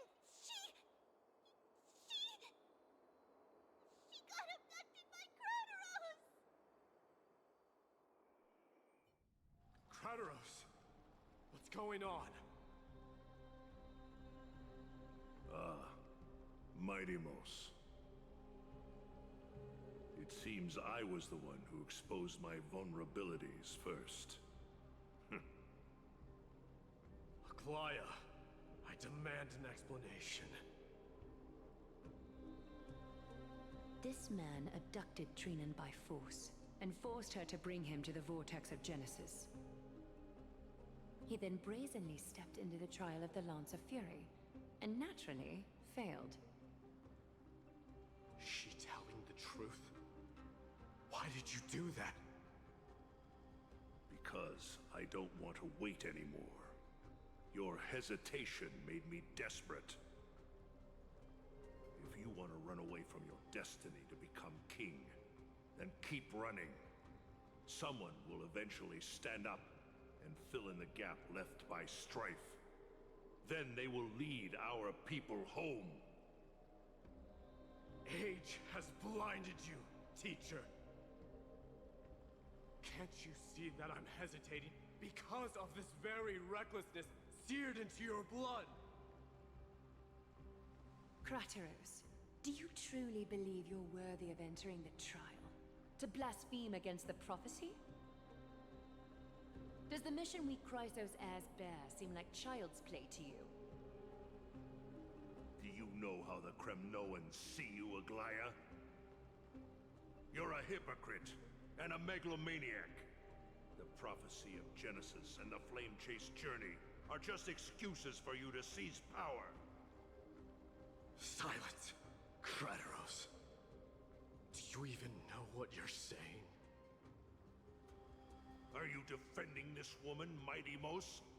How many wars did people start because of her and her so-called prophecy? How many cities fell in the past millennium? Their people massacring each other.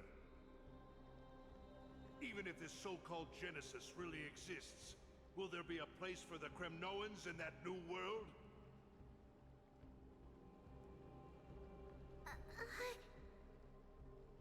Are you done talking? By agreement between the Chrysos heirs and the Council of Elders, those who trespass upon the Vortex of Genesis need not be tried by the Council. I am allowed to pass judgment alone. Crateros, your actions are unforgivable. I hereby sentence you. Aggie, wait! We have a proposal! Someone has to resolve this conflict between the cities. Lord Crateros did not use violence to harm us. We can sense that his anxiety stems from his concern for his people's future. Please, Aglaya, hear us out first. I'm listening. I'm sorry, Lord Crateros. We were so preoccupied with deciphering the fragments of prophecy that we neglected those of you not favored by its message. Your accusations were harsh, but justified. We wish to earn your trust, and those of the Kremnoans. I think the best way to do that is to take you to witness the source of the prophecy for yourself. How are you going to show me something that has no form? You've heard about that Outlander, right? He has somehow made a connection with Orynyx and can completely replicate scenes from the past. We will ask for his aid. Tomorrow, at the Abyss of Fate in the Temple of Yanisopolis, we will show you everything from that distant memory, Crateros. A fair proposal. I accept. Until then, you will be stripped of your freedom. That is my one condition, and I will brook no argument. It is not the first time I've been made someone else's prisoner. Do as you please, demigod. Teacher, Why did you do this? Forgive me, young master. But I just cannot wait any longer. Ever since your father died, our people and I have been waiting for a day to revive Kremnos. We placed all of our hopes in you, but never received an answer. This obsession for returning home has become a sickness for our people. Wise as you are, I refuse to believe that you can't see the truth. You have a clear head, which is why you're also incomparably alone. A smart person can only choose to tangle himself with the mundane of this world. If you're truly capable of leading our people beyond this blood-stained fate, then prove it to me once more, Mighty Mos. Just as you did back then.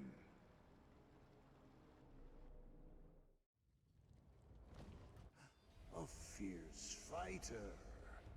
I did not expect such heroism from a feeble Acheman.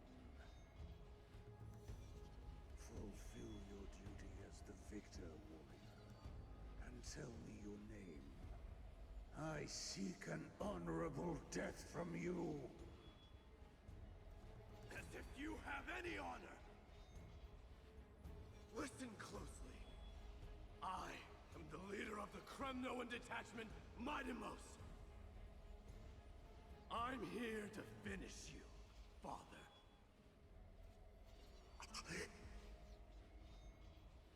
It is you, the beast spurned by all. So you did defy death. The prophecy was true. You will bring an end to my Kremnoan dynasty. Defy? You're wrong. Death fears me. It's the reason I have this body of steel. As for you, you already stand at death's door, father. You were the one who threw me into the Sea of Souls. The one who tried in vain to enslave a Titan. And the one who desecrated the body of a god. Haikis! You're a weak king. So weak that even the lowliest hyena is a more noble existence than you. And now, fate's reckoning is upon you. Then swing your blade. Take my crown. Coronate yourself with an old king's blood and inherit it all. Become the new rightful king of Kremnos. No. I don't want the crown. Listen. There's only one end for the kings of Kremnos. Then the crown means nothing to me. All I want is your life. To avenge Mother and my comrades. But the walls of Kremnos will not fall with me. Do you truly think you can escape fate's grasp, my son? You and I, we are both the same. We feast on strife and fear. Now, kill me! The son of Gorgo is destined to be crowned in blood!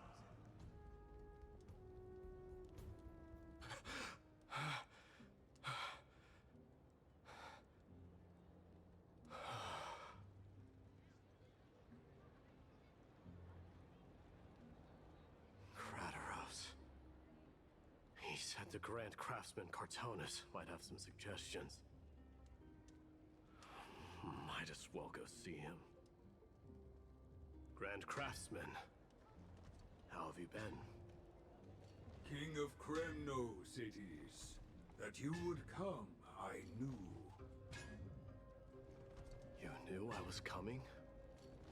Your matters, I've heard. The path forward you seek. Many questions you have. But before that, take this. What's this? A signet ring for the King of Kremnos. Belonged to your mother. Recast and restore it. I did. What? Mother threw it into the Sea of Souls. A long time to fish out it took. Very fortunate we were. I can hardly imagine how much patience and courage it must have taken to find such a small signet ring in the Sea of Souls. I owe you one. Gratitude there is no need for. Repayment for saving me, this is. Questions you bring with you? Ask, now.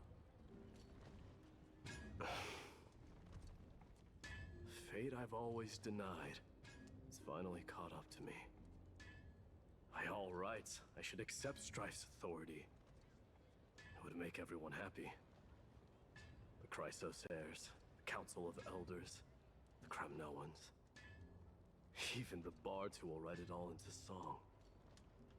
Yet hesitate still you do. Hesitate, why do you, young king? Because of my people. Be they men, women, the elderly or children.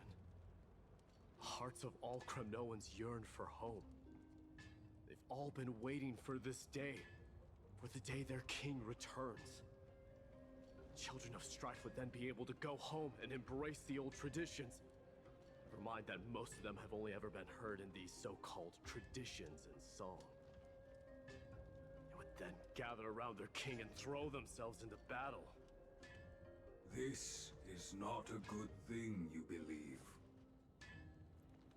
The Kremnoans have been trapped in a cycle of bloodshed for the past 1,000 years. They seek vengeance, start wars, become prosperous, and decline. How much innocent blood flowed into the River of Souls in all those years? How many needless sacrifices could we have avoided? I accept that fate and become the totem of strife that lead my people into repeating the same mistakes. Then of course I would be terrified. I'd be terrified of becoming king. A different kind of Kremnoan you truly are.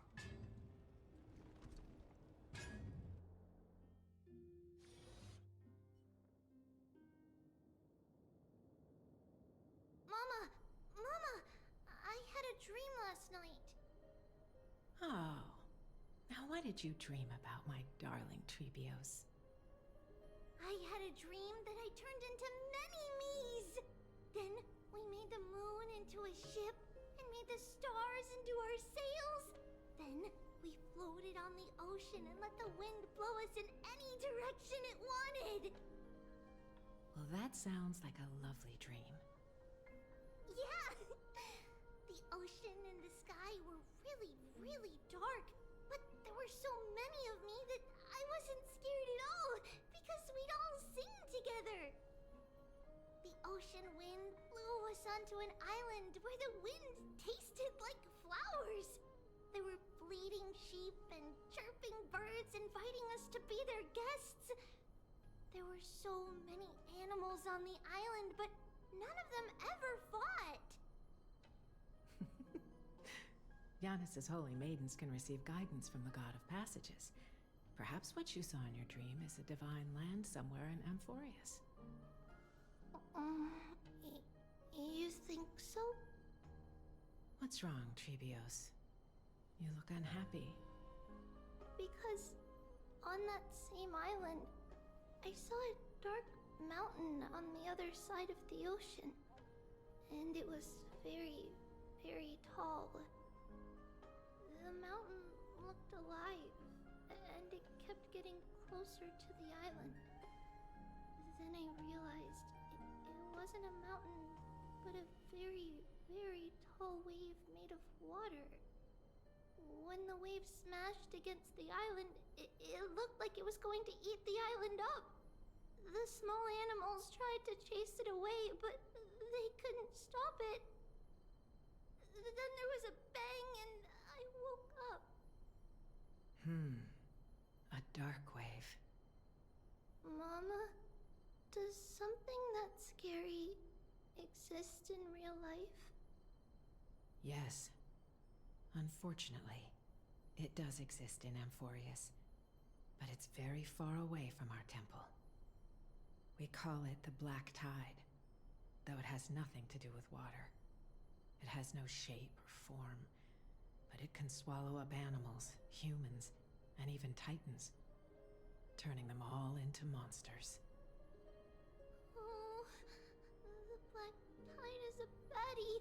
I don't want everyone to turn into its food. Can't we chase it away?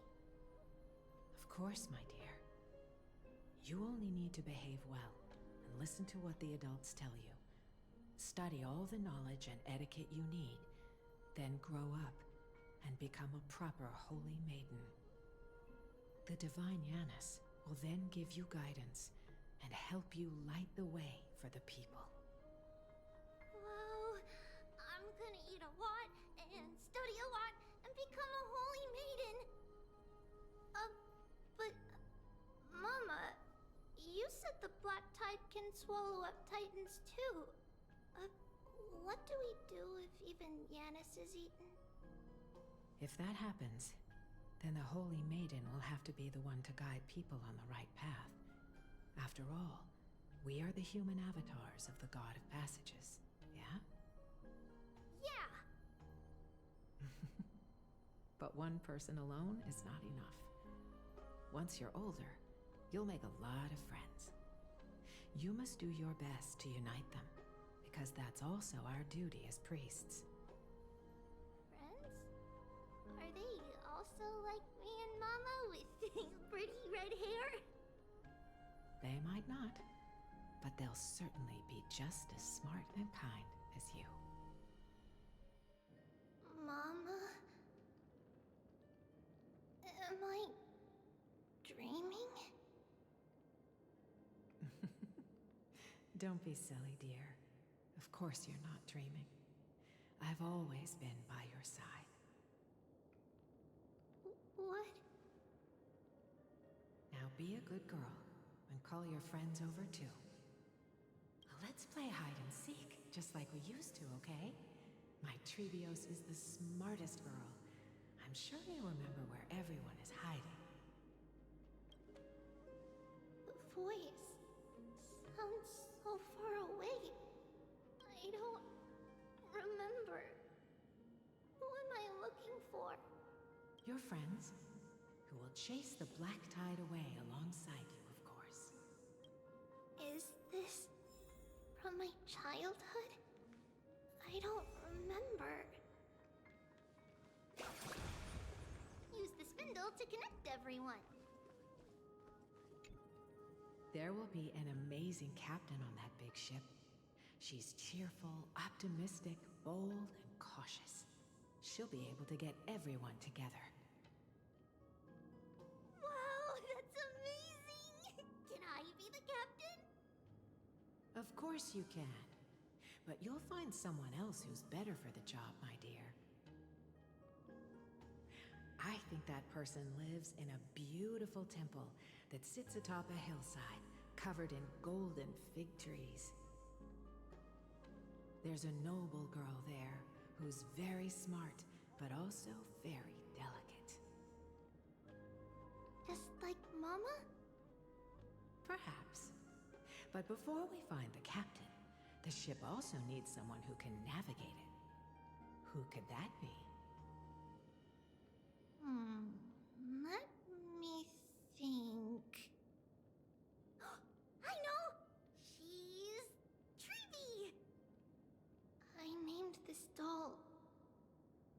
myself? I don't remember it all. Is this a dream? Or something that happened in the past?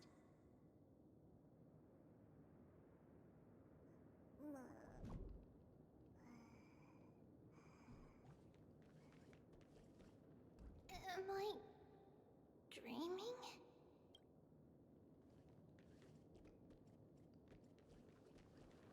I used to sit here and listen to Mama tell stories. Oh, how I wish to see you again, Mama.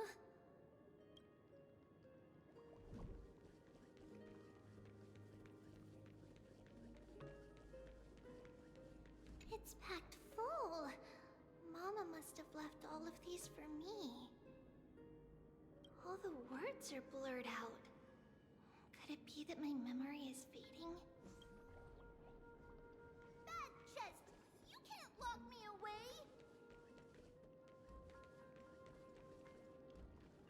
Learning can change your destiny!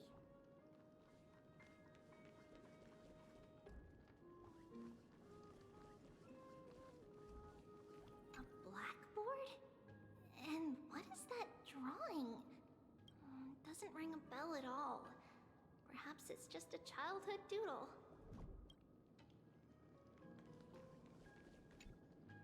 Huh? Why is this doll inside a chest? It's holding a sword. Why?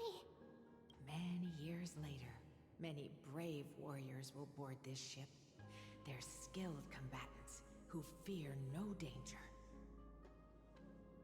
Ooh, I can learn how to fight too and protect everybody! Silly girl. You're Yanisopoulos' holy maiden. It's not your duty to fight. There will be many others to protect you. Alright. Then where will they come from? I believe one warrior hails from a lovely village where bulrushes flourish, while another comes from a magnificent royal city.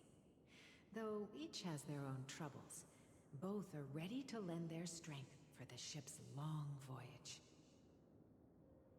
In that case, let Trian fight by their side! This way, they'll always stay on course! How could I have known the name Trian back then? Was it just a coincidence? Or...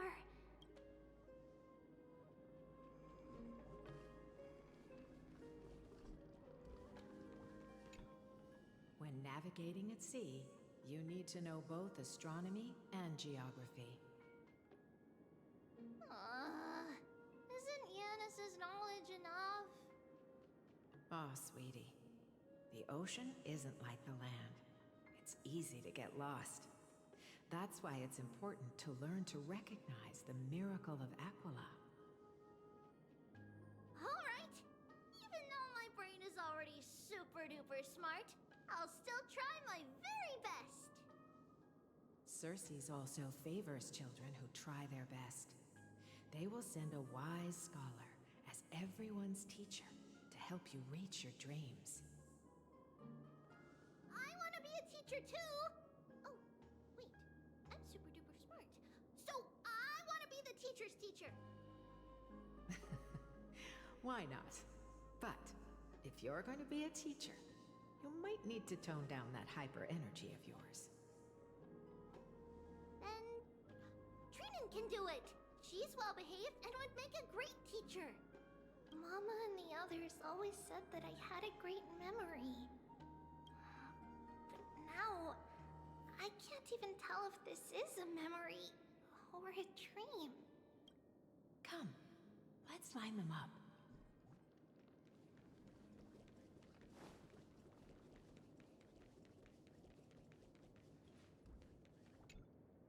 Now, Trebios, set them on this music box and let them compose a melody for our song.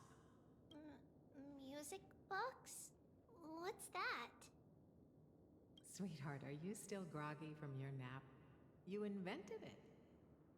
I invented it? What does it do? Oh, my lovely Treeby. You're usually so bright. What's gotten into you today?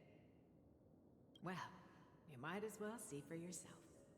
Put your good friends on it and see the wonders it can do. Put the dolls on. It's rotating. And I can hear something. That's right. It's a music box. If you place the dolls in the right spots, it will start rotating and play beautiful music. Out of all your inventions, this one is my favorite.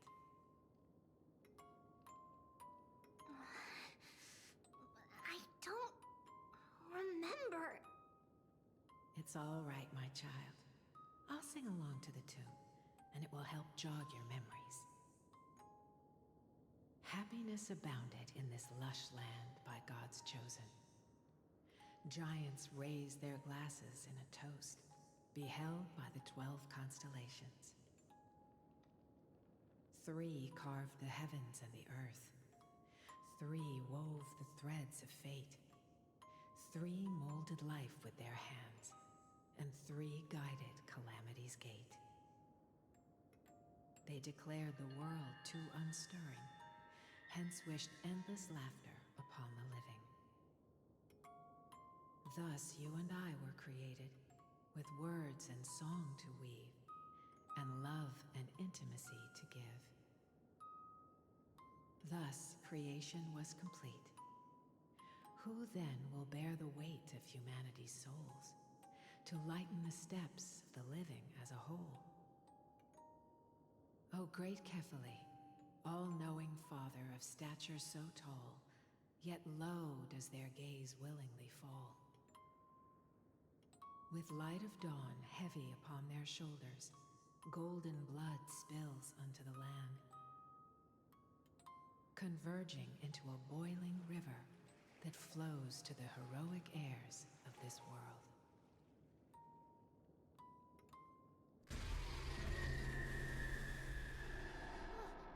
What's going on? Oh, Yanis, please lend me your ears. In the black mist, as death and fate draw close. On the bloodied earth, the living and dead, but ghosts. What is this world?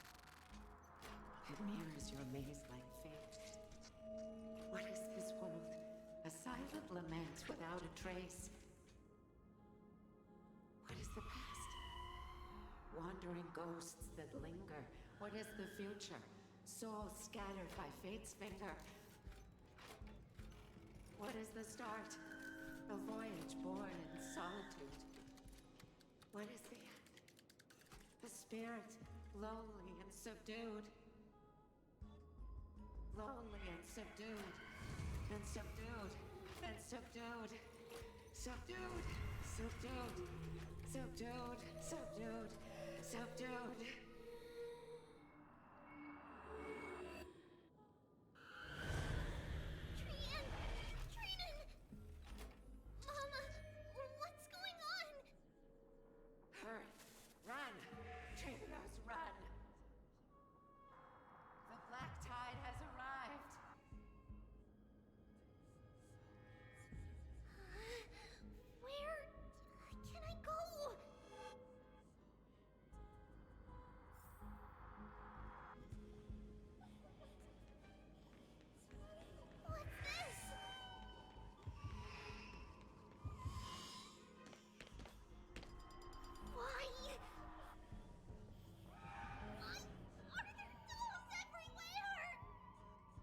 This is the sacrifice of a holy maiden.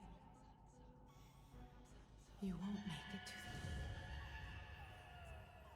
Only one person can. I know! It's fine if we can't reach the end.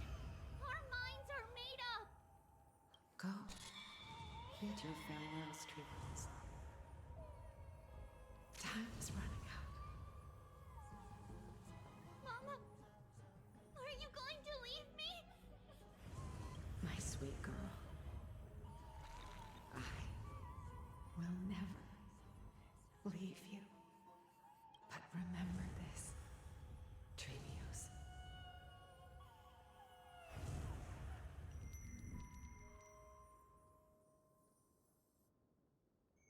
all shall bid farewell to one. And that person alone will witness the miracle. Since your mind is made up, then traverse the black tide and dispel the fog for Amphorius. I shall see you tomorrow, my dearest Trevius.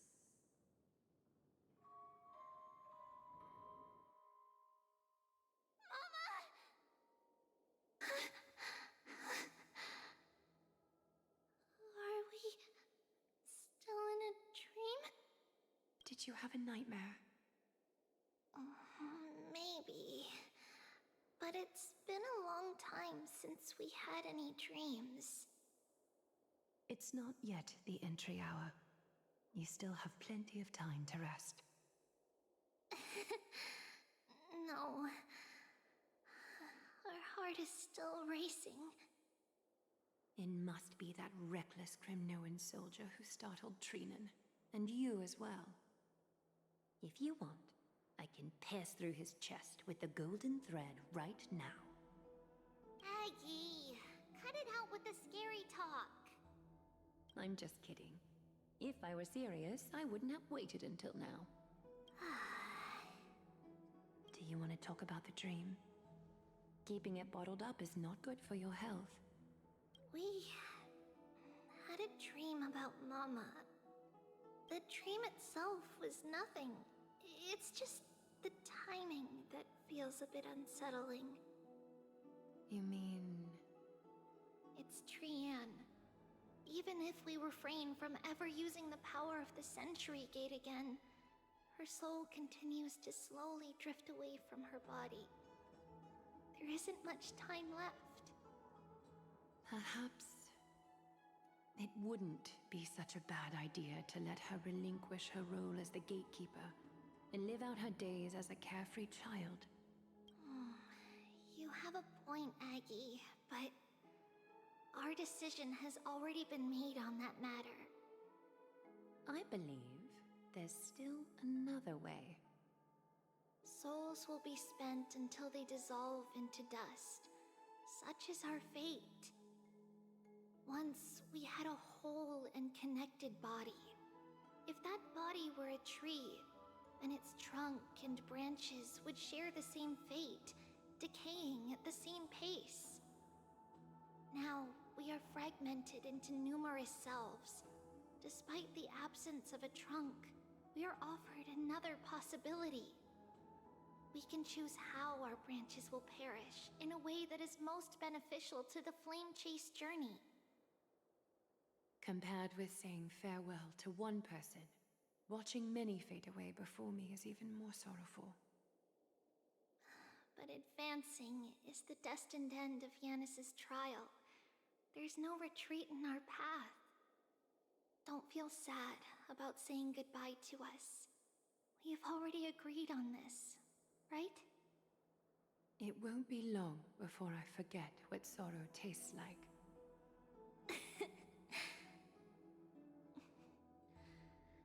So, what would you like for breakfast, Aggie?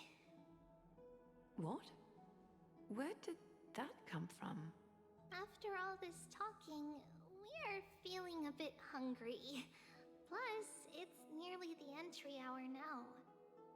Do you remember when we first met, Aggie? You were still a little one, and we caught you secretly eating oatmeal late at night. While my emotions might be fading, those memories are still as vivid as ever, teacher. Please, let me do it.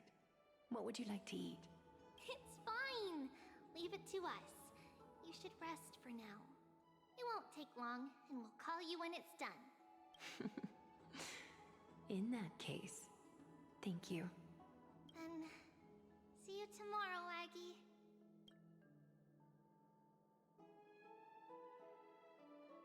Nevertheless, that nightmare is ominous. Memories are slipping away, even the image of Mama.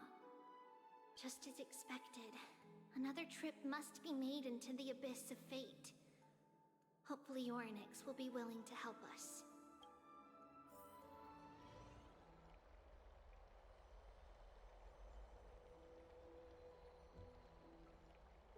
Long time no see, Professor Anaxa. Who are you? It's been a while. I'm the one who once overthrew the entire classroom in that spiritual physics lecture. Oh, it's you. No way. Do you really still remember that, Professor? I remember that glib tongue of yours. What brings you here? Surely you're not here to reminisce. You could tell. Of course. You only beat around the bush when you have a hidden agenda. That's not true. I'm here to seek enlightenment, as always. Could you please teach me everything you know about the black-robed swordmaster? Rumors sure travel fast. Unfortunately, I too know nothing about it. I can only tell you that it is clad in a black robe and wields a greatsword. At least, it looks like a greatsword. It's shaped like a twisted half-sun, and a peculiar dagger resembling a crescent moon. By the way, take this with you. I got it from the sneak attack.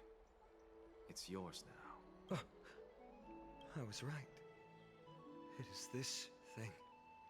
The one who torched Aedes Elysiae to the ground. And killed everyone. Don't try to be a hero. No one in Akama stands a chance against that thing right now. Is that what the Titan said as well? Not at first. But the god relented after having had a taste of its power. Even with the god possessing me, I couldn't fight against that blade. That incredible power doesn't seem to be granted by any Titan. Are you suggesting that it originates from beyond Amphorius? It's possible. Much like the Black Tide, no? Nonetheless, it's an enemy we must overcome. We? Drop the pipe dream, Phynon. His mere presence will endanger the Holy City and the Flame Chase. You know that I don't believe— You don't believe in the so-called prophecy, I know. However, I'm here to seek your assistance, not at the request of Aglaya or Treeby. I just want to eliminate a threat to the city I pledged to protect. That's all. The tragedy at the Grove must never happen again. Take a seat.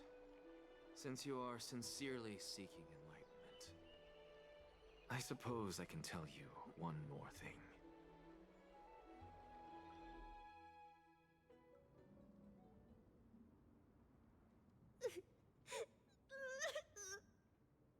What's wrong, Trian? Nothing. Just remembering what happened at the Grove. Monster in the black cloak. So scary. Everyone in danger.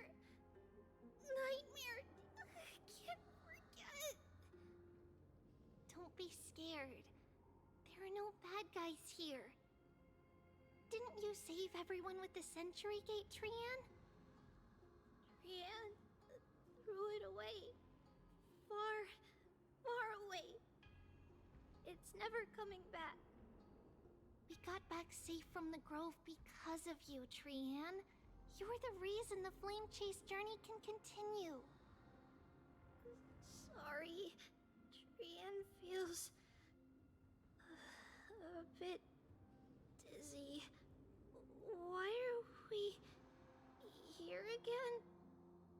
For the same thing, of course. Remember? Tomorrow we will reveal the prophecy's past to everyone. But first, we need to restore the memories that have been blurred by the fragmentation. We hope to present the full truth to everyone without hiding anything. Since Yanis caused the fragmentation, we can only turn to another Titan, Orynyx, for help. Also, remember to get breakfast ready for Aggie before the Lucid Hour tomorrow. Yes! Trian remembers now! Oh, on that note, we had better prepare some saffron before we meet with the Titan. Saffron? Huh! It's an essential offering for rituals in the Temple of the Three Fates. You think we shouldn't go to Orynyx empty-handed? Yes, it's also a symbol of Yanisopolis. If we are to replicate memories, we need to use something that has experienced those days. And when we first met Aggie, we added that to the porridge we made for her, and she really loved it. I see! It's like killing 3 birds with 1 stone! But it all depends on whether Orynyx is willing to help us. This could be a problem. After all, it was us who took the core flame from Yanis, from Orynyx's kin. We will have to give it a try. If there's truly no other way... In our current state, we probably can't do anything to them. We'll cross that bridge when we get there. Leave it to Trian. Trian knows how to play cute. In any case, let's look for saffron first. I hope there's still some left in the temple, untouched by Nikador's soldiers. I remember that aged saffron is preserved in sealed jars. Let's be on the lookout as we go.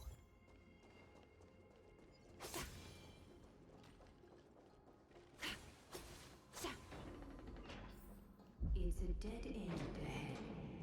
Turn back, teacher. What? Aggie?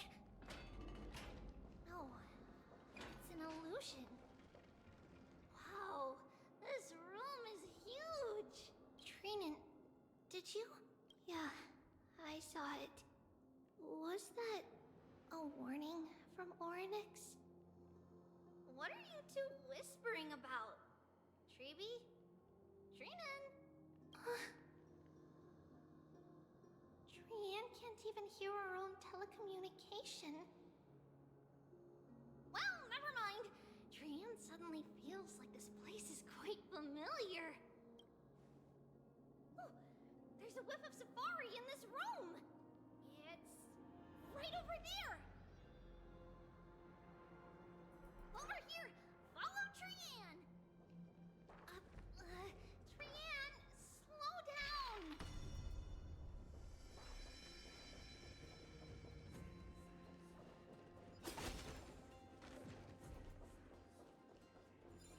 Even if separation is our fate, a futile death is not the solution. Right here. I summon thee, Orynyx. Stir up ripples of past reverie. Something's appeared. Wait, we should read it first.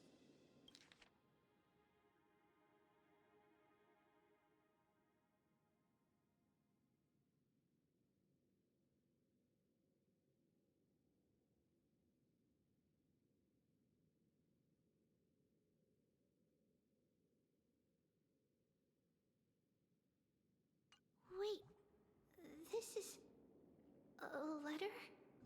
It mentions something about saffron and Trebios? Isn't that name... Never mind that for now. Why is this letter here? And how did Trian sense it?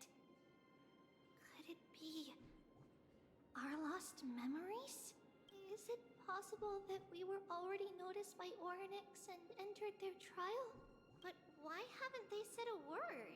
Orynyx has the whims of a child. Perhaps they're toying with us on purpose. Come on, this isn't the right time to be playing games.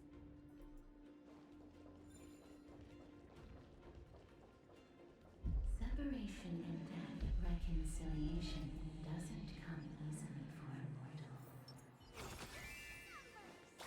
Are these visions also fragments of the past? Treeby! Trinan, look what I found! Is this the safari? Coming! We'll take a look. But Trian, there's nothing in here. What? It was right in the stolium. Huh? There's really nothing here. That can't be! I swear I saw it! I swear! Trian is telling the truth. It was right there. Where did it go? Trinan, Treeby, why aren't you saying anything? Trian can't seem to hear you at all. We were just lost in our thoughts. Don't worry, Trian. What you saw was likely, Yana's hair. We must have startled it away. Okay. Could Orynyx be trying to make us falter?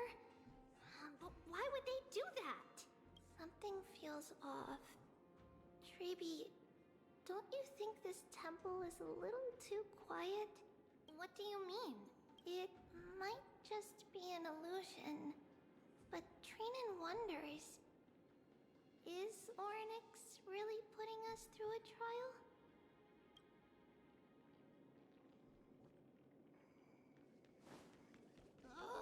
Still no luck finding any safari. I suppose we can do without it. Let's try to convince Orynyx. At least they didn't toss us out straight. Whoa! Treeby, Trinan, look at this! So cool! There are so many of us now! It's really quiet in here. Do all Titans live in dark places like this? Infallible. A day of peaceful repose.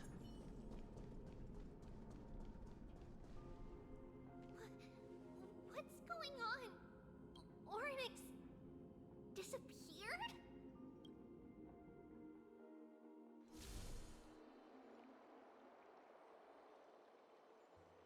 Are you saying that the black-robed swordmaster is not just tied to the Black Tide, but is also hunting for core flames everywhere? This is the most plausible possibility. First, it has a vessel that can hold core flames. Second, I'm one of its targets. Let's start with the first premise. Its peculiar ceremonial blade can interact with a core flame, as evidenced by the pull I felt when it stabbed into my chest. I hypothesized that the blade can sense, absorb, or even retain core flames. The second premise is even more explicit. When it was engaged in fierce battle with many of us and was heavily distracted, it remained consistently focused on me. Or rather, on the Titan Circes inside me. So it's plundering the flames. But if your argument holds up, wouldn't he be headed to Akama soon? The vortex of Genesis is full of the Titan's core flames. Not necessarily. Let's call that person the Flame Reaver for now. If my presumption holds, that person has 3 targets. The first target is me. The second target is Orynyx, who hasn't yet fallen. And the third is Akama and the Vortex of Genesis, where the core flames are housed. But I suspect Akama won't be their first target. Kefali's core flame is guarded by the Council of Elders' arcane power. And Fagusa's water curtain should be able to block out any external perceptions. What about Thanatos and Aquila? Their core flames are yet to be restored? The whereabouts of Thanatos remain a mystery to all. As for Aquila, can you fly? No, I can't. Why are you asking that? Can that Swordmaster fly? Good point. But what if he does grow wings? If they had wings, I wouldn't have made it out of the grove alive. That's a relief.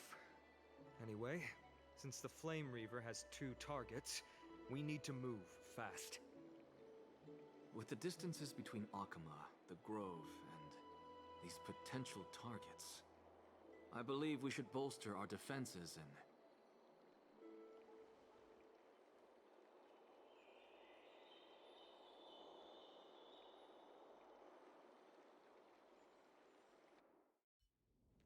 Oryx! Are you in here? No response at all. Did they foresee that we were coming and hide in the fog? Or...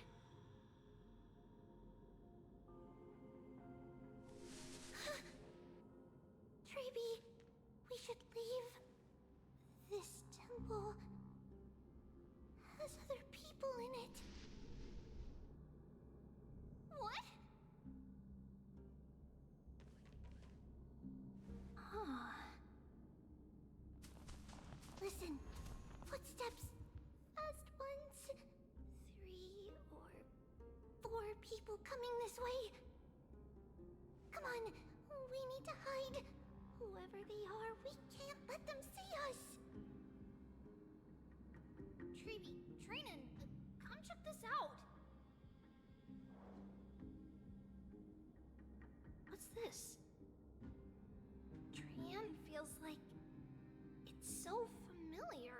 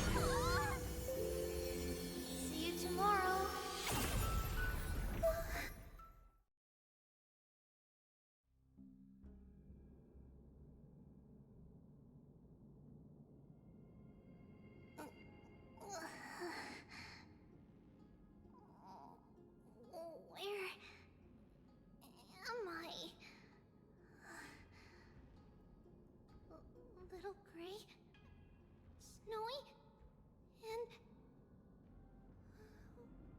Wait, where's Trian? Is she back? We only saw the 2 of you collapsed on the side of the road when we arrived. Danny and I looked around, but we couldn't find any traces of Lady Trian. What about the black-robed swordmaster? Blast it! Of course it's him. We were still too late. I fear something bad has happened to Orynyx's core flame. Then Lady Trian... She doesn't have much divine power left. We can barely sense anything. That you're both safe is already a blessing. Everyone, we must take action now. We should split into 2 groups. One group will stay in the Abyss and meet up with Aglaya's reinforcements, then search for Trian's whereabouts. The other group will come with me to pursue the black-robed swordmaster and recover the core flame. I didn't get to tell you this before, but Anaxa and I already have our misgivings about the Black Tide, so we've made preparations. I'll tell you the details as we move. Opportunities are fleeting on the battlefield. We should hurry. Lord Finan! Lady Treeby and Lady Trinan. I'm glad you're all right. Did Aglaya's people get here? Yes. Lady Aglaya already knows about the situation and sent along a message. Finan, I understand that Swordmaster is of great importance to you. But if you charge in without a plan, I fear that you won't be the only one who dies in vain. I understand. Hatred is a hero's deadliest poison. I have no intention of fighting alone. If that Swordmaster really is related to the Black Tide, the Chrysos heirs must not take them lightly. I have indeed planned to return to the Holy City and discuss the strategy with Aglaya. We'll need all the help we can get for this encirclement. Renan will stay in the Abyss too. That way, both sides can communicate with each other if anything happens. Thank you, everyone. Partner, Treeby, let's go. We're back, Aglaya. You should have come to me first, Finan. Aggie, there's no need to scold Snowy. Akuma is currently in grave danger. I know. It's beyond my imagination that the only two titans humankind can still rely on fell in such quick succession. I've never seen the golden thread pulled this taut, as if it could snap at any moment. Finan, tell us your plan. Time is of the essence.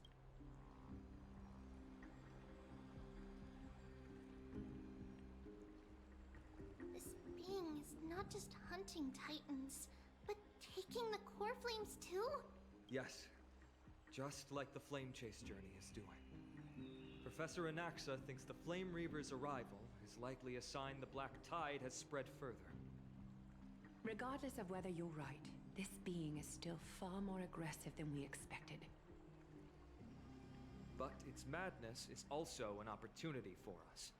If its goal is the core flame, then that means us humans can lure it into a trap. Anaxa had already left the Holy City with Cersei's core flame while we were on our way to the Abyss, so he can make preparations for the battlefield. Tell me, what makes you think this won't end with us losing another core flame? Because this time, the power from beyond the sky is also at our side. He is the key.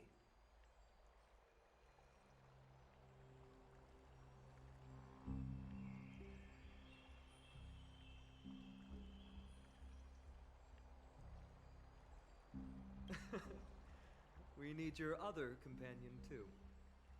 Ma'am, do you mean me? I see. Finan, that battlefield you mentioned, is it Castrum Kremnos? Yes, I'm sure everyone remembers the astonishing miracle our partner here performed with his companion during the battle with Nikador, and how they awakened Castrum Kremnos' past. That will be the key to our victory. We will use Orynyx's power to once again open a passage to the past and lure our enemy inside. Then, we'll seal the Flame Reaver in the maze of time. Impressive. Orynyx has fallen, and Yanis's divine power already belongs to Akuma. Once we take back the core flame, the Swordmaster will have no means of escape. It's very clever, using the element of surprise instead of brute strength. Can you do it, little one?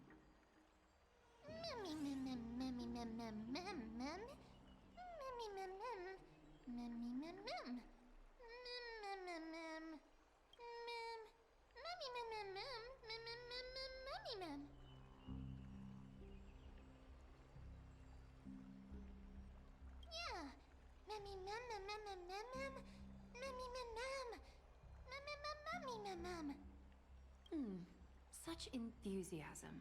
I'm glad to see you're confident. By the way, the Council of Elders declared a state of emergency when Treeby went missing. Kynus and her following have heard tell of the incident at the Grove, and are galvanizing support in secret. I fear she'll make her move before the next assembly of the citizens. What are they plotting? That short-sighted politician likely believes the Chrysos heirs have outlived their usefulness, and is making preparations for her next step. That ugly side of humanity is something we'll have to deal with eventually. But that's a problem for another day. I've sent Castorus ahead to the council with a message. She should be able to keep the situation under control for the time being. Finan, it is my hope that we can come to an understanding on this. We must take down the Flame Reaver in one go, and retrieve the core flame. And in doing so, grant ourselves an advantage against the Council of Elders. Of course. You may count on me to lead the charge. I apologize for tasking you to spearhead the plan once again, but Akuma is currently beset by enemies from within and without. The situation brooks no delay, and we have precious little time to confer and discuss the plan with you. That being said, You are the key to our success, and I shall respect any decision you make.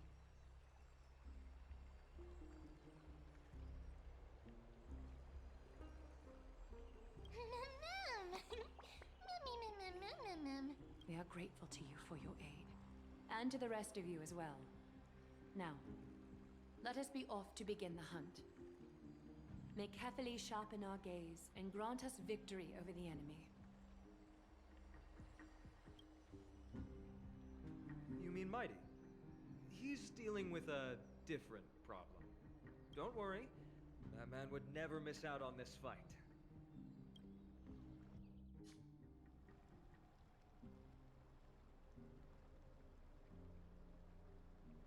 Farewell, my dear friend.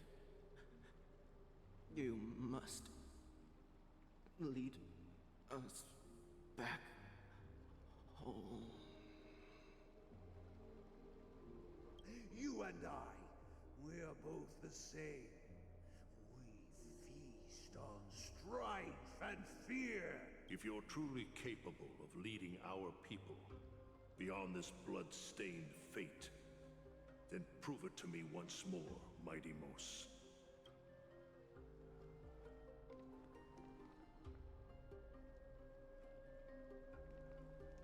I knew you'd be here.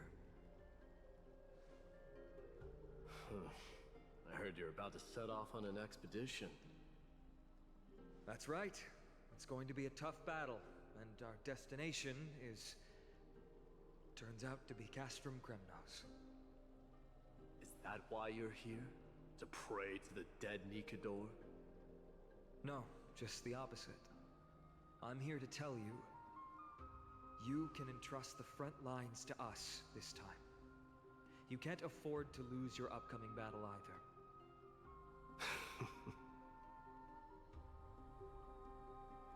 Have you heard the story of Geocles the Mountain Breaker? Sounds like you've spoken with Cartonus. That's the name of the legendary mountain dweller, right? Let's have a chat before we go our separate ways. Cartonus told me that back in ancient times, the mountain dwellers lived in seclusion. They spent their days quarrying and gathering, living a simple and peaceful life away from strife. But Geocles was different. He resisted their traditional way of life, yearning for the world beyond the mountain. He sounds a lot like you. Yes.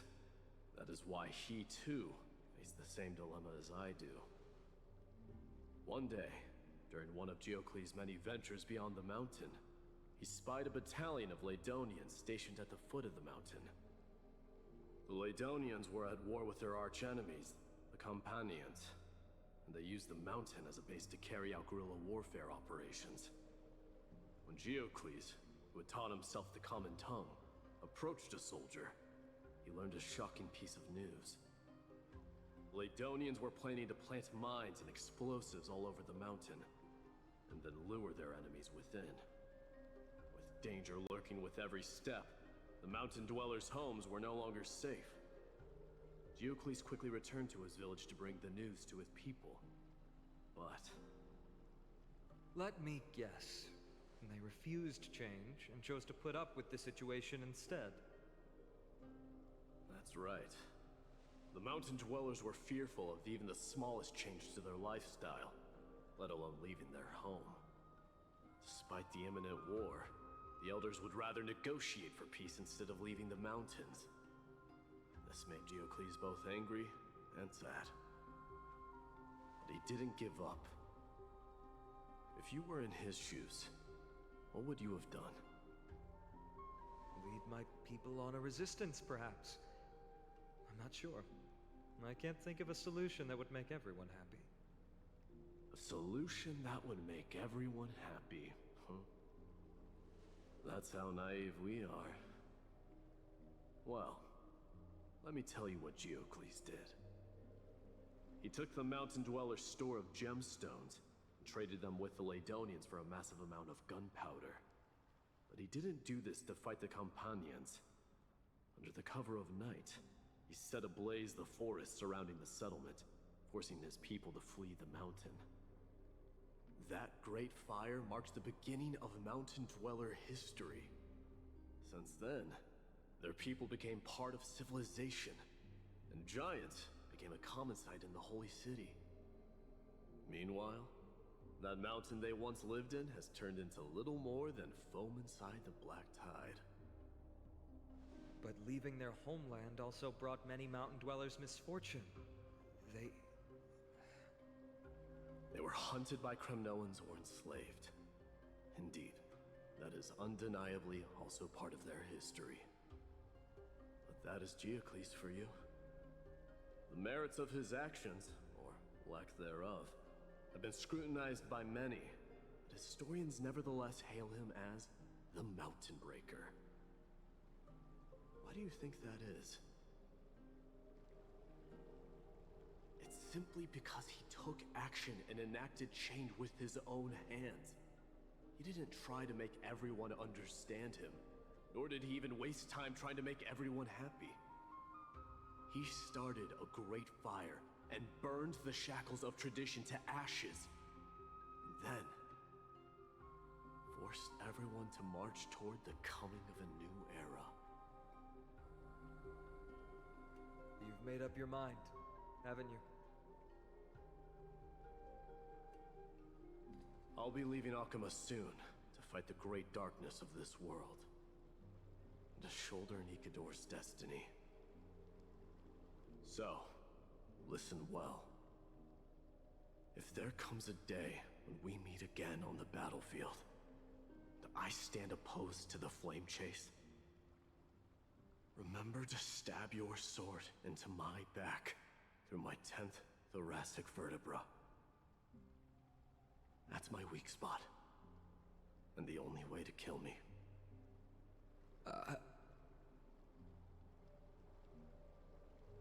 You have my word.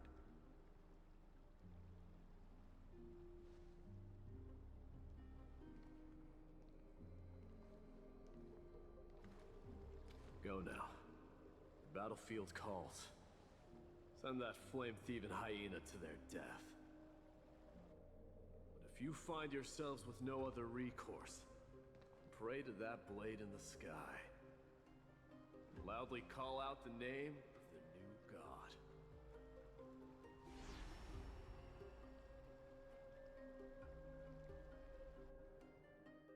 That's the sound of an all-out war. Not the kind of ruckus Professor Anaxa can raise on his own. Let's hurry. The battlefield is just ahead.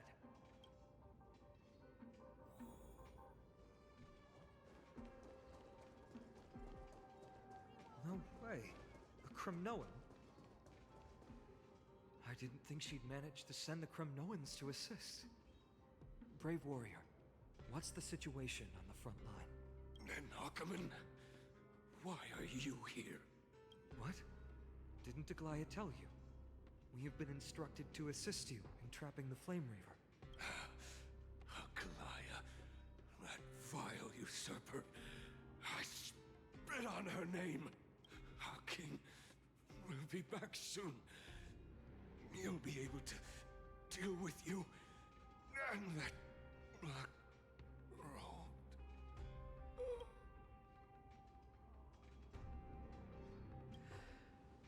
The Kremnoans really are just like their king. Rest in peace.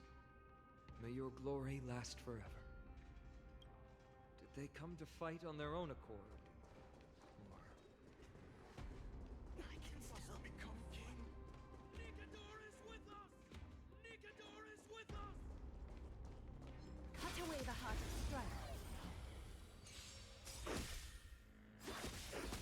Being direct is always preferable. Watch over you and guide you on your path. Ha!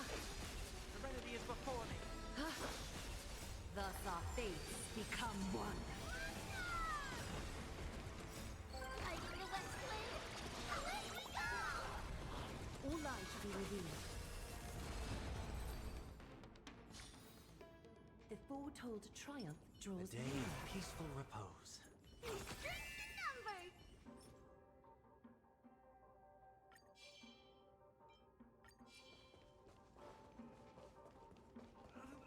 Almost there. Infallible. See? Once we take back the core flame, Yanis's passage will open. When that happens, you must evacuate immediately. Don't stay behind. The rest will be up to how well we work together. But remember what Mighty said before? Cast aside all distractions once you're on the battlefield. Let's go, partner. Today, destiny shall stand with us!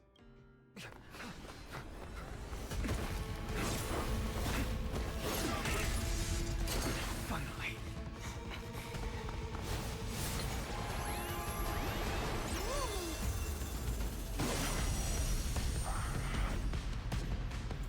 Pent in the memories of the dead! Executioner! You sure know how to keep a man waiting. Any later, and I fear the Titan would have sacrificed me. Frail child of humanity, 'tis more effort keeping you hale and whole against that blade than it is in seeking the truth of the world. I see through you. Together as one. Watch closely.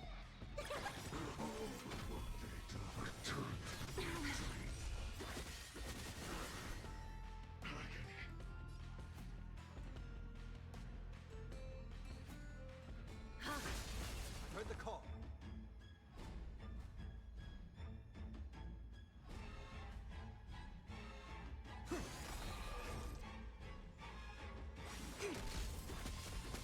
Is that fear I sense? No great concern. They're trying to overwhelm us with numbers. Split up, take them out! Oh, what a spirited display, deliverer.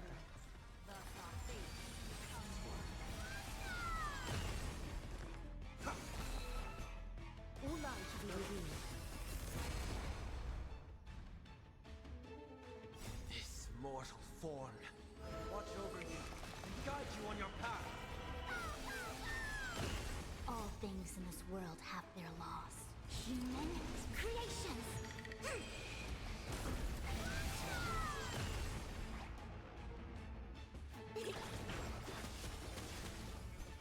So fragile, like a wisp of silk.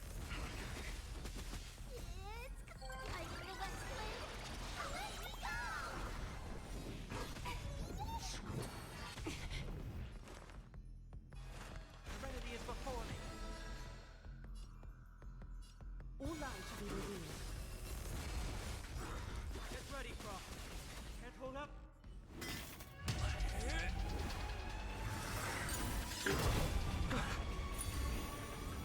At long last.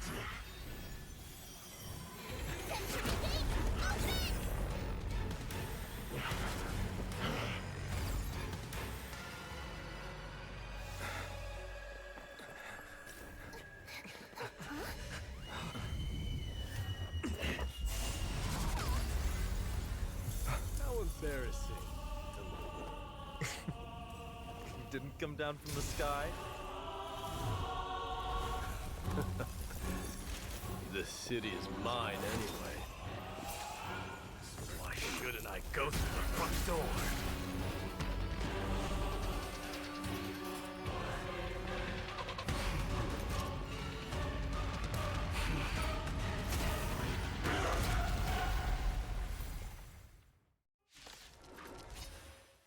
Minion of the Black Tide. I, King of the Kremnoan Legion, will be your opponent today. Long time no see, Nikador.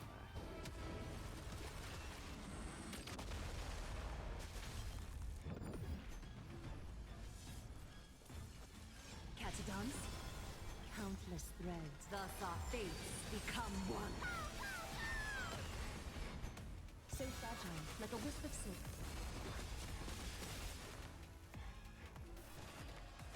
Doubt farewell. Warau should be revealed. A quick divination. Such petty tricks.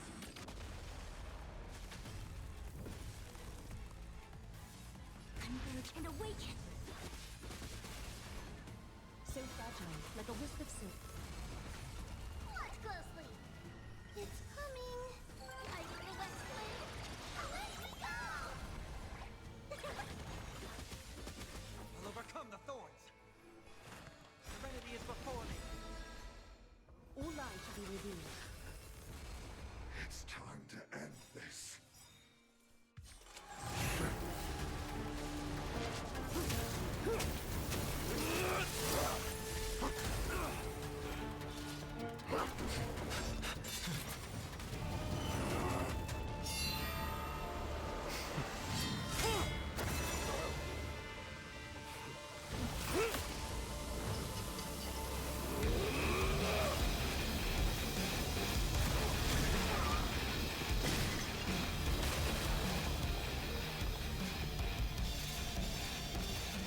Heroic souls of strife, heed my call! I am the Lance of Fury. The agony this world needs!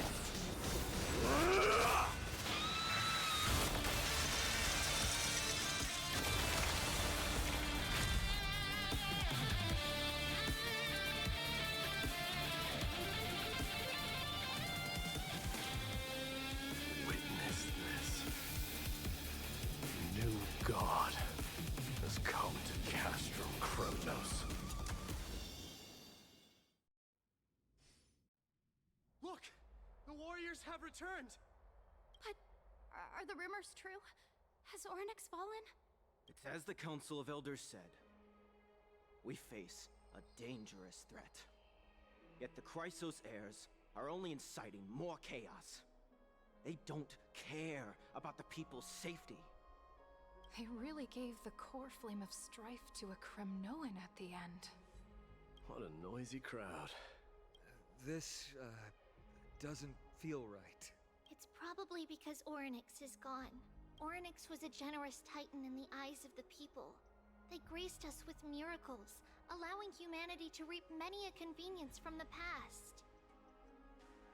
What they don't know is that the Titan didn't do all of that of its own volition. Regardless, the Titan has fallen, and we must surrender Ornyx's core flame. A meeting with that woman again so soon? I just can't catch a break. Professor Anaxa, why don't you find someplace to rest first? Matters that require Aglaya's attention are piling up. You two meeting again will, forgive my honesty, only distract her. Just try to stay on your best behavior, if you know what I mean. That's not up to me, I'm afraid. I've been trapped in her prison the moment I set foot in this holy city. The price of having a Titan living in my head, I suppose. Don't worry, I don't want trouble either.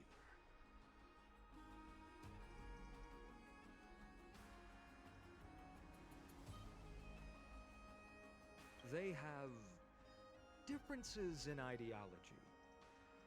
Alright, I suppose that's putting it lightly. Don't worry, you'll figure out the intricacies of these relationships sooner or later. I'm sure you don't need my help handling Ornyx's core flame. So I'll be off. I have some personal matters to attend to.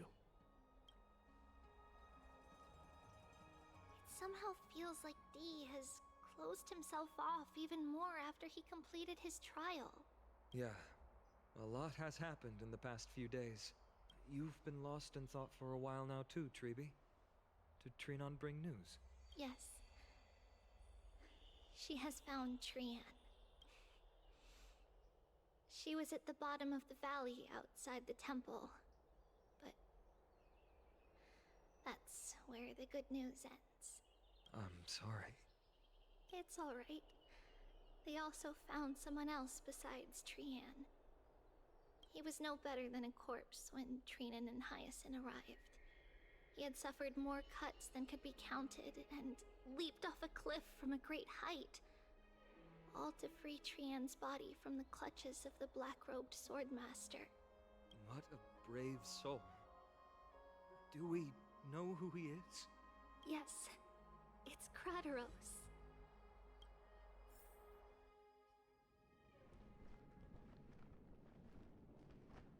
Stop!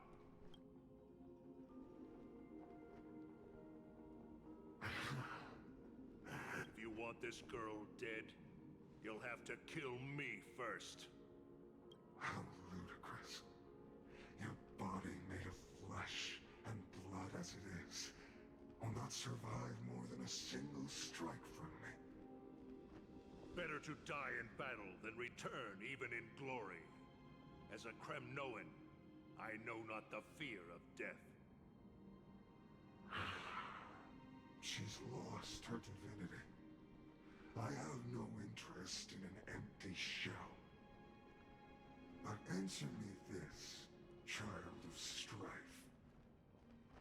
Why do you raise your shield for her? As the leader of the God Shield Brigade's elite, I protected the king against the Black Tide with this very shield. And I've done this over and over, hundreds and thousands of times.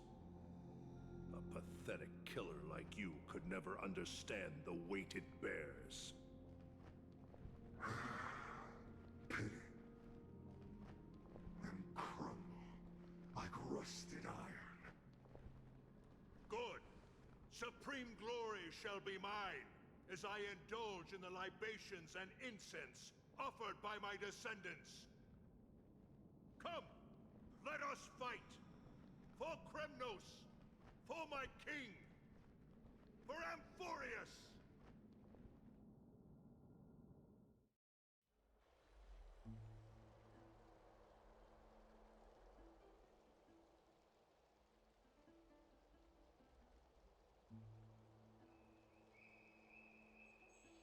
We foresaw this cruel parting 1,000 years ago.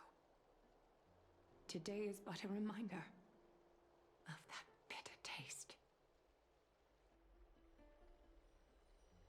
But Lady Aglaya, I don't understand. It wasn't life itself that Lady Trian lost. Why does she look like she really turned into a doll? I don't understand. Don't be sad, Hyacinth. Trian has used up her borrowed time from Yanis, that's all. Her spirit is now riding the west wind, flying ahead to a world free of sorrow. If a world like that truly exists, does that mean everyone from the Grove is there too? It exists, Hyacinth. Do you not remember? The prophecy that guides the Chrysos heirs is the voice of Kefili before it fell silent. It loves all of its creations dearly, and would never bear to lead us astray with lies.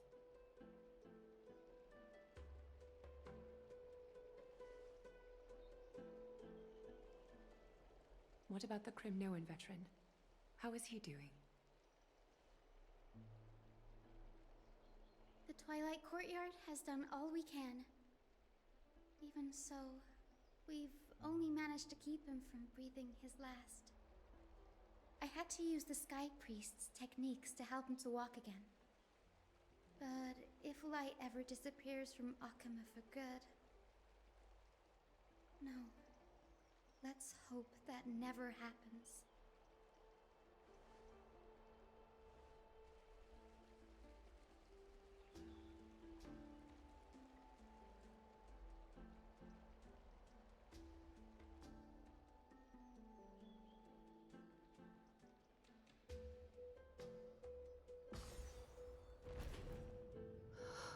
The parting hour is upon us. Yet the golden thread runs slack. The heroes have returned with their spoils. Everyone, please take this opportunity to rest and prepare for what awaits us.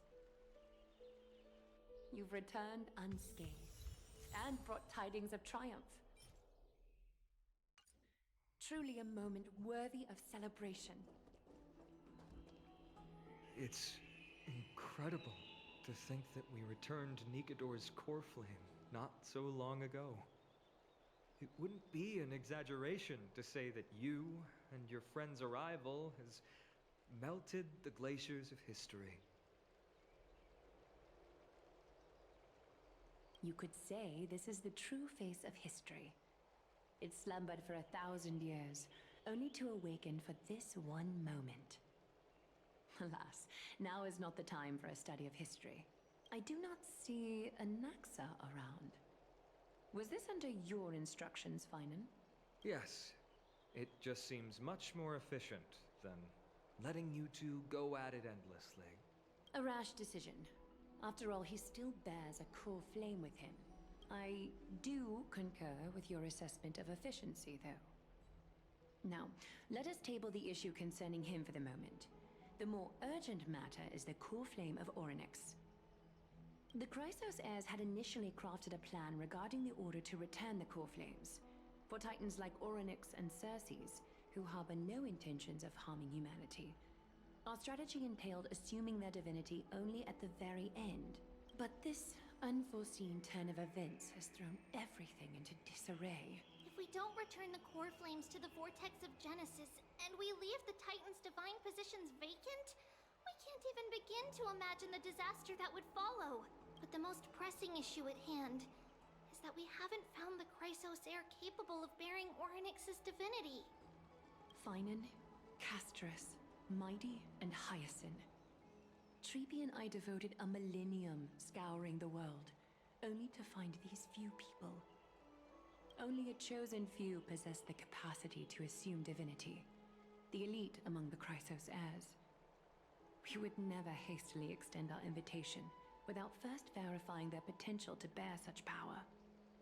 Yet, we cannot compel anyone into divinity, as it would be no different from sentencing them to the gallows.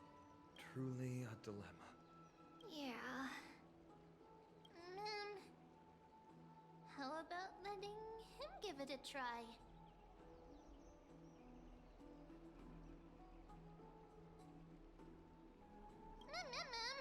Mem special mem.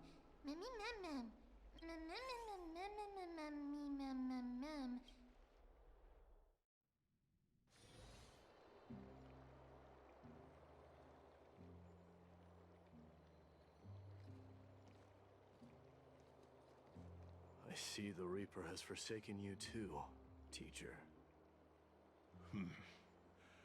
It simply put my life in the hands of the Twilight Courtyard.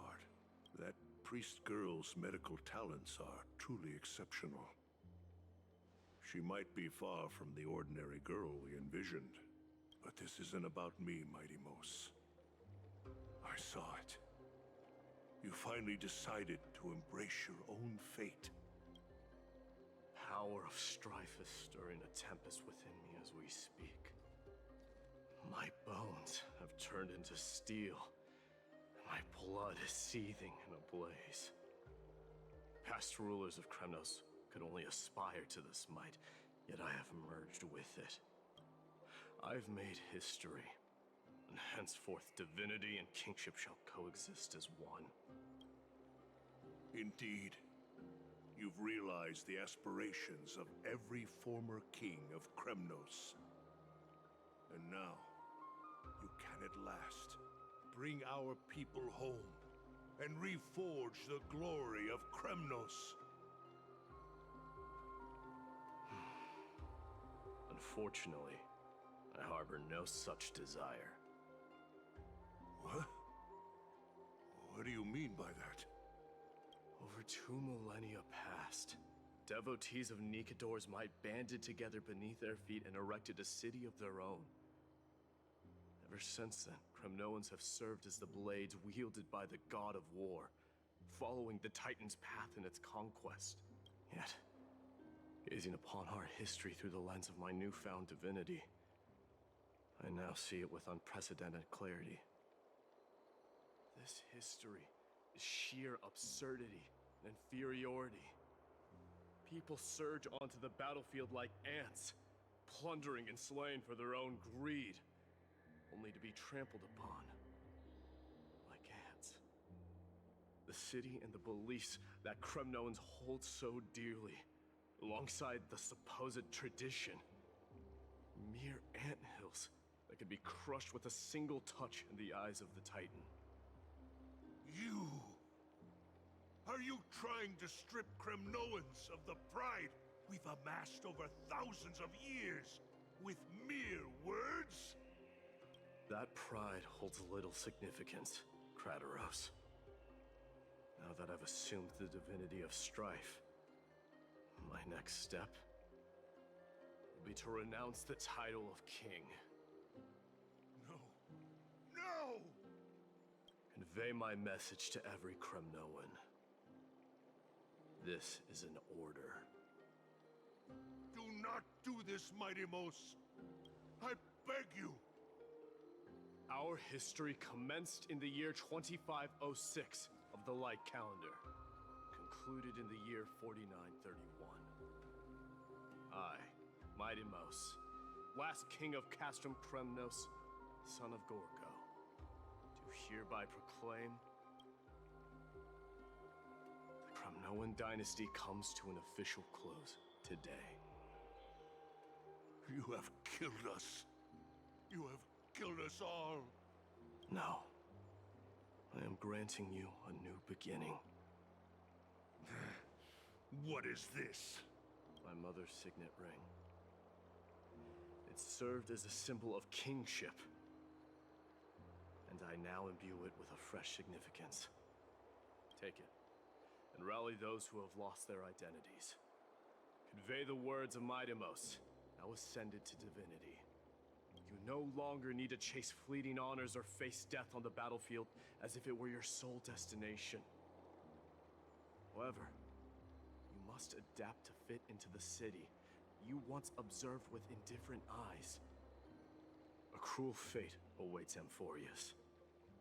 No matter how illustrious a dynasty may seem, it crumbles to rubble and gravel before formidable foes. Yet, you shall tread the only path out, one that leads to a brand new world at its end. Why task me with being your messenger? Why not explain all this to them yourself? Because only humans can guide the path to be trodden by humans. It's not the lot of humans who crave the power of gods and spiral into madness for it. But humans who stand ready to raise their shields high to protect the lives behind them. I failed to save that child. That is irrelevant. As demigods, they have long been prepared for it. What truly matters is that you showed up there and shielded her. The one who persuaded Aglaya to set me free that night. Was that you, Mighty Mos? Yes. She's not one to easily make a concession. What did you offer her? I staked my mother's name to guarantee the integrity of your soul to her. And I promised her that I would dedicate all I have to the Flame Chase journey. And what is next, Mighty Mos? Where will you be headed now? To the place where I belong, to fulfill my promise. The madness that has plagued Nikador and the darkness that has consumed Amphorius. It's now my turn to fight against it. There are some people to meet with before I leave. Let's go.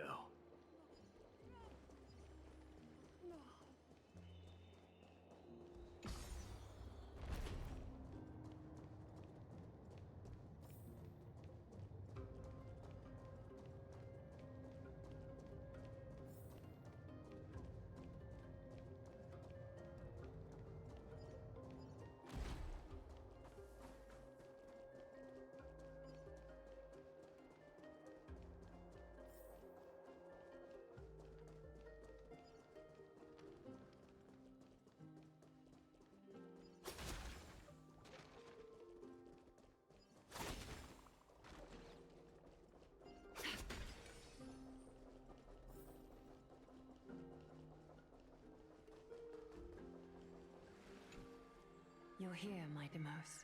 It seems that you are prepared. Yes. You aided Akuma through yet another trying ordeal, and my gratitude knows no bounds. Isn't that exactly what you wanted? Not everything unfolds according to my plan. In the current state of the world, I can only proceed one step at a time. Furthermore, you are ready to dedicate all that you have, regardless of the promise you made to me, aren't you? Throughout my time in the Holy City, I've gleaned valuable lessons from you. Strategy, leadership, adaptability to change. Yet, it's only recently that I've come to realize the truly remarkable quality you possess. And what is it? It's the magnetic allure in your presence. It draws people to gather around you willingly, to seek your guidance. They strive not to disappoint you, not due to fear of repercussions, but out of sincere alignment with your ideals. That is precisely what every ruler of Castrum Kremnos has been missing. I am truly honored to hear that. And now, my Demos, you have risen as the most powerful demigod in the world. How do you intend to wield this newfound power? I shall see Nikador's aborted mission through to completion, and become the strongest bulwark for Amphorius to defend against the Black Tide. I will secure enough time for the Flame Chase journey, until you manage to lead everyone to reach the miracle of Genesis. My Demos, a new chapter awaits Amphorius. Yet, the one who guides the people to the destination need not be you and I. Huh. What did you see after assuming Nestia's divinity? Despite the passage of 1,000 years, every word of that prophecy remains as vivid as ever. You shall have your final bath in warm and radiant gold. Just as cryptic as all the other prophecies. What's the reason for the laughter?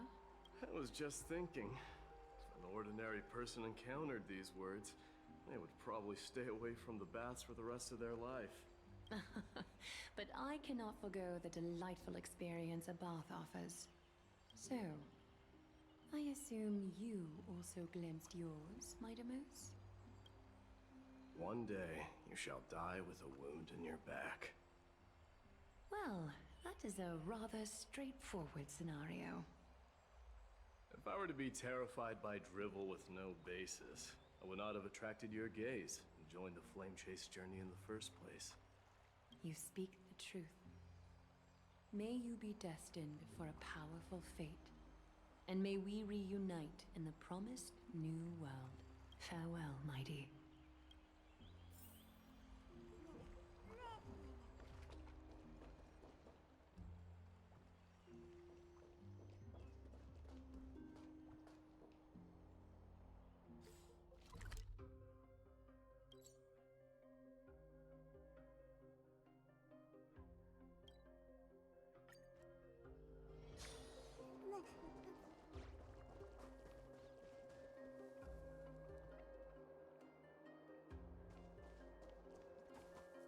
Is Lady Trebios not here?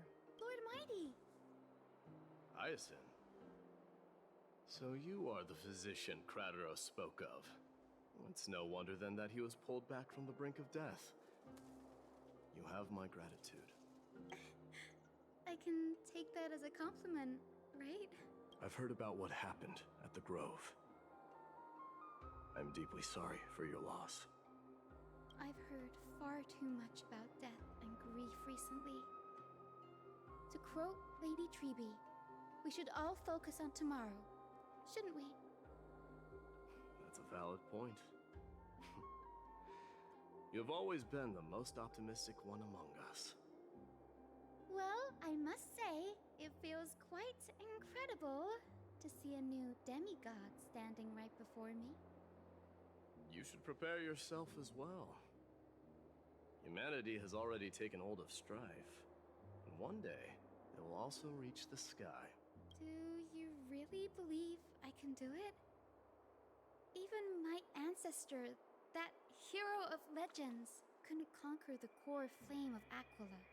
Given your good rapport with the demigods, you should know that the path to assuming divinity is never limited to swords and spears. You've always been so perceptive, Lord Mighty. Rest assured, if fate has truly selected me, I'll be ready. Right. You are here looking for Lady Treby and Lady Trina, no? They're not around at the moment. Is there a message you'd like me to pass on to them? No need. I've already bid farewell to Aglaya. Meeting with the Oracle is simply a matter of courtesy. You've bid farewell? I'm heading back to Castrum Kremnos to fight against the Black Tide. In all likelihood, I will never again return to Akuma. Oh. On second thought, there is something that I'd like you to help me convey to them. I'm all ears, Lord Mighty. Tell them that there is no longer a need to send scouts behind enemy lines. With a single message, the Lance of Fury will target anyone who dares oppose Akuma.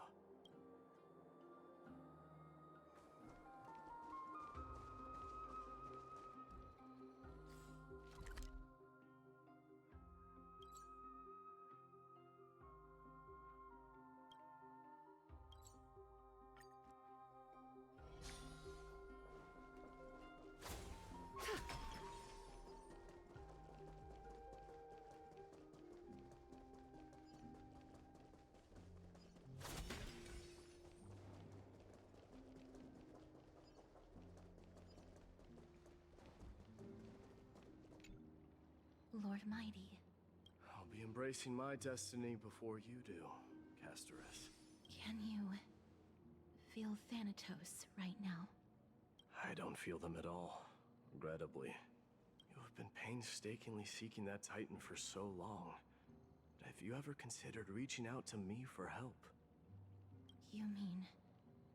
Death refused to ferry me. If you were to send me to the Netherrealm, I may uncover clues along the way back. I would never do that, Lord Mighty. Death is not a game. You're right. That may very well be the reason why my people have struggled for millennia. They underestimated the significance of death. So, are you returning home alone, Lord Mighty? Returning home, you say? Maybe. At this moment, Castrum Kremnos is not just my birthplace, but also my fated destination. Work harder, Castorus. Go and do what you have to do, so that the trials we have endured may have meaning. I will, Lord Mighty. May we reunite on the other side, where the warm west wind blows.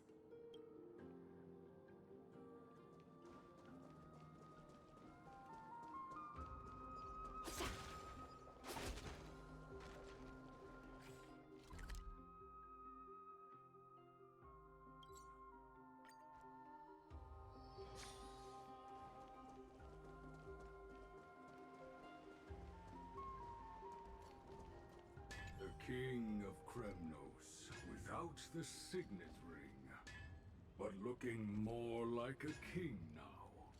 I'm no longer the king, Grand Craftsman. Matters not the title. Surpassed all former kings your achievements have. I will honor your trust and liberate the world from the clutches of fear. Nevertheless, I must request that you continue to watch over Phainon, Cartonis.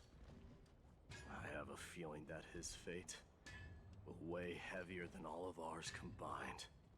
Keep Phainon in mind, I will. Return to your home, brave king. Together with everyone, I shall remain here. That thunder from Castrum Kremnos, we wait to hear.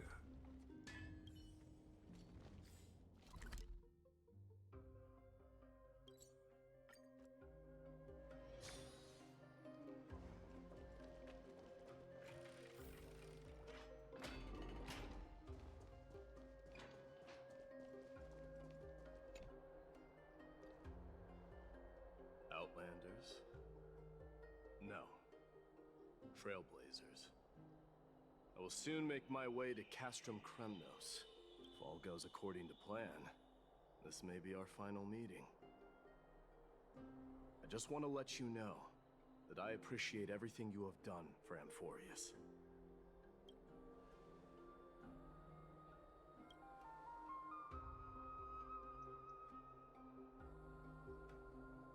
That means a lot to me. May success accompany your trailblazing wherever it leads. How about you let me guess what's on your mind?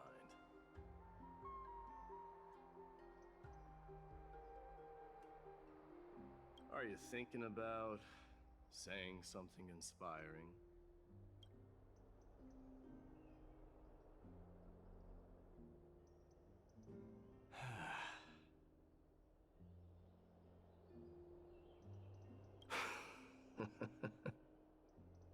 Now that I bear the divine within me, I can get the vague feeling that you have a great significance for the future of Amphorius. With this departure, I fear that I will never again return. Can I entrust you both to watch my back, and to continue supporting the Flame Chase journey in my absence? You have my gratitude. Then, farewell. Yes?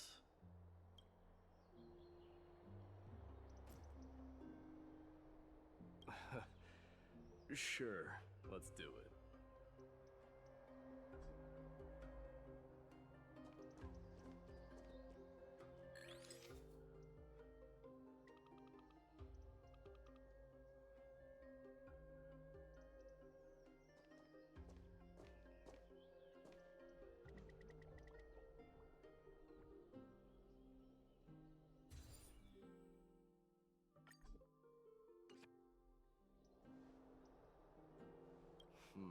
Well, feels peculiar, I suppose. I'm not talking about your photographic skills. It's just that I rarely take photos. But this one, it's pretty good.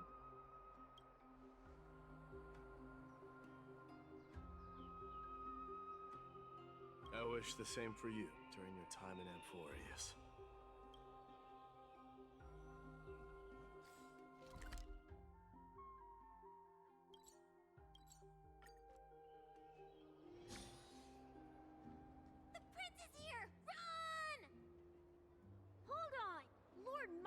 Isn't the prince anymore. He's now the guardian of Amphorius.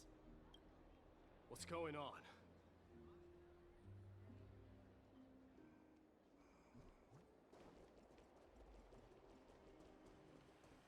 We salute the guardian of Amphorius.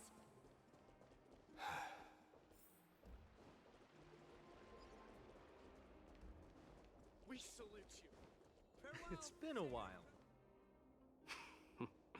I should have known you were the mastermind behind this. Hey, don't go pointing fingers without cause. I swear I'm innocent this time. See those kids over there? They're the ones who brought everyone together. I admit, that took me by surprise. Were you seriously just going to sneak off without a word with me? Well, I was actually on my way to bid farewell to you. But ended up running into this. Oh, that's quite an honor, I suppose. We better not leave them waiting too long, don't you think? The road to Castrum Kremnos from here is long. Perhaps it wouldn't be a bad idea to take a moment and etch their faces in my memory one last time.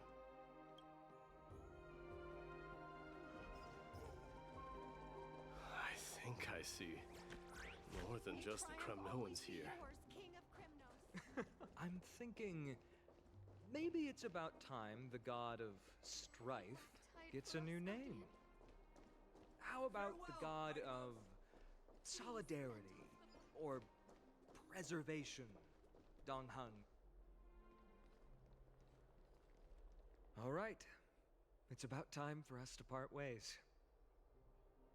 Any final goodbyes you want to share? This might be your last chance. Why so quiet? I thought divinity would wash away some of your sentiments. Do you truly feel as carefree as you seem? Or is this just a facade you wear? You know what? You sound just like Aglaya at this moment. But you're not off the mark. I just thought that putting on a nonchalant front for this occasion might help us preserve some dignity. I can see through your deception, even without the power of mind reading. Am I really that terrible at controlling my facial expressions? Well, with that said, thank you for aiding me in defeating my archenemy, Mightimos. No need to thank me. This triumph brings no delight, nor does it signify closure. You understand that more than me. Indeed. In the end, I still haven't unraveled the mystery behind that black-robed swordmaster. And I can't even ascertain their demise. Maybe I've never managed to cut off my destiny. But that matters not. Pain may be cured, but scars remain. This should not be effaced. Even with the divine might of Ornyx, you cannot stop the past from leaving its marks in our blind spots. Can you genuinely let go of everything as soon as that swordmaster is dead? That's impossible. Revenge is merely an obligation that must be carried out, and no one can find mental fulfillment through it. You're right. Look forward. Chew up and swallow your past. And make sure emptiness and bitterness are not the only flavors you know. Remember that there is a whole world behind you waiting to be saved.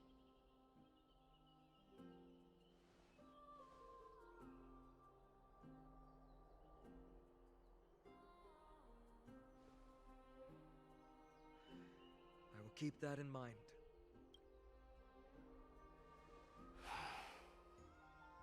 I have a final favor to ask.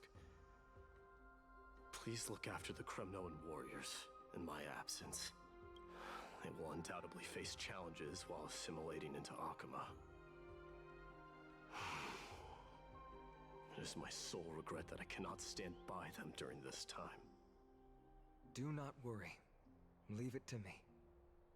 And, while I'm at it, I'm going to find out if the Kremnoan language is really missing that many words. The Kremnoan philosophy can never be encapsulated in a mere dictionary, but if there's a chance in the next life, you should come visit my library.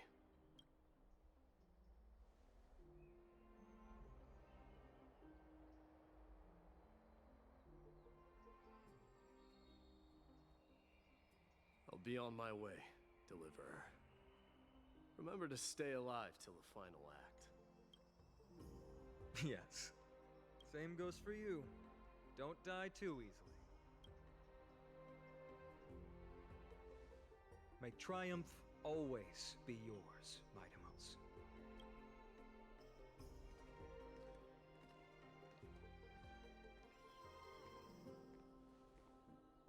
Oh, right.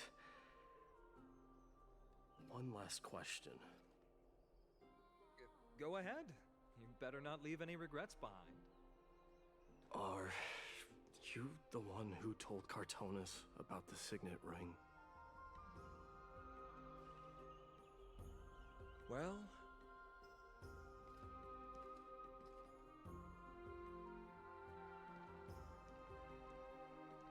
who knows?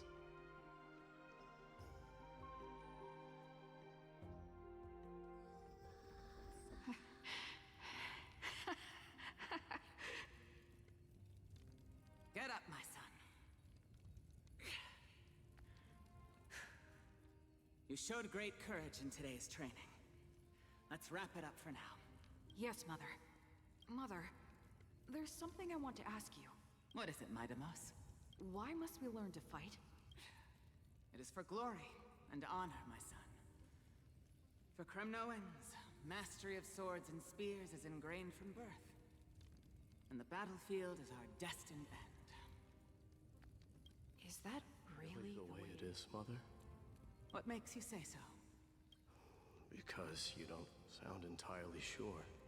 You're right, Midamos. I once believed those words, without question. Until your father cast you into the Sea of Souls. It was at that moment I realized how everything I believed in was utterly hollow.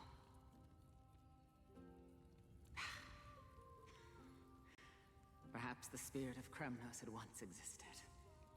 But as greed bloomed in the hearts of humanity over the years, such spirit had long faded alongside our glory. I no longer put my faith in any oath or doctrine. Now I have just one role. That of your mother, Midamos. Your guardian.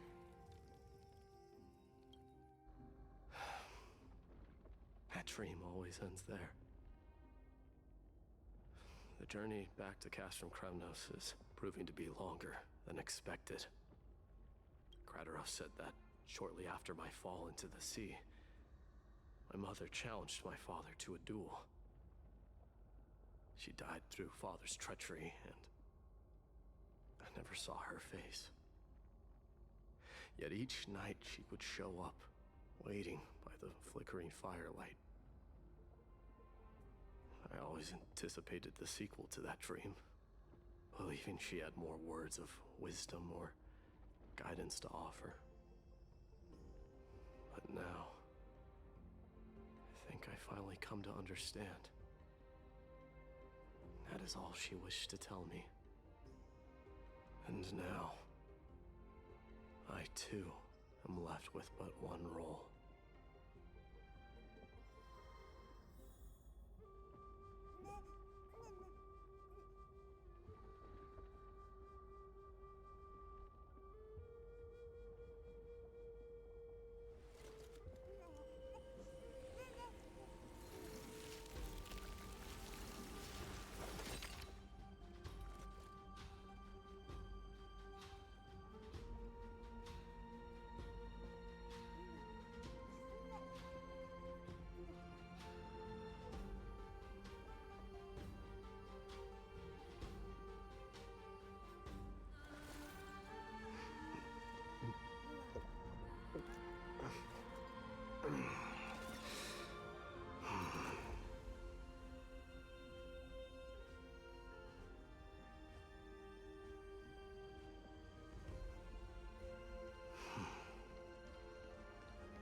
It is time for this journey to reach its end.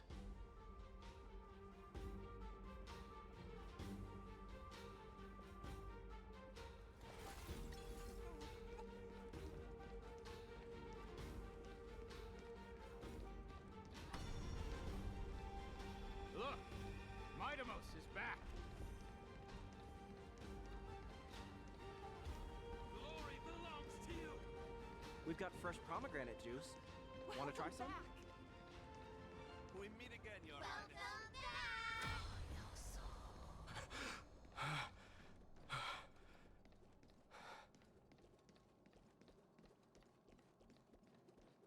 How was your training? Ooh, say, check out what I just wrote. Midamos! Did you just come back from training? It's been a while. Meet you at the festival. Welcome home, Midamos. Have you found something?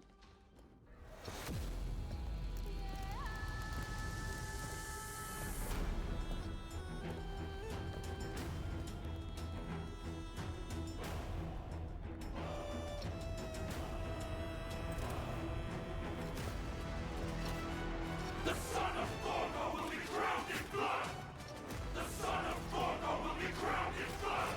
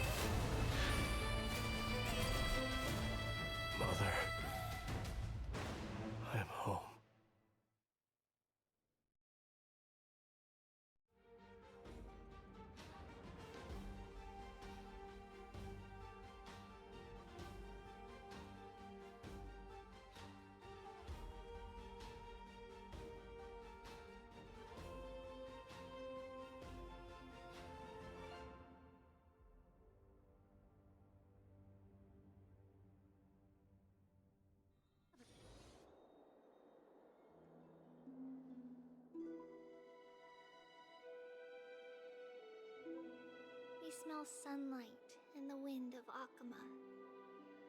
This was your favorite spot, wasn't it, Trian? Lady Trian, why did it have to end up like this? Take it easy, Cass. Departure is a part of life. It's just that ours isn't as tumultuous as it is for ordinary folks. When we started our journey, Yanis had already provided their prophecy. Just like how that Titan divided themselves to create the countless passages in the world. It's only natural for us to follow the same path since we inherited their destiny. If you don't mind, Treeby, are you still willing to unveil that past for us? The past regarding the prophecy?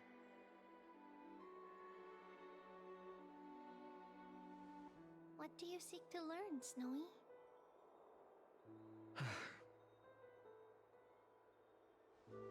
Midimos has left the city to face his own fate.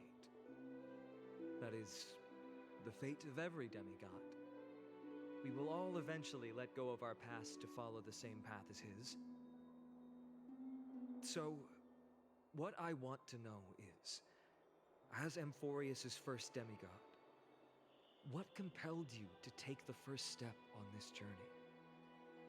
And what has sustained you to make it this far without looking back? Despite the fracturing of your body and the numerous departures you have endured.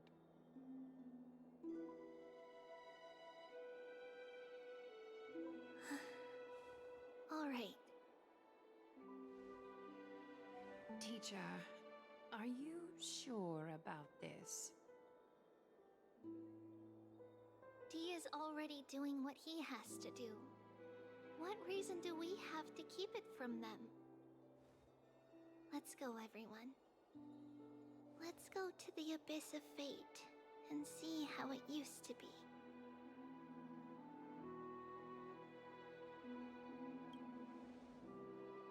That's great. Thank you. Trinan, would you mind? Treeby, are you not coming with us? I want to stay here with Trian for a bit longer. I see. We'll be off then. Take care. Since you have made your decision, then let's proceed as you wish. See you later, teacher. Cass, are you not going with them? No. I'd prefer to remain here to accompany Lady Trian. She hated being alone. What's this? A little gift that I had hoped to deliver to her personally. Though fate had other plans. Oh. So you saw us arguing that day? Yes. I figured Lady Trian would like it a lot, so I bought it. I see. Cass. You know, I recognized it immediately that day. It truly is an authentic piece from Yanisopolis. Then why? It's just that Trian had forgotten far more things than I. For example, she forgot that this glass object meant something unfortunate according to the traditions of our homeland. I'm sorry, Lady Treeby. Should I... No need to apologize, Cass. At that time, I simply didn't want her to be trapped by our past, especially considering how much time had passed since we left home. But now... it might just be the perfect gift for Trian. All shall bid farewell to one, and that person alone will witness the miracle. While you and I have long accepted this absurd fate, they remain fresh and inexperienced. Teacher, don't let the weight of that cruel prophecy crush their spines. But it would be even more cruel if we allow them to ignorantly fall before the gates of the new world. They will eventually need to know the truth. We just need the right opportunity. This, to me, feels like the right opportunity. So, this is how the Temple of the Three Fates looked back in the day. At this point, Ionissopolis still resides under Aquila's protection. Yet it is already fated for decline, and only contains a beautiful facade. Is it because Amphorius has entered Arabellica? Yes, strife remains distant from this part of Amphorius right now. But in 5 years' time, at the same entry hour, this temple will become the source of another war.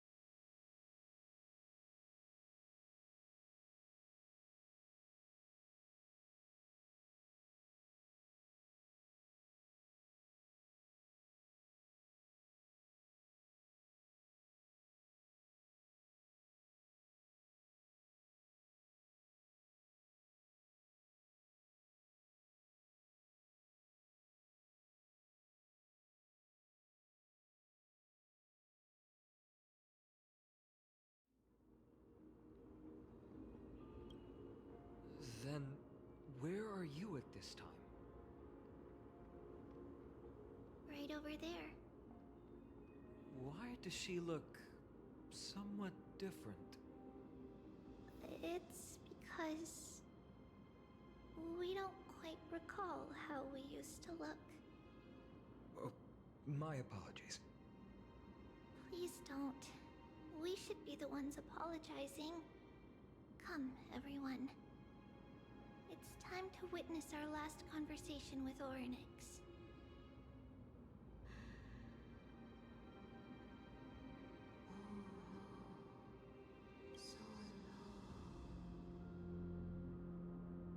You're here, Orynyx.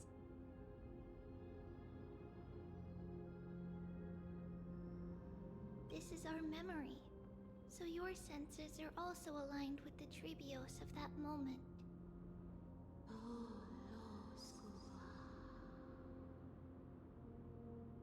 False prophecy, huh? So you still think that way?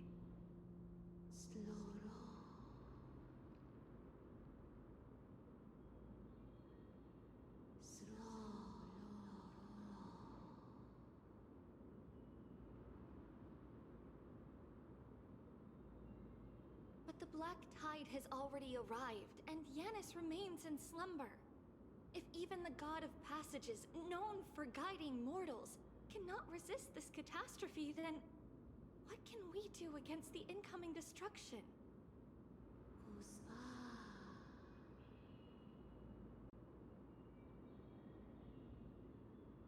Those chosen by fate would never have their family taken from them. And how can I alone remain safe and secure while watching the entire world crumble before my eyes?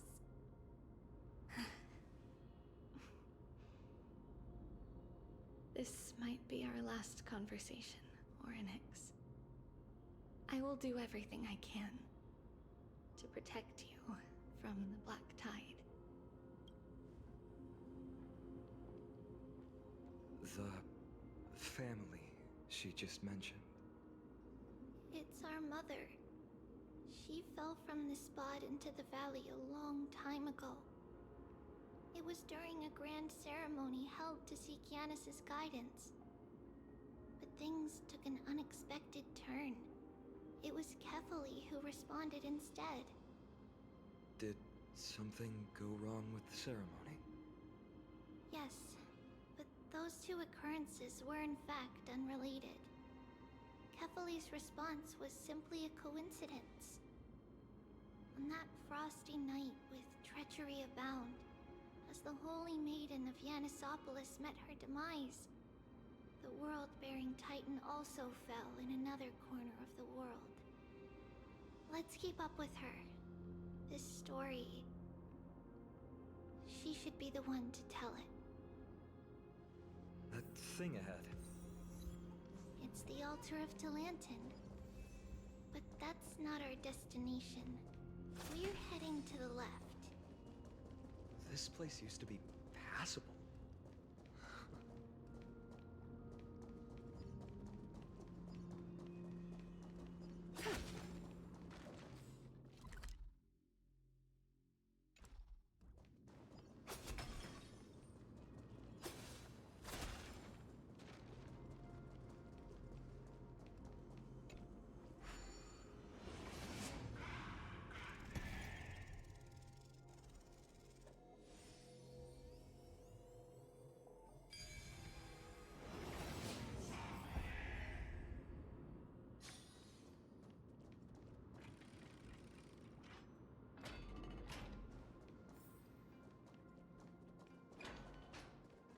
I never thought there would be such a hidden space in the abyss. This is the Archive of Prophecies, an important ceremonial site back then.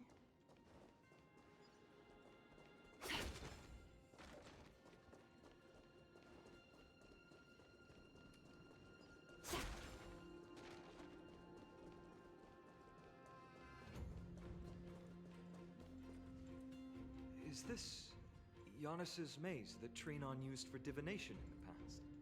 Not only that, it also serves as a lock. Our childhood abode lies sealed within. This is the largest puzzle I've ever laid eyes on. And it even acts as a door lock. Should have expected something like this in the homeland of puzzles, I suppose. So, how are we going to solve it?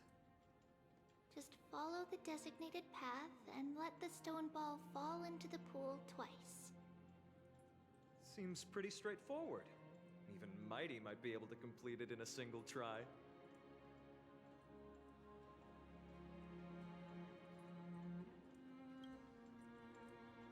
You still don't know him well enough, then. He might not even need a first try. He just punched the door open. Mighty. If he were still here, we'd probably take a lot fewer detours to solve our issues. Enough with the talking. Let's just get started.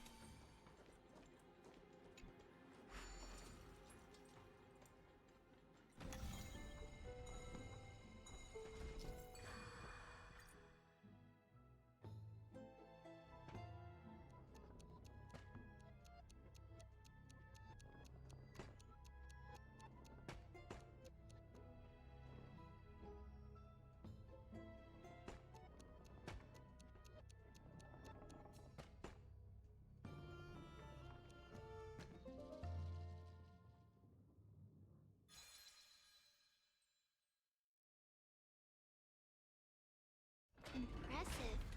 You too have the makings of a high priest now.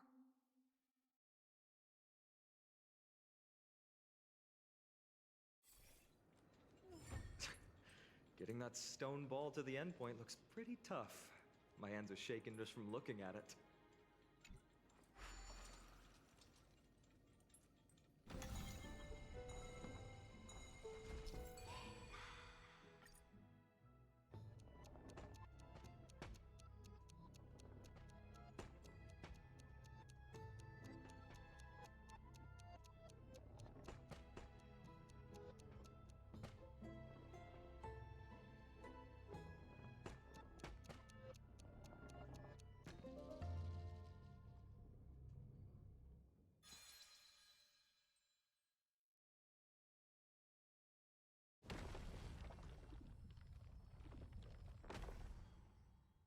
The secret door is open.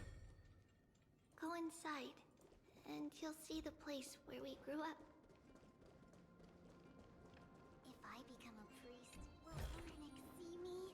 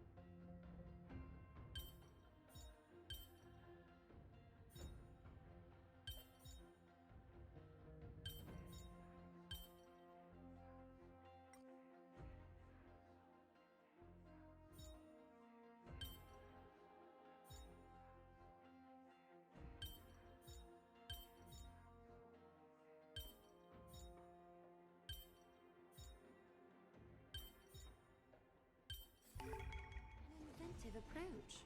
Truly unique.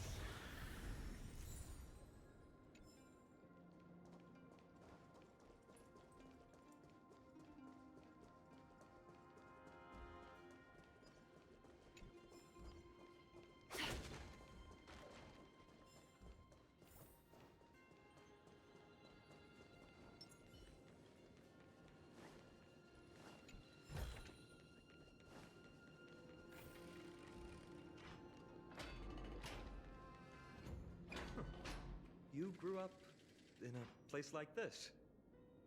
By the time we were born, the role of the Holy Maiden had already diminished to a mere title. Those in tune with the Titan's guidance are bound to become messengers for others. To maintain appearances, those in authority added some embellishments.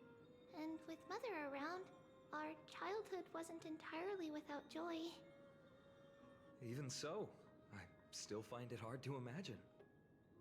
20 years can go by in no time. Trinon, for most people, 20 years is a long period of time. Right. Becoming a demigod sure changes how one lives through time.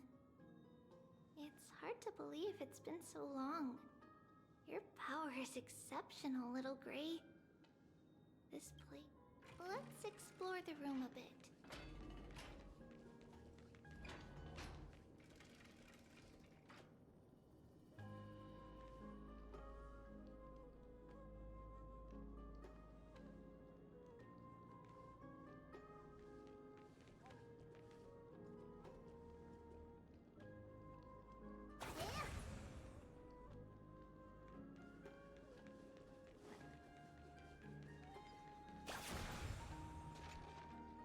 There's a blackboard here. What's that drawing on it? That doesn't ring a bell. It should be something we invented during those 10 years. It has been approximately 10 years between Kefali's prophecy and this moment when we are about to set out. We were raised in this temple complex and had never stepped outside the Gate of Infinity. To understand the outside world, we spent much of our time acquiring knowledge and developing a few inventions along the way. Sadly, the inventions served no purpose except to deliver letters, and the knowledge we gained has all faded away by now.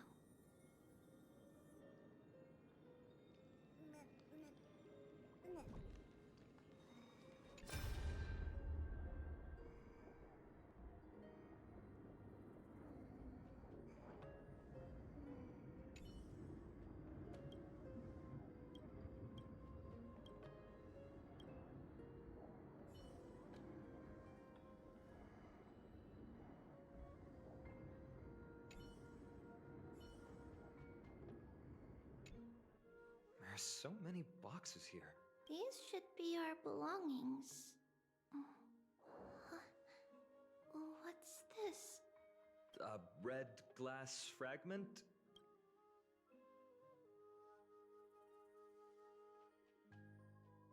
We were still very young the first time we saw it. Mother came back with a beautiful glass piece, but her face was streaked with tears. She simply placed it on the table.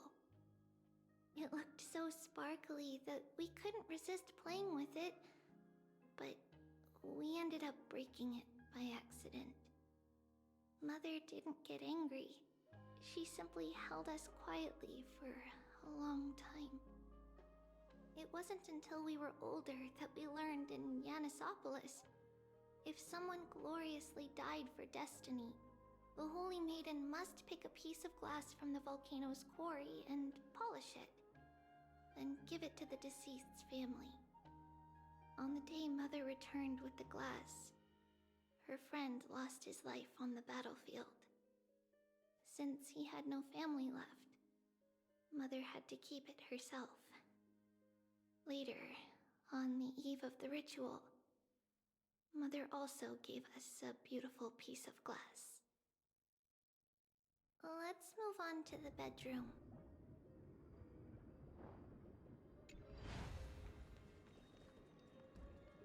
Strength in numbers!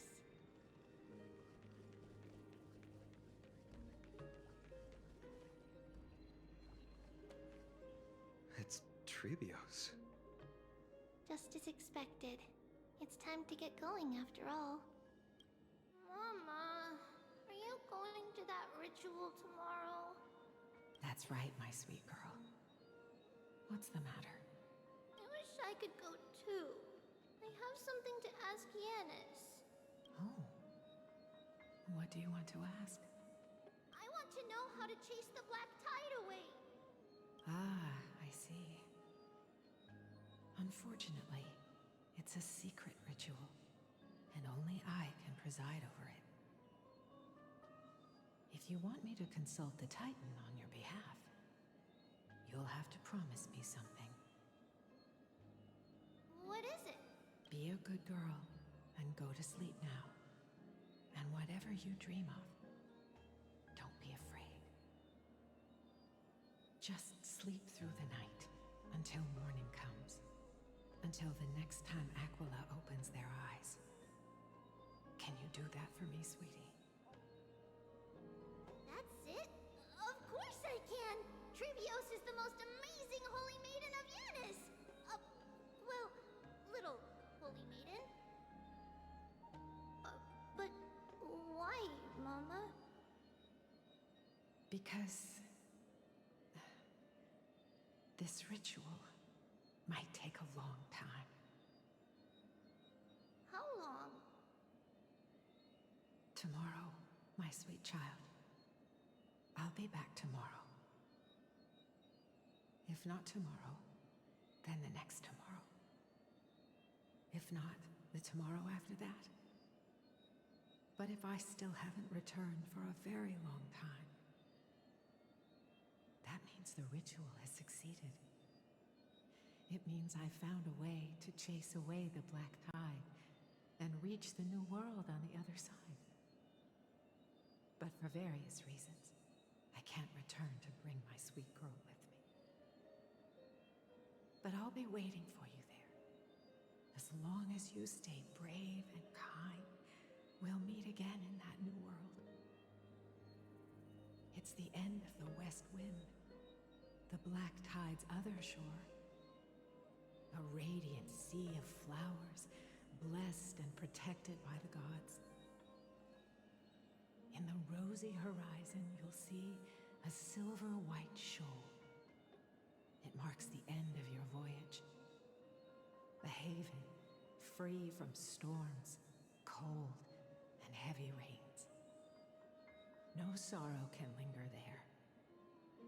That is where I'll be, waiting for you. Wow, that sounds just like the island from my dream. Oh, I know. I'll turn the moon into a ship and the stars into sails to go find Mama. Pinky promise?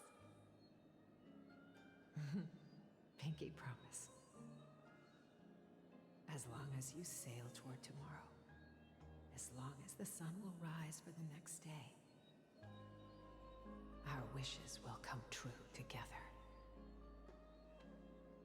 If the final murmurs of the Titan are true, if such a place really exists on the shore beyond the black tide at the end of Genesis, then our promise still stands. Please, wait for me, Mother.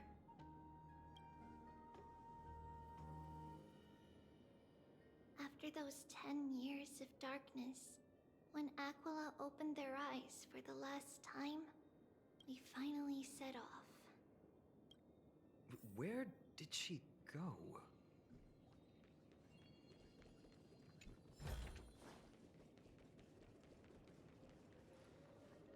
This way. Now, we'll go through this shelf. But how? With Yanis's power?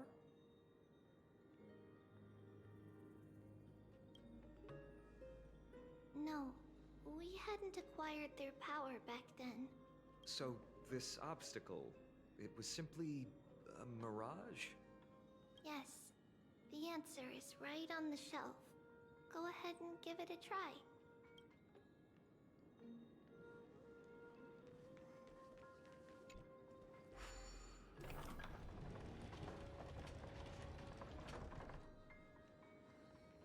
It's a secret passage. It was a secret passage prepared by the Holy Maiden's supporters for Mother and me as a precaution. And now, it is turned into our passage to escape, just as anticipated.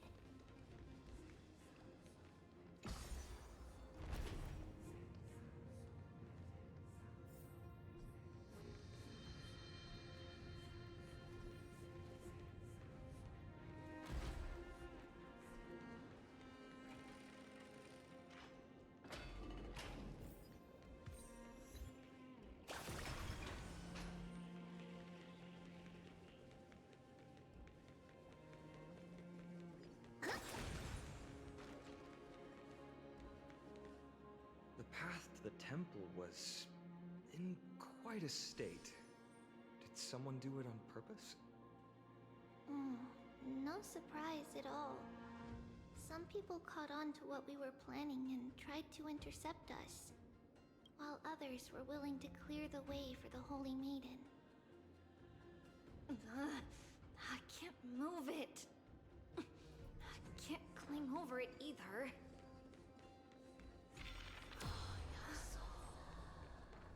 Time Titan? Is that... Someone will help me. Just like this.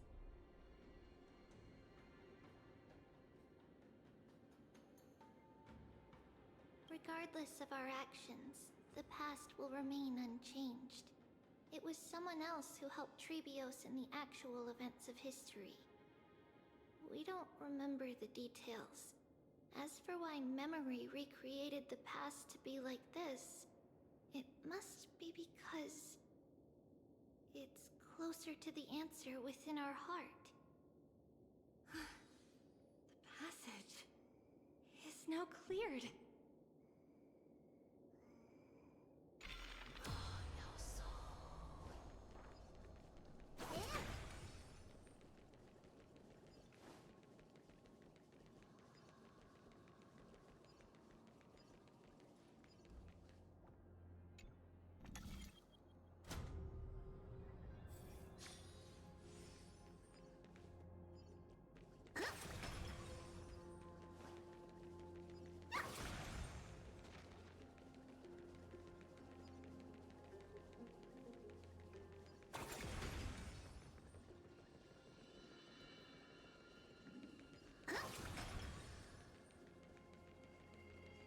Ornix.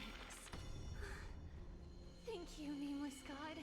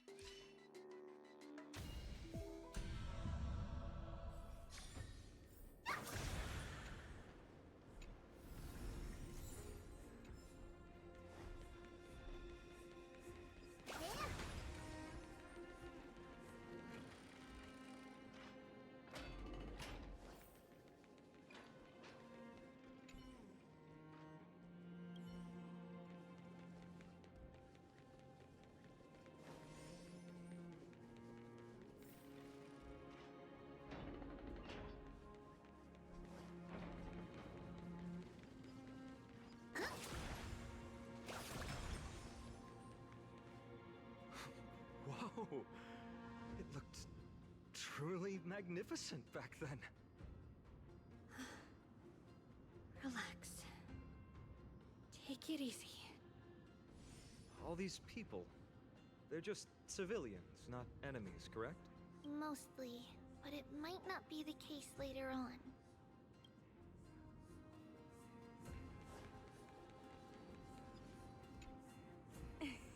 Hey, little ones. How did you sneak in here? Shh! Please keep it down. You have to be really sneaky to get in here. Okay. But what did you sneak in here for? I heard there's a lovely holy maiden living in the temple, and I want to meet her. I couldn't stop her, so I had to think of a way to sneak her in. Oh, really? I was here to meet the Holy Maiden as well, but the guard said she had to go somewhere far away today. Huh? What a bummer. Mommy even asked me to bring her gift to the Holy Maiden. It's getting late. Be good and go home now, okay? Okay then. We'll come back next time. Thank you.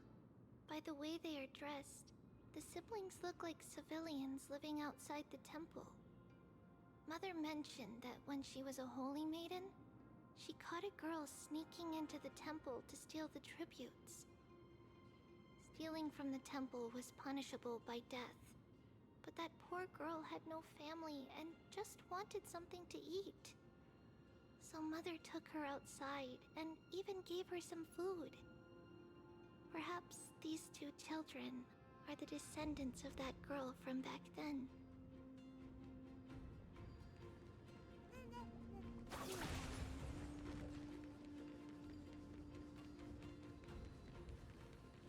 Ah, Lady Maiden.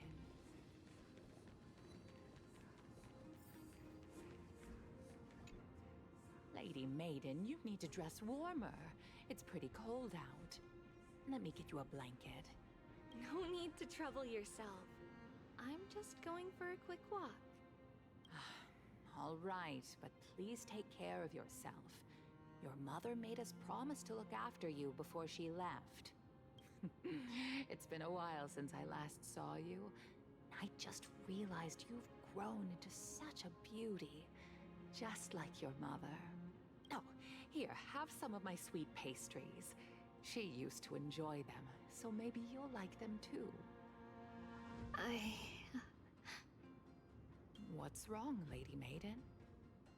I'm fine. It tastes really good. This lady is Mother's old friend. When we were little, we sometimes got to eat the sweet pastries she brought back. We've always remembered the familiar taste, and only now do we learn where it came from.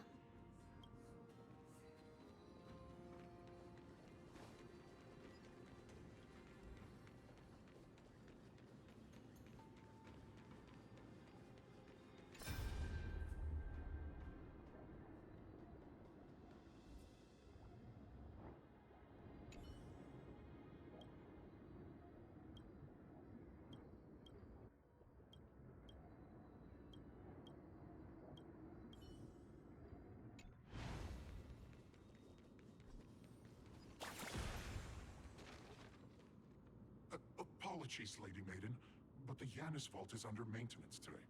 Perfect. That way, no one will disturb me while I'm talking to Mother. All right then. May Yanis guide your path. The Yanis Vault? It's where Yanis's heart lies and the core flame is kept. Just enter on the left. It's also the place where Trebios was born.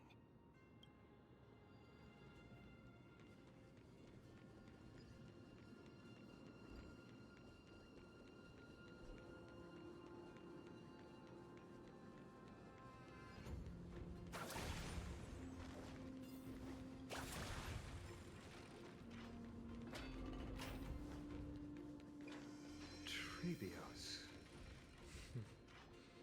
What does that name actually mean? The one with 3 lives. Mother believed our birth was blessed by the 3 titans of fate. She named us thus to express her gratitude. Looking at how things have unfolded, fate might have had a role in it.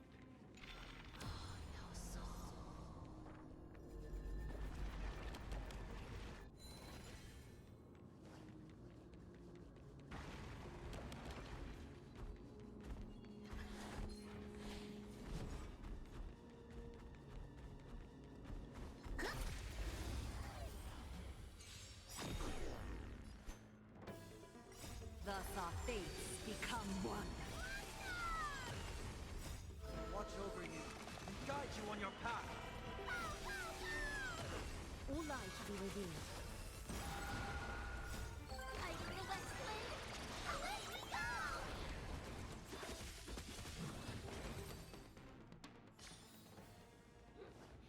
Toward tomorrow, onward!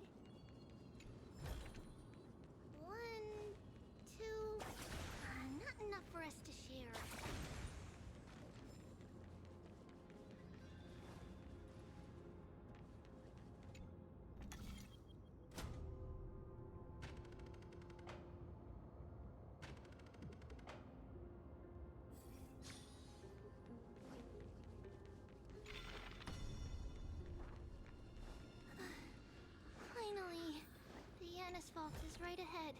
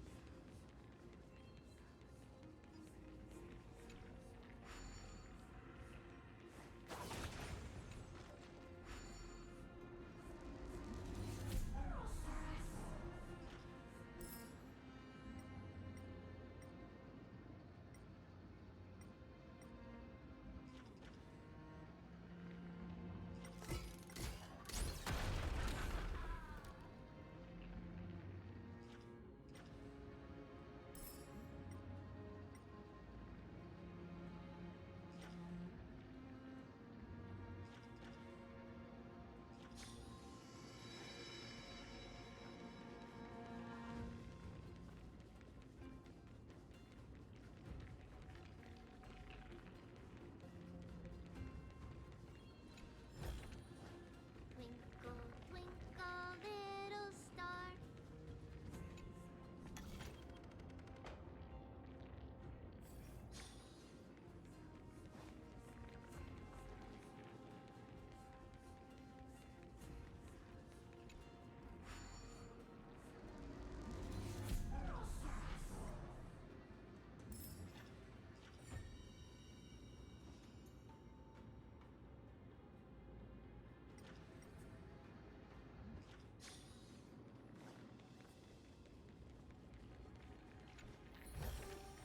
One, two, not enough for us to share.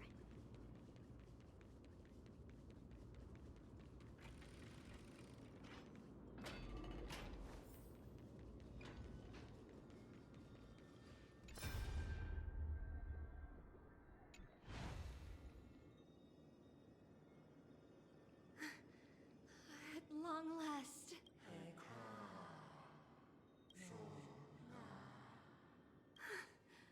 I knew there was some sanity left in you, Yanis. Just as I thought, you too have been confined.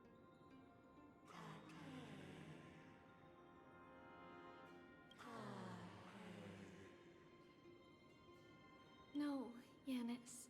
I've come here to take on your fate.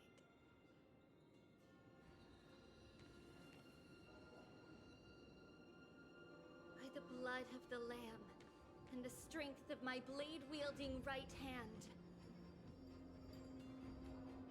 I am Trebios, the listener, the announcer, and the witness of the prophecy. I, the Holy Maiden of Yanisopolis, the Walker of the Infinite Paths, have come forth to assume your duty.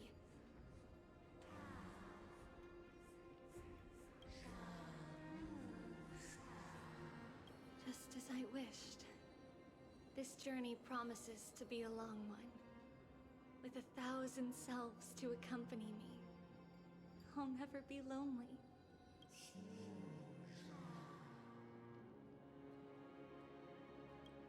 No matter. My hands are not made for bearing arms.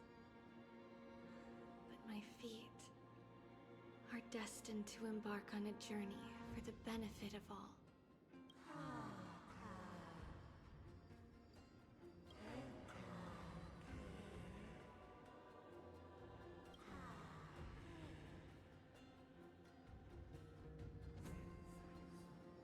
Without a doubt, Titan. Let the prophecy shatter me, so that I may open a myriad of paths for this imperiled world.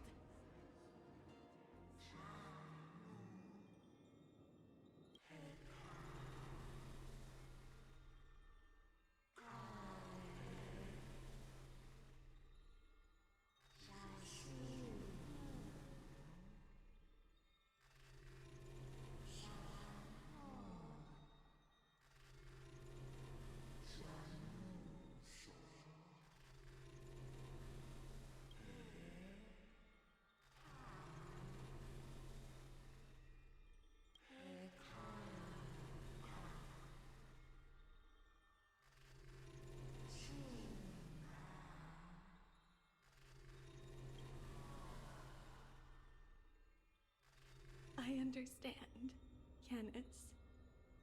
Thank you. Now,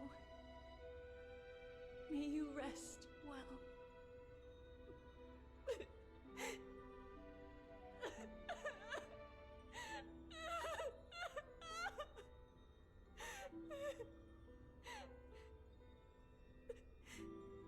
Mother, did you see that? I have assumed my duty and stand ready to set out. We will step over the gods' corpses and wander among humanity, and thus we shall sweep apart Amphorius's pitch-dark fog. May we... May the world follow the myriad paths trodden and reunite at the end of the west wind, where flowers bloom in spring. Mother, I shall see you tomorrow. Who dares lay hands on the core flame? Drop your weapon and surrender at once! I knew this would come. It's opening up! Move aside and get ready! The Holy Maiden? Not enough for us to share. In strength and numbers! A day of peaceful repose. In battle. What's happening here? Lady Maiden, where's the thief who stole the core flame? Look at what she's holding, you buffoon! She is the thief! Take your positions and ready your arms! We're taking back the core flame! Bring it on! What? Come forth, loyal guards. At least do it properly. Pierce me in the chest. What are you scheming? This is your last chance. If anyone wants to earn a promotion and rise through the ranks, I'm right here. You all know who I am. Go ahead. However, if there's still any loyalty within you, step aside for the Holy Maiden. Otherwise, by the decree of the Holy City's Codex, anyone who dares to harm the Holy Maiden shall face execution! Captain, what should we do?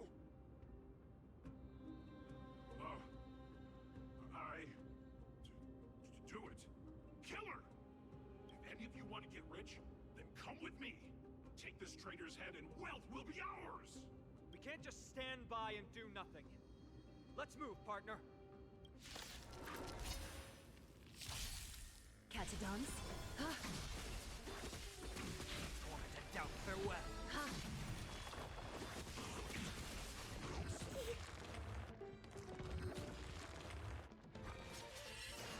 Converge and awaken! Thus our fates become one. So fragile, like a wisp of silk. Trinity is before me. All light to be revealed. How's that possible? Could the Titan actually be on her side? That woman is the traitor! I should go. Let's keep up.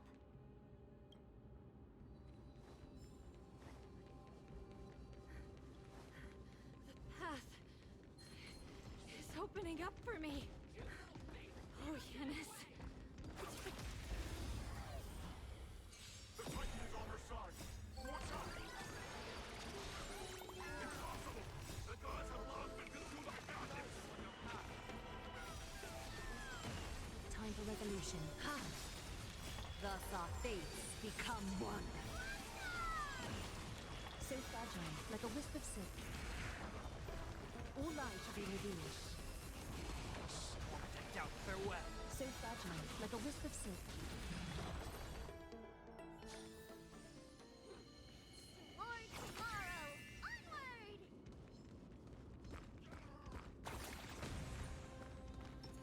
Cut away the heart of strife.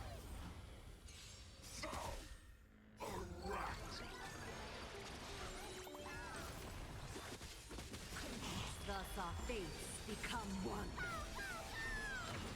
All lives will be revealed. So fragile, like a wisp of silk.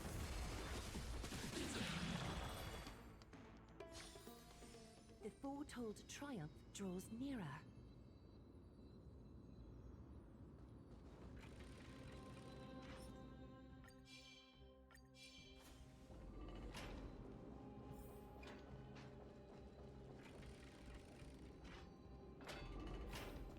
The main path is likely well guarded. What do I do? Just as I thought. Inside!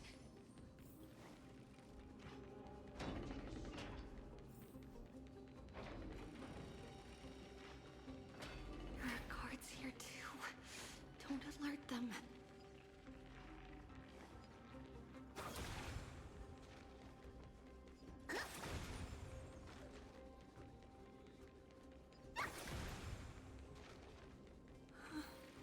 At long last.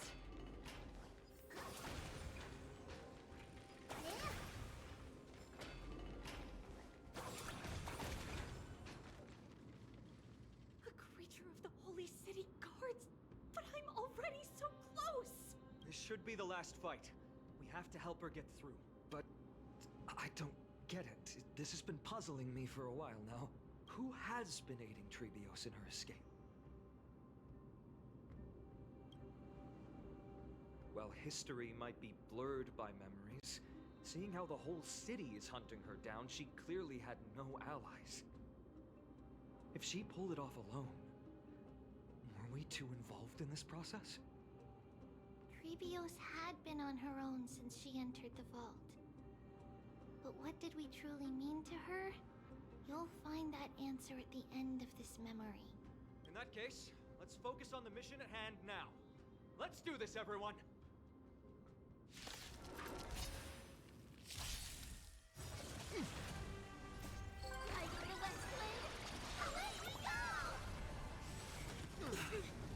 Time for resolution. And doubt farewell. I watch over you and guide you on your path. Thus our fates become one. All lives will be revealed. No matter. Together as one. Human creations. Delivering warmth. Tiger the West Wind. Away we go!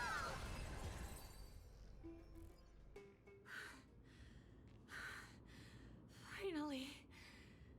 Beyond this gate awaits a boundless world.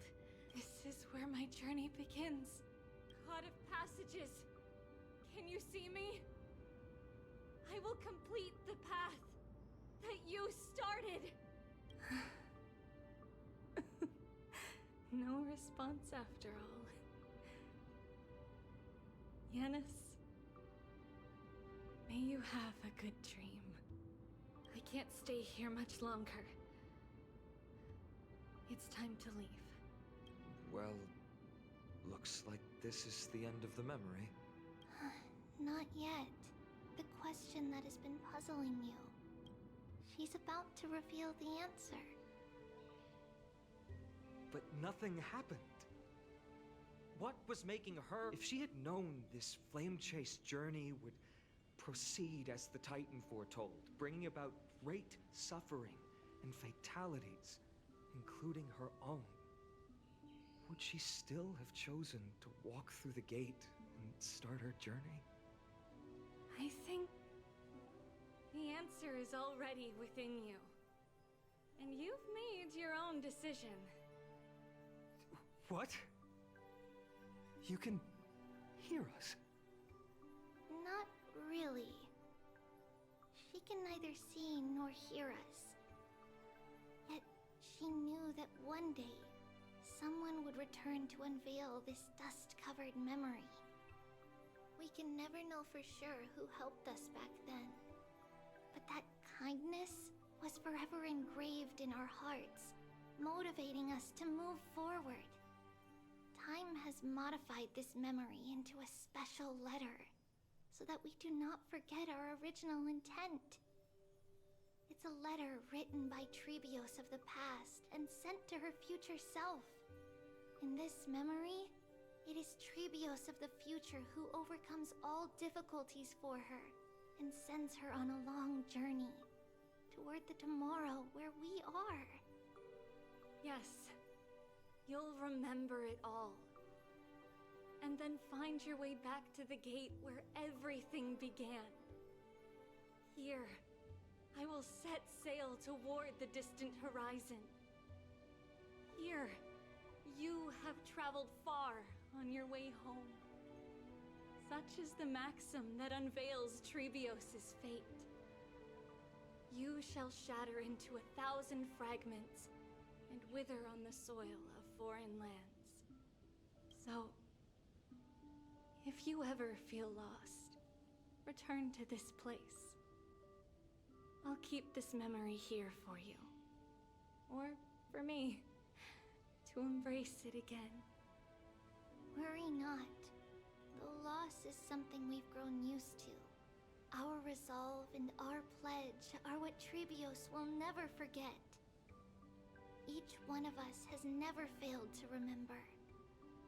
Losses are a constant on the flame chase journey, among which even life itself holds little value.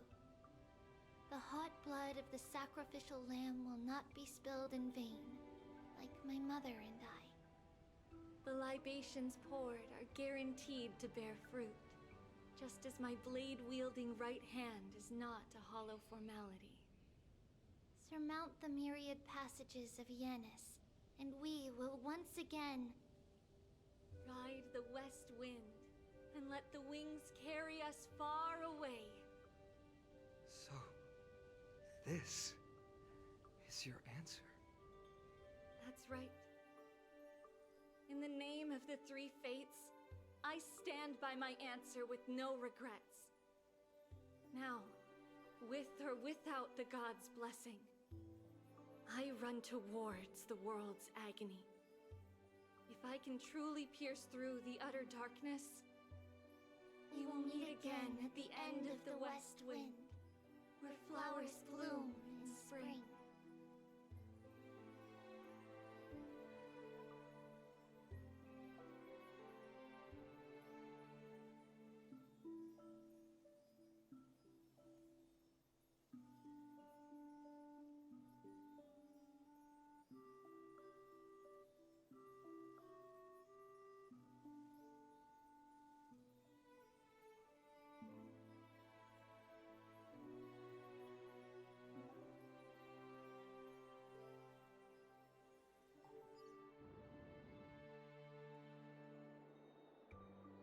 Lady Treeby, do you still think that everything will be fine tomorrow?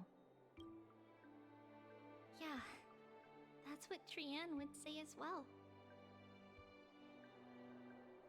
With all due respect, Lady Treeby, you know perfectly well that see you tomorrow is nothing but a white lie. I hope your toughness is not a mask hiding a lonely heart. Cass, that's not a lie. See you tomorrow is the greatest prophecy in the world. Prophecy? Listen, in every corner of this land, every heartbeat carries a prayer for that prophecy to come true. It may be that only a few heroes will bring tomorrow to the new world, but the prophecy of leading everyone to tomorrow belongs to all in Amphorius. But not everyone has the chance to see tomorrow. How can such words be called a prophecy? Because people believe it will come true, and they are trying hard to hold on to that belief. Even as the world teeters on the brink of collapse, everyone is pressing forward, longing to reach farther and move toward tomorrow. And that is why a holy maiden exists to lead the world toward tomorrow, and why Yanisopolis' prophecy unfolds as passages. Fate is not about the outcome, but the journey. It's not the flowers that bloom at the end of the road, but rather the paths that lead beyond the gate, where people tread toward the sea of flowers.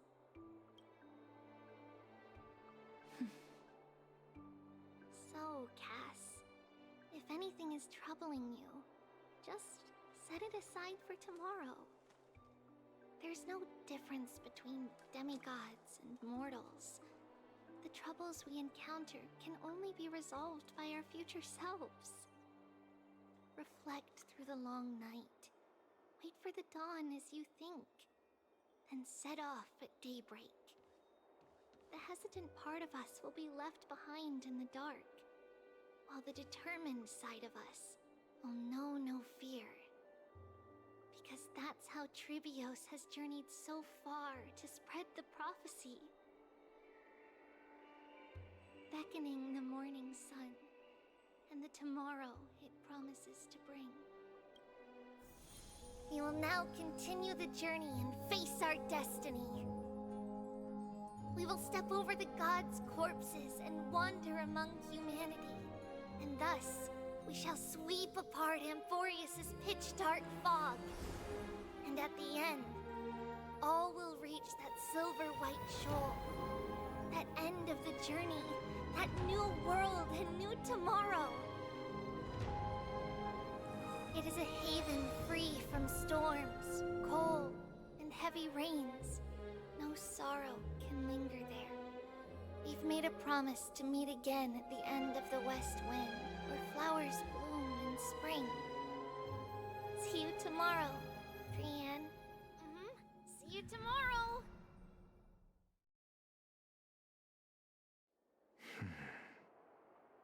Child of humanity, surely you are not waiting for the arrival of night. Nights do not fall upon Akama. That's why it's futile for you to wait here. Honestly, I didn't expect the renowned Reason Titan to behave like this. And that's all thanks to you.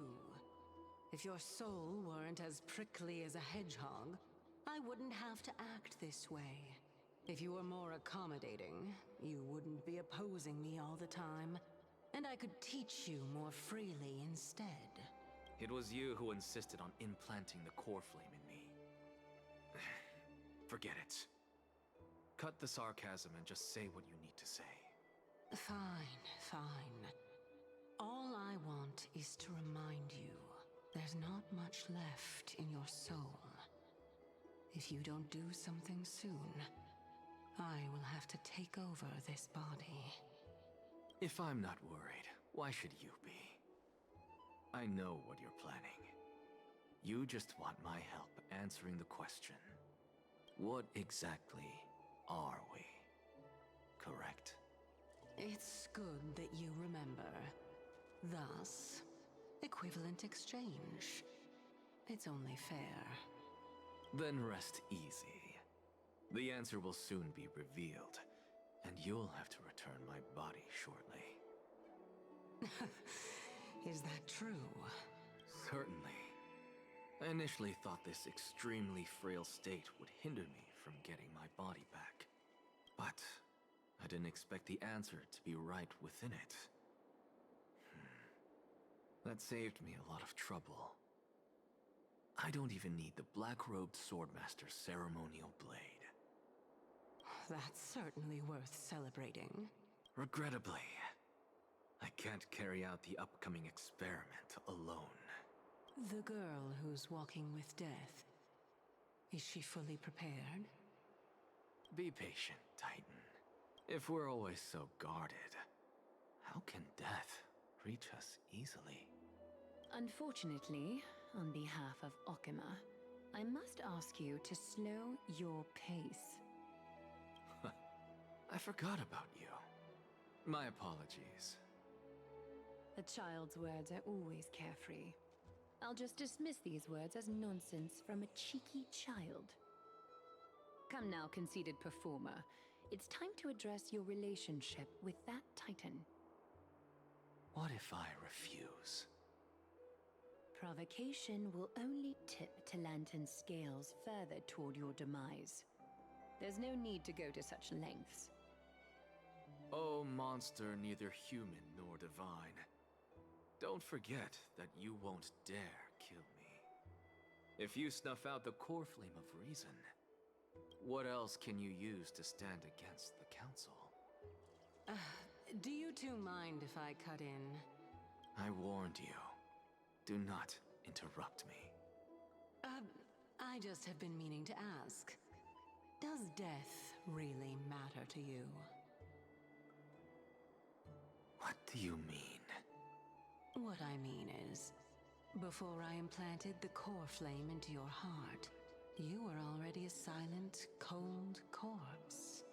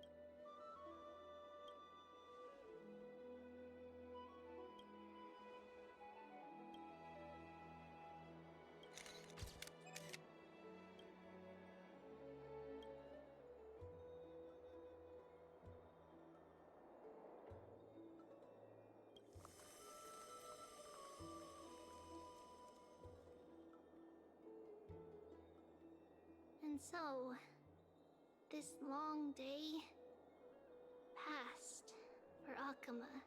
Some people arrived, and some left forever. Just like every other day of this journey, where we, stumbling, move forward. We have long been prepared. If we are to chase the flames, then we must grow used to farewells. And yet, no one back then could foresee death. Its arrival would always be so sudden and so momentous. Even little Gray, coming from beyond the sky, could not escape the Reaper's two hands. And what people gained and lost in that trial of death was far heavier than life itself. Just like the destiny that the prophecy revealed for Cass. At the end of the Sea of Flowers, the souls of the living shall warm thy fingertips. And after an embrace, there shall be eternal separation.